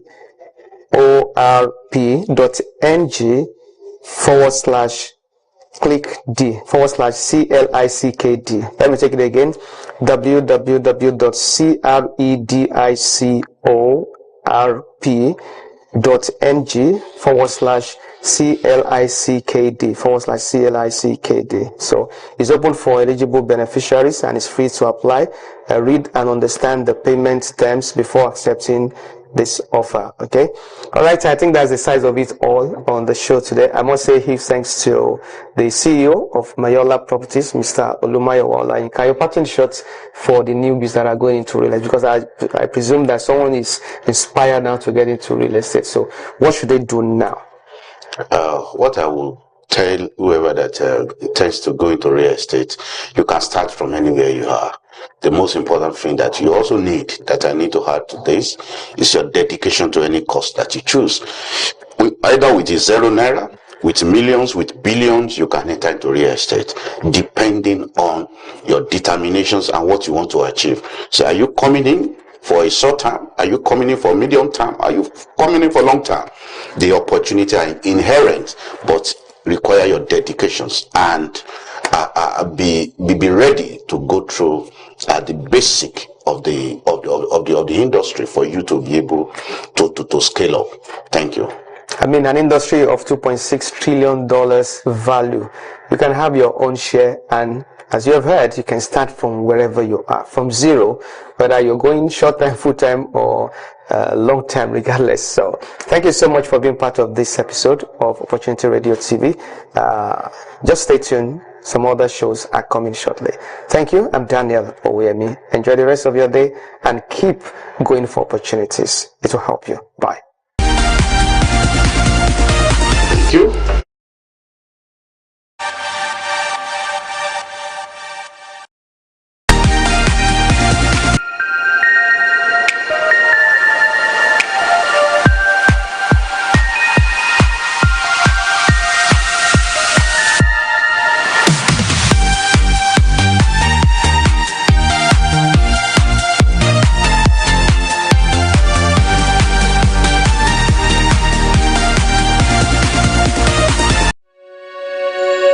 You are watching the test transmission of TVWest.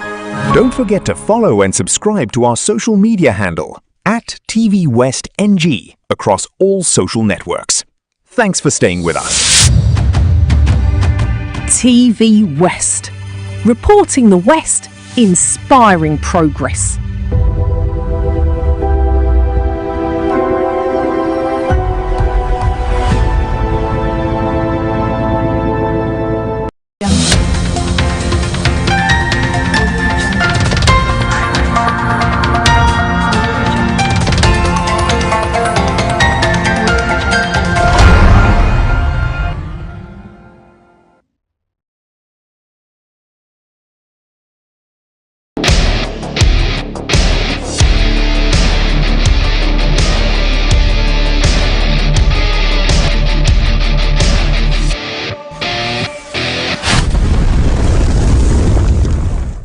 Issue has many voices. Before the experts debate them, before the politicians defend them, we hear it directly from the people. This is Citizens Direct on TV West. My name is Victoria Ogudainde.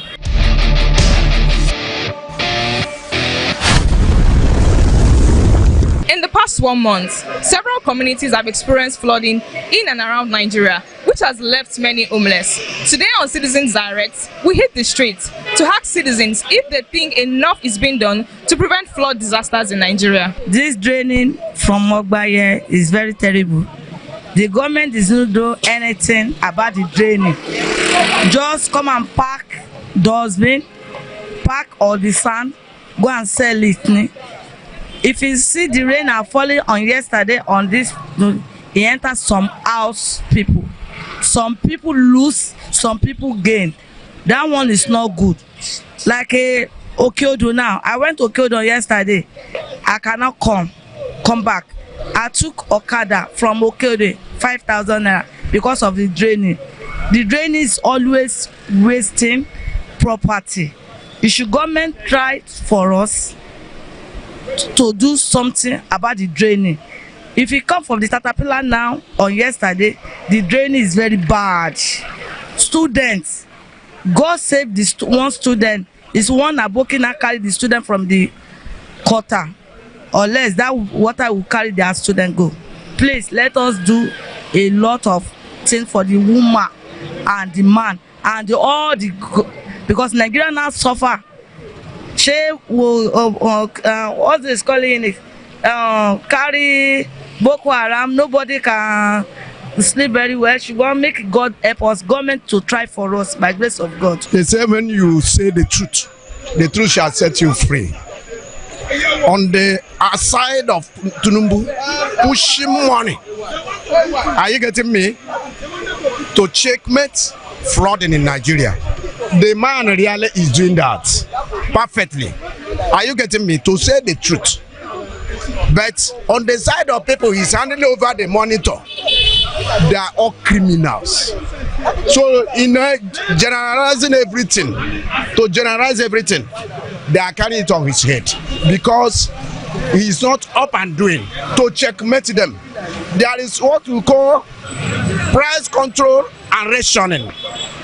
When you send agents to go to the market, if you want to control the price of commodities that is publishing your name, there is a section they used to call price control and rationing. These are the people that will enter into the market and check what the government has given order to sell is what they are selling. Are you getting me now? But because of other activities he's facing, are you getting me? He has not been able to cope with it. So that is why he's failing on the area of that one.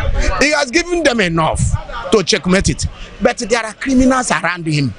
Are you getting me? That are not doing enough to help him, to promote his name. Are you getting me? That's on the side of that. But total failure in security purposes. Total failure. Yes. The government is doing a lot about the floor in Lagos State because government is doing a lot. But most of the people in Lagos State, they are not helping the government based on when it is rain now. So a lot of community they will carry a lot of what's it called, dustbin, pour inside the gutter, and this thing it contributes a lot of problem in the government. We can imagine. You cannot expect government to come to what's it called, come to the streets, come to under the bus stop in the midnight to come and observe people.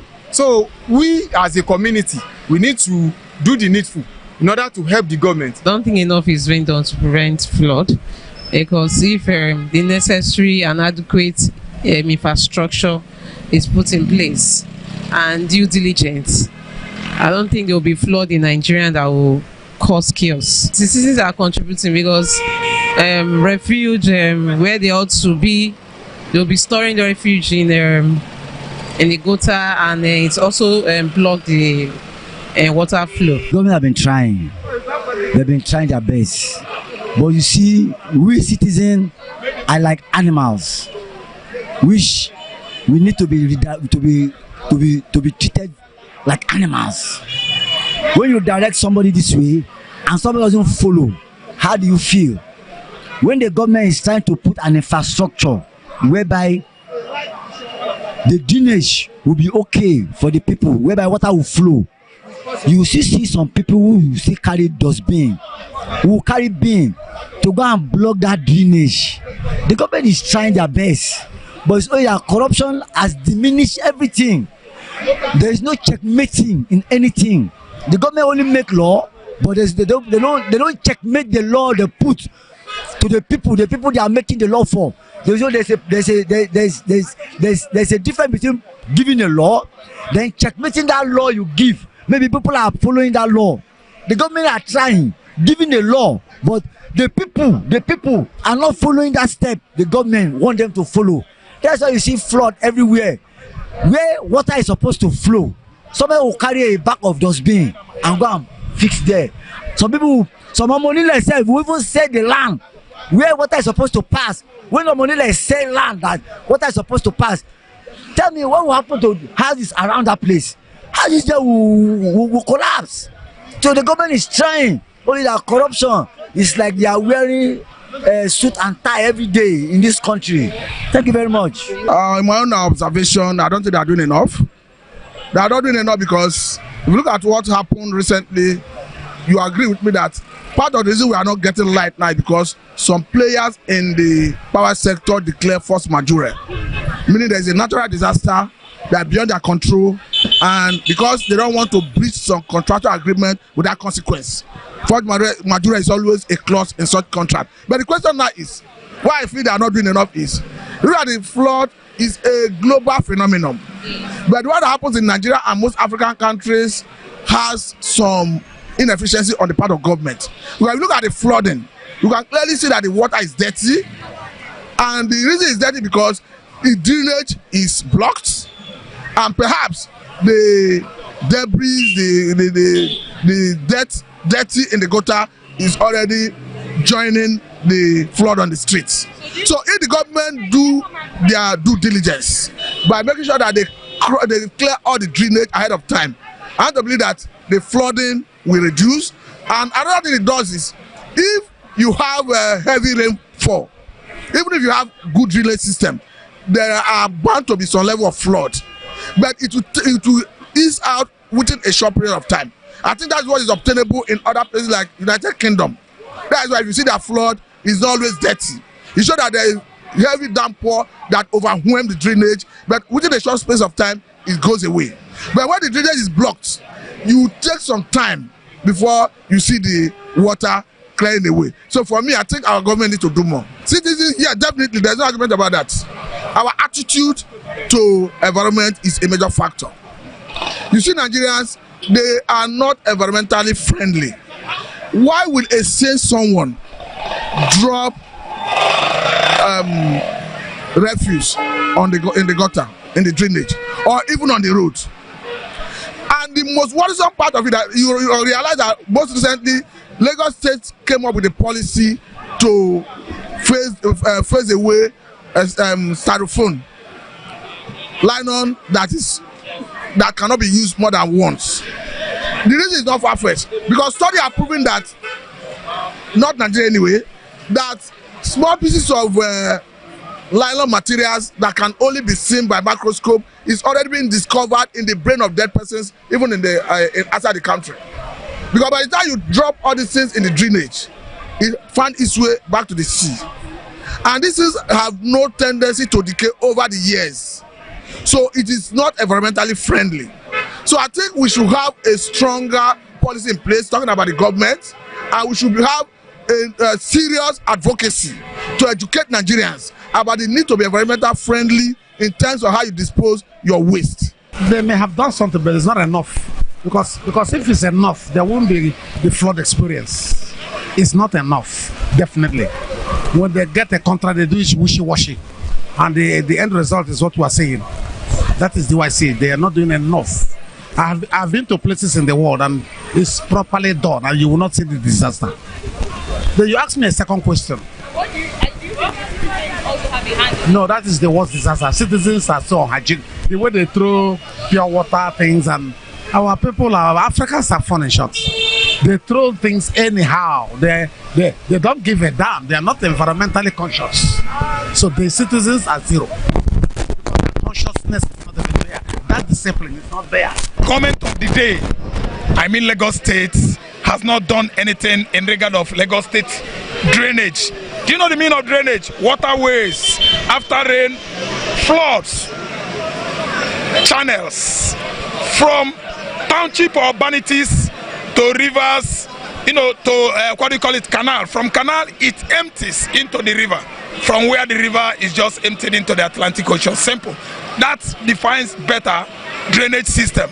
Like you have drainage in Nigeria. If Nigeria is well planned, you can't see this kind of disaster happening in Lagos State, Anambra State, Borno State, all over the country. But we don't plan well. We should have channeled the entire canals to one place from where it will be emptied into Atlantic Ocean. But you can see it. The waterways, the water channels are wrongly constructed. That's why anytime it rains, you see some people dying accidentally. In fact, heavy downpour in Nigeria is a disaster. Because once it occurs, the residents as Lagos Island and Banana Island, all of them will be scampering for safety to get at home before getting or being drowned. You see it. The government has not done anything in terms of channeling the waters, the flood waters, to the right position. They only read budgets in that regard and they sink the money, distribute it or disburse it among themselves. We don't have good drainage. The water channels in Nigeria are poorly constructed. The only drainage we have in West Africa, I can just tell you that Lake Chad, River Niger, that's all, River Gambia, Senegambia, River Niger, Hadija, Katsina Allah, Lokoja, where you have the confluence town where River Niger and Benue meets and they wash down to this Atlantic Ocean. That's the only drainage we have in West Africa. I think the citizens really need to be oriented on how not to put things by the trying to block the flood. You can't block the flood. It's supposed to be left for government to do because they have the capacity. But as individuals, we can't come together and do it. We don't have that fund. And as a result of maybe building house beside the road or selling beside the road or trying to, all this still cause victims to feel bad. So in this case, we need to orient them to shift their things from road and give way to flood to pass. I think they need to really orient them on that. They are trying their best. They should do more and more especially when they are constructing road. We need a very wide gutter. It's good to have a very wide gutter, and they should also go to the rural area. Government should not concentrate on the cities alone. Go also to the rural area. They are trying their best. They should try more. I want to thank the Lagos State government for what they have done so far. It's not easy to manage a mega city. Nevertheless, I will make the following suggestions. 1, existing drainages need to be expanded. Number 2, during general cleanup like Saturday sanitation, they should look for vehicles. For instance, there is this tricycle waste carrier sold somewhere along Acme Road. They can use it to evacuate those wastes brought out from the drainages on Saturdays and move them to the receptacle. Number 3, all the major canals in Lagos, they should be desilted quarterly, once every 3 months. Number 4, if you look around you in Lagos, all the street lights, there are no waste bin collectors. If you go to a place like Uyo, they have it on the street lights. They install it. If you drink pure water, bottled water, I want to discard it, you go to the waste bin closest to you and you throw it into that place. So these are some of the steps that Lagos State need to implement to ensure to prevent flooding and make sure that all this the drainages flow well and the flooding is prevented, and also the environment is much more healthy for everybody. No, there is nothing being done about it. So the town planning laws are not being followed. People build how they want to, and they can manipulate the system and build. And also the government needs to build some dams to prevent the flooding. If you have enough dam and we have our people following the town planning system, I think the flood will be controlled. Because with the way population is exploding in Nigeria, there will be more houses to be built, and the more population we have, the more houses we have, the lesser places the water will have to go. So the water will always find a place. So when there's no proper channel for the water, it will cause flooding. You've heard it from the citizens. Flood remains a major issue across Nigeria. The citizens are urging the government to step up their game and take responsibility. This is Citizens Direct on TV West. My name is Victoria Ogudende. Thank you for joining us.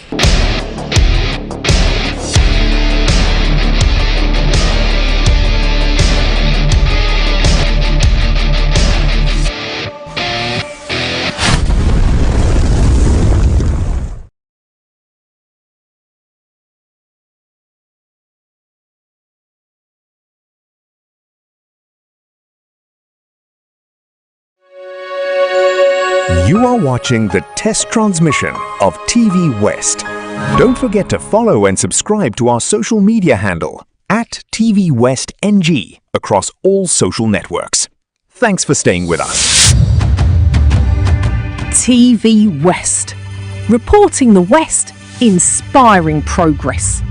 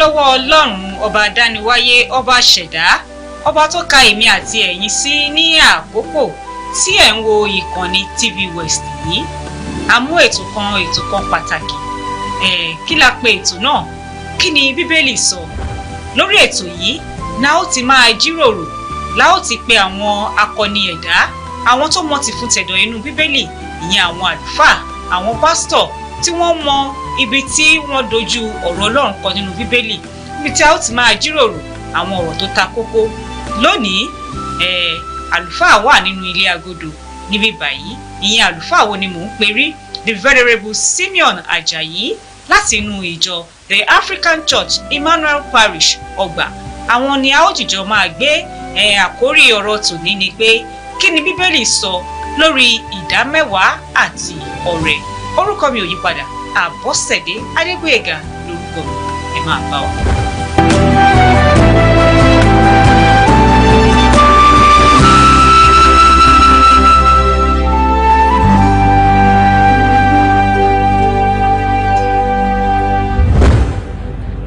ẹ̀yin ará ilé ẹ bá mi kí káàbọ̀ sínú ìkànnì yìí lówùúrọ̀ yìí àlùfáà àgbà ìjọ the African Church Emmanuel Parish Ọgbà the Venerable Simeon Ajayi ẹ káàbọ̀ ẹ bá mi kí àwọn ará ilé.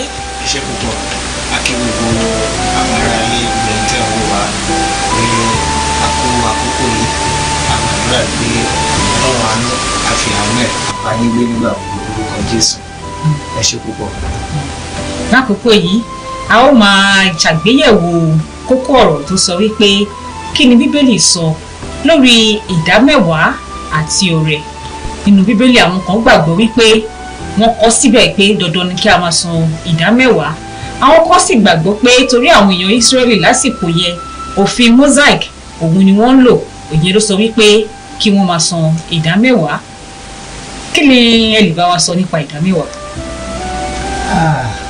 ìdámẹ́wàá gẹ́gẹ́ bí a ti pè ní èdè Yorùbá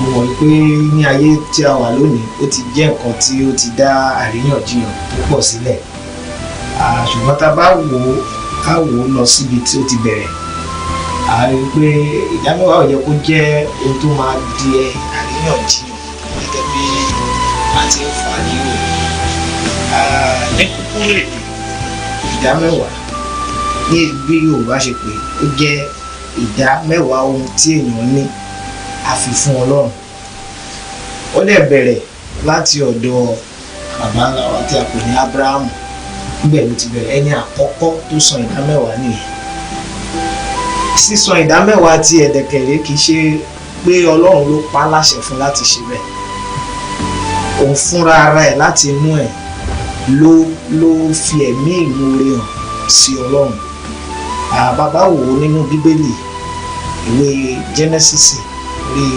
14 àárín Abrahamu jáde tó lọ ja ogun láti gba Lot sílẹ̀ kúrò lọ́wọ́ àwọn tó kó àwọn ará Sódómù àti Lot, nítorí gbà yẹn Lot ń gbé ní ilẹ̀ Sódómù, so ogun wá ja ilẹ̀ Sódómù àti Gòmórà, so wọ́n kó Lot pẹ̀lú àwọn ogun yẹn, so Lot dẹ̀ jẹ́ bí àbúrò sí Abrahamu, so Abrahamu jáde ó lọ jagun, ó dẹ̀ gba Lot sílẹ̀, ó tún kó ẹrù, ó kẹrù, ó kó wálé, so nígbà tó fi wá délé inú ẹ̀ dùn pé bí ogun yẹn ṣe le tó òun ní oore ọ̀fẹ́ láti borí, so ó wá ní òun dúpẹ́ lọ́wọ́ Ọlọ́run láti inú ọkàn rẹ̀ ló fi sọ pé òkè gbogbo nǹkan tó ń kọ́ lójú ogun yẹn ìdámẹ́wàá ẹ̀ òun fi fún ẹ tí a pè ní Mèkísédékì nínú Genesis chapter 14 yẹn a pè ní ọba Salem, king of Salem, àdìtú mìíràn nìyẹn ká fi yẹn sílẹ̀, so òun ni ẹni tí Abrahamu fún ní ìdámẹ́wàá ní àkókò yẹn, so ó jẹ́ ohun tó ti inú ẹ̀ wá tí olóyìnbó pè ní voluntary act of gratitude to God. Ṣùgbọ́n nígbà tó ń tẹ̀síwájú lábẹ́ òfin Mósè gẹ́gẹ́ bẹ́ẹ̀ ṣe sọ, so àwọn èèyàn rí i pé òkè Abrahamu ṣe bẹ́ẹ̀, Jacob ṣe bẹ́ẹ̀, so kẹ́ka kúkú fi ká sọ́ di òfin fún gbogbo ènìyàn láti máa mú ìdámẹ́wàá wá fún sí ilé Ọlọ́run, torí pé oore ọ̀fẹ́ yìí á jẹ́ kí a lè ṣe ìtọ́jú àwọn ọmọ Léfì àti àwọn mìíràn tó jẹ́ pé wọn ò ní àǹfààní láti ní àwọn ohun tí wọ́n tó yẹ kán ní láti fi tọ́jú ara wọn, àwọn bí opó, àwọn ọmọ aláìní bàbá àti bẹ́ẹ̀ bẹ́ẹ̀ lọ, so torí ìdí èyí ni a ṣe sọ di òfin lábẹ́ òfin Mósè wípé kí gbogbo ènìyàn kí wọ́n máa mú ìdámẹ́wàá èrè oko àbí ohun gbogbo tó tí Ọlọ́run bá pèsè fún wọn kí wọ́n máa mú wá. Ọlọ́run dẹ̀ fi àṣẹ sí, so láti ìgbà yẹn ló ti di òfin tí àwọn ará Ísírẹ́lì tẹ̀lé. Ní àwọn ará Ísírẹ́lì ni wọ́n ń tẹ̀lé, bọ̀ ní òde òní àòsí láyé ìgbà àwọn Ísírẹ́lì gẹ́gẹ́ bẹ́ẹ̀ ṣe sọ lẹ́ẹ̀kan, sọ wípé voluntarily bàbá wa Abrahamu ni wọ́n sọ wípé kí a máa san ìdámẹ́wàá, kì í ṣe òfin láti ọ̀dọ̀ Ọlọ́run bá. Àwa sọ pé wọ́n ti sọ di òfin, ǹjẹ́ ó pọn dandan fún Kìrìsìtẹ́nì láti máa san? Ní gbogbo ọ̀nà generally, bóyá ẹ̀kan lóṣù, ẹ̀kan lọ́sẹ̀, ojoojúmọ́, ìdámẹ́wàá ohun tí ó yẹ kí ó jẹ́ ni wípé ó yẹ kó jẹ́ ohun tí ènìyàn ń ṣe láti inú ọkàn rẹ̀ láti fi ẹ̀mí ìmoore hàn sí Ọlọ́run. Ní ti ìhà bóyá kó jẹ́ dandan àbí kó má jẹ́ dandan, mo fẹ́ ká wò ó ní ìwò wípé ká má wò ó gẹ́gẹ́ bí òfin, ká wò ó bí ìwò pé kí ni ìdí ẹ̀ tí a fi sọ di òfin lábẹ́ òfin Mósè. Ìdí ẹ̀ ni wípé gẹ́gẹ́ bí mo ti sọ lẹ́ẹ̀kan, ká lè ní àwọn nǹkan láti fi pèsè fún àwọn ọmọ Léfì, àwọn aláìní, àwọn opó, àwọn àlejò àti bẹ́ẹ̀ bẹ́ẹ̀ lọ. Bí a bá wo eléyìí dáadáa ní àwòjinlẹ̀, ó yẹ ká wò ó ní ọkàn wa wípé ohun tí ìdí tí a fi sọ di òfin ni láti máa ṣe ìpèsè fún àwọn tó kù díẹ̀ káàtó fún. tó bá wò ó ní ìwò yẹn, ká tún wò ó pẹ̀lú ohun tí Abrahamu ṣe láti fi ẹ̀mí ìmoore hàn sí Ọlọ́run. Kò yẹ kí á tiẹ̀ ṣe ẹ̀sọ́ fún onígbàgbọ́ kan, káṣẹ́ ẹ̀kọ́ ń pa fún ẹ àbí káṣẹ́ ẹ̀sọ́ fún ẹ pé òfin dè ẹ́ pé kó san ìdámẹ́wàá. Ó yẹ kó rí gẹ́gẹ́ bí ọ̀nà láti fi ẹ̀mí ìmoore ó ṣiṣẹ́, Ọlọ́run fún ọ ní èrè. Torí pé kìí ṣe ní gẹ́gẹ́ bí onígbàgbọ́ gbàgbọ́ pé ohunkóhun tí ènìyàn bá ní kìí ṣe nípa ipá, kìí ṣe nípa agbárí, kìí ṣe nípa oore ọ̀fẹ́ Ọlọ́run. So bí a bá rí oore ọ̀fẹ́ yẹn gbà tó ṣiṣẹ́ tó ní èrè, bóyá ó ń gbowó oṣù ní gbowó oṣù àbí bóyá ó ń tajà tó ní àwọn èrè lórí ẹ̀, ó yẹ kó kọ́kọ́ fi ọkàn dúpẹ́ lọ́wọ́ Ọlọ́run pé Ọlọ́run mo dúpẹ́ o, so fún eléyìí tí ẹ ṣe fún mi nínú èrè tí mo rí yìí, mo fi eléyìí fún ẹ. Ó dáa, ẹ jẹ́ ká tún wò báyìí. Èmi bí mo ṣe ń bá yín sọ̀rọ̀ yìí, oníṣẹ́ oṣù ni mí, mò ń gbowó oṣù. Bóyá mo gba 100,000. Mo tún ń ṣí ṣọ́ọ̀bù, mò ń tajà ní ṣọ́ọ̀bù. Ẹ̀gbọ́n mi tún fi owó ránṣẹ́ sí mi, ó di ọ̀nà mẹ́ta àbí ṣé nínú owó oṣù mi yẹn ni mo ti máa yan ìdá mẹ́wàá ni àbí nínú owó ṣọ́ọ̀bù ni mo ti máa yan ìdá mẹ́wàá ni tàbí nínú owó ẹ̀bùn owó tí wọ́n fún mi ṣé náà ni màá ti yan ìdá mẹ́wàá àbí lórí mẹ́tẹ̀ẹ̀ta tí bá ṣàkójọpọ̀ mẹ́tẹ̀ẹ̀ta ni màá ti yan ìdá mẹ́wàá ewu gangan ni ìdá mẹ́wàá nínú mẹ́tẹ̀ẹ̀ta. ẹ ṣe púpọ̀ tabadika wò gẹ́gẹ́ bí ohun tí ó wà nínú òfin Mósè ó ní nínú èrè oko àbí iṣẹ́ tí èèyàn bá ń ṣe kan yọ ìdá mẹ́wàá kúrò so tabadika wò ìyẹn ní ọ̀pọ̀lọpọ̀ ń wò ní ayé òde òní pé lórí bóyá wọ́n gba sálárì wọ́n á yọ àbí bóyá lórí pé bóyá wọ́n ń tajà wọ́n á yọ so bóyá lórí ẹ̀bùn èèyàn kan fún yàn lẹ́bùn àbí nǹkan kan ẹlòmíì ò kí ń wò lọ sí sáìdì bẹ́ẹ̀ ṣùgbọ́n bí Olúwa bá fi sí èèyàn lọ́kàn ẹ rí nǹkan tí mo máa ń sọ fún èèyàn pa ìdá mẹ́wàá òun ni eléyìí pé fífún Ọlọ́run ní ìdá mẹ́wàá ohun tó ń san ní ọkàn ẹ ni wípé owó tí mo rí yìí àbí owó tó wà lọ́wọ́ mi òun kọ́ ni báwo ni Yorùbá ṣe máa pè òun kọ́ ni source òun kọ́ ni ọ̀nà tí mo gbà pawó òun kọ́ ni source láti pèsè fún mi Ọlọ́run òun ni source mi so ohun tí ó túmọ̀ sí lọ́dọ̀ tèmi nìyẹn bí ènìyàn bá because ìdí tí ẹlòmíì fi máa ń wò pé kò ní ìdí ìdá mẹ́wàá nìkan nítorí pé ẹlòmíì lè wo owó tó kó jọ káwá wò pé tó bá yọ ìdá mẹ́wàá lórí ẹ̀ ó wo bí ìdá mẹ́wàá ẹ̀ ṣe pọ̀ tó máa kó iye eléyìí ó ti pọ̀ ju máa kó lẹ̀ fọlọ́run lọ́kàn tiẹ̀ nǹkan tó ti ń rò lọ́kàn ẹ̀ ni pé bóun bá yọ owó yẹn èyí tó kù lè má tó òun náà níwàá àwọn tó ń yọ tí wọ́n fi ìgbàgbọ́ sọ́kàn rí pé kì í ṣe owó yẹn gangan ni ó ń tọ́jú mi bí ìbá ṣe Ọlọ́run wọ́n á yọ láì ronú pé méjì torí pé wọ́n mọ̀ pé kò sí ohun tí mo yọ yìí àbí èyí tó ṣẹ́kù ohun gangan kọ́ ni ohun tó máa gbé mi di bóyá oṣù tó ń bọ̀ àbí whatever bí kò ṣe wípé mò ń fi fún Ọlọ́run ẹni tó jẹ́ orísun ìpèsè mi kò dẹ̀ sí bó ṣe lè pọ̀ tó bóyá lórí ẹ̀bùn tán fún mi ni o àbí bóyá lórí owó oṣù ni o àbí bóyá lórí owó tí mo pa lórí ọjà kò sí bó ṣe lè pọ̀ tó mo fi fún Olúwa nítorí pé òun ni orísun ìpèsè fún mi so ohun tí mo máa ń gba àwọn ènìyàn níyànjú nìyẹn nǹkan tí Ọlọ́run fẹ́ rí gan nìyẹn torí pé ọkàn kì í ṣe pé nípa kákan wípé mo ń tẹ̀lé òfin ní ká máa ṣe mo dẹ̀ ń ṣe no ọkàn tó fi ṣe Jésù sọ ní ìwé Matthew orí 23 ibẹ̀ ló ti bá àwọn Farisí wí tó láwọn ẹ̀ mú òfin yẹn gan pé o gbọ́dọ̀ san ìdá mẹ́wàá o gbọ́dọ̀ ṣe báyìí o gbọ́dọ̀ ṣe so ìyẹn ní ọ̀pọ̀lọpọ̀ àwọn èèyàn máa ń kòtì láyé òde òní Matthew 23 pé Jésù náà fara mọ́ ìdá mẹ́wàá because bíbélì yẹn sọ níbẹ̀ Jésù sọ fún àwọn Farisí ó ní ègbé ni fún yín ẹ̀yin Farisí torí pé ẹ̀yin san ìdá mẹ́wàá míǹtì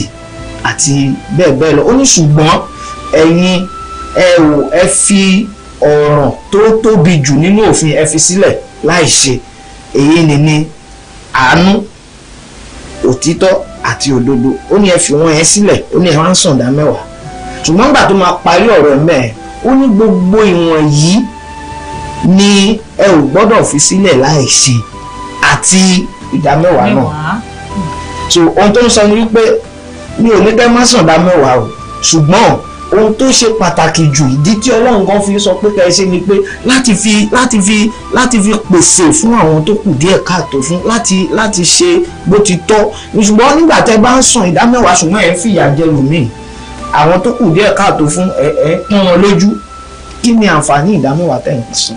tó dáa jẹ́ ká wá wò láti bẹ̀ ṣé dandan ni kó jẹ́ pé ìjọ Ọlọ́run ni mo máa san ìdá mẹ́wàá sí mo lè lérò àwọn Farisí àwọn ọmọ Léfì lọ́ní ká fún ní ìdá mẹ́wàá àbí. bẹ́ẹ̀ni. tí máa rò pé mi ò sọ ìdá mẹ́wàá tèmi sínú ìjọ mo fẹ́ fi ìdá mẹ́wàá mi mo fẹ́ fi fún àlùfáà àbí fẹ́ fún pásítọ̀ ṣó tọ̀nà. ok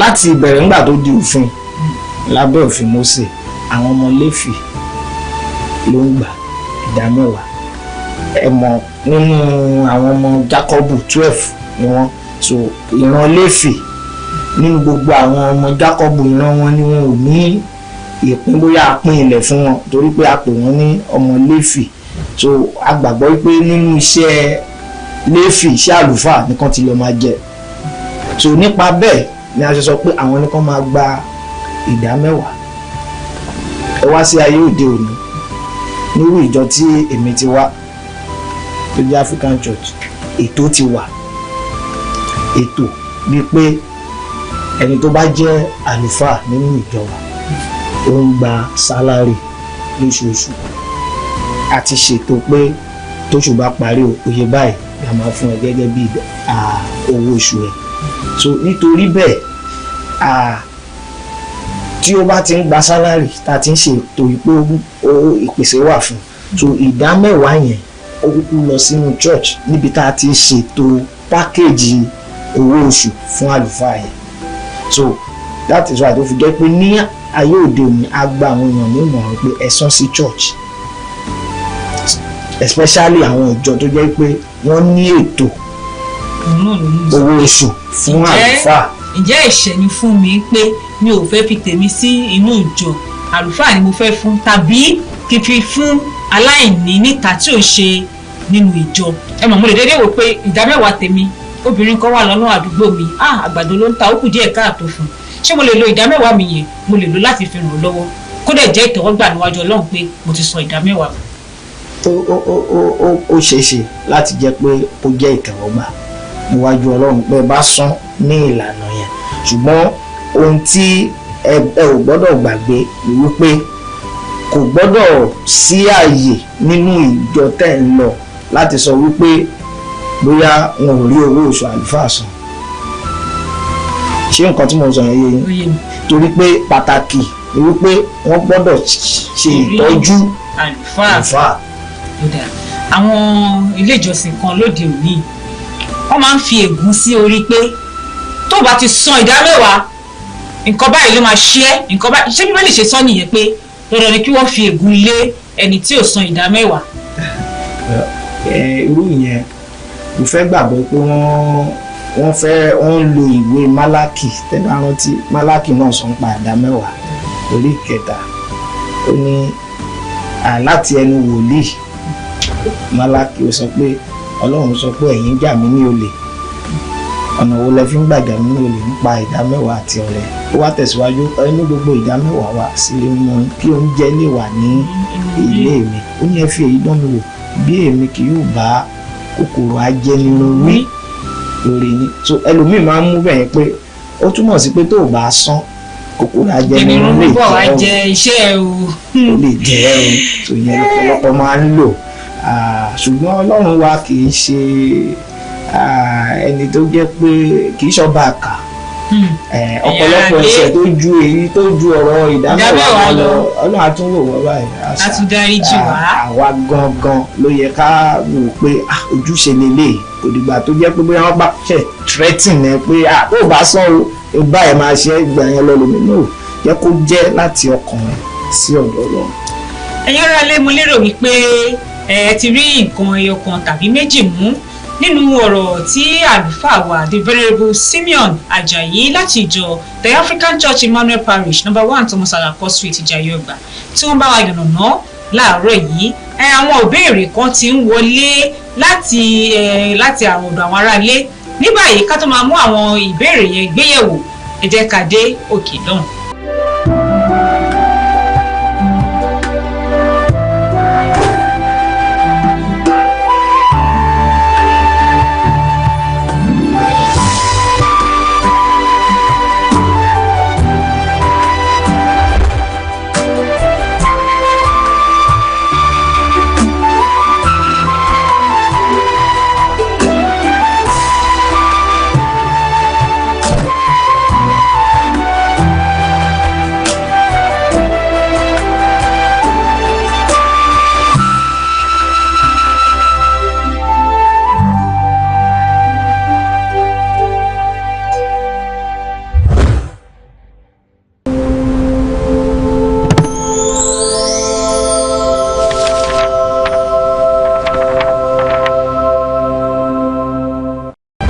Padà sórí ètò Kí ni Bíbélì sọ lórí ìkànnì TVWest. Ọ̀kanòjọ̀kan ìbéèrè ló ti wọlé àtọ̀ sí àwọn ìbéèrè lórí ìdá mẹ́wàá o. Ìbéèrè àkọ́kọ́ tí mo ní níbí báyìí ló sọ wípé a kí yín o àǹtí Abọ́sẹ̀dé, à ń gbádùn ètò yín.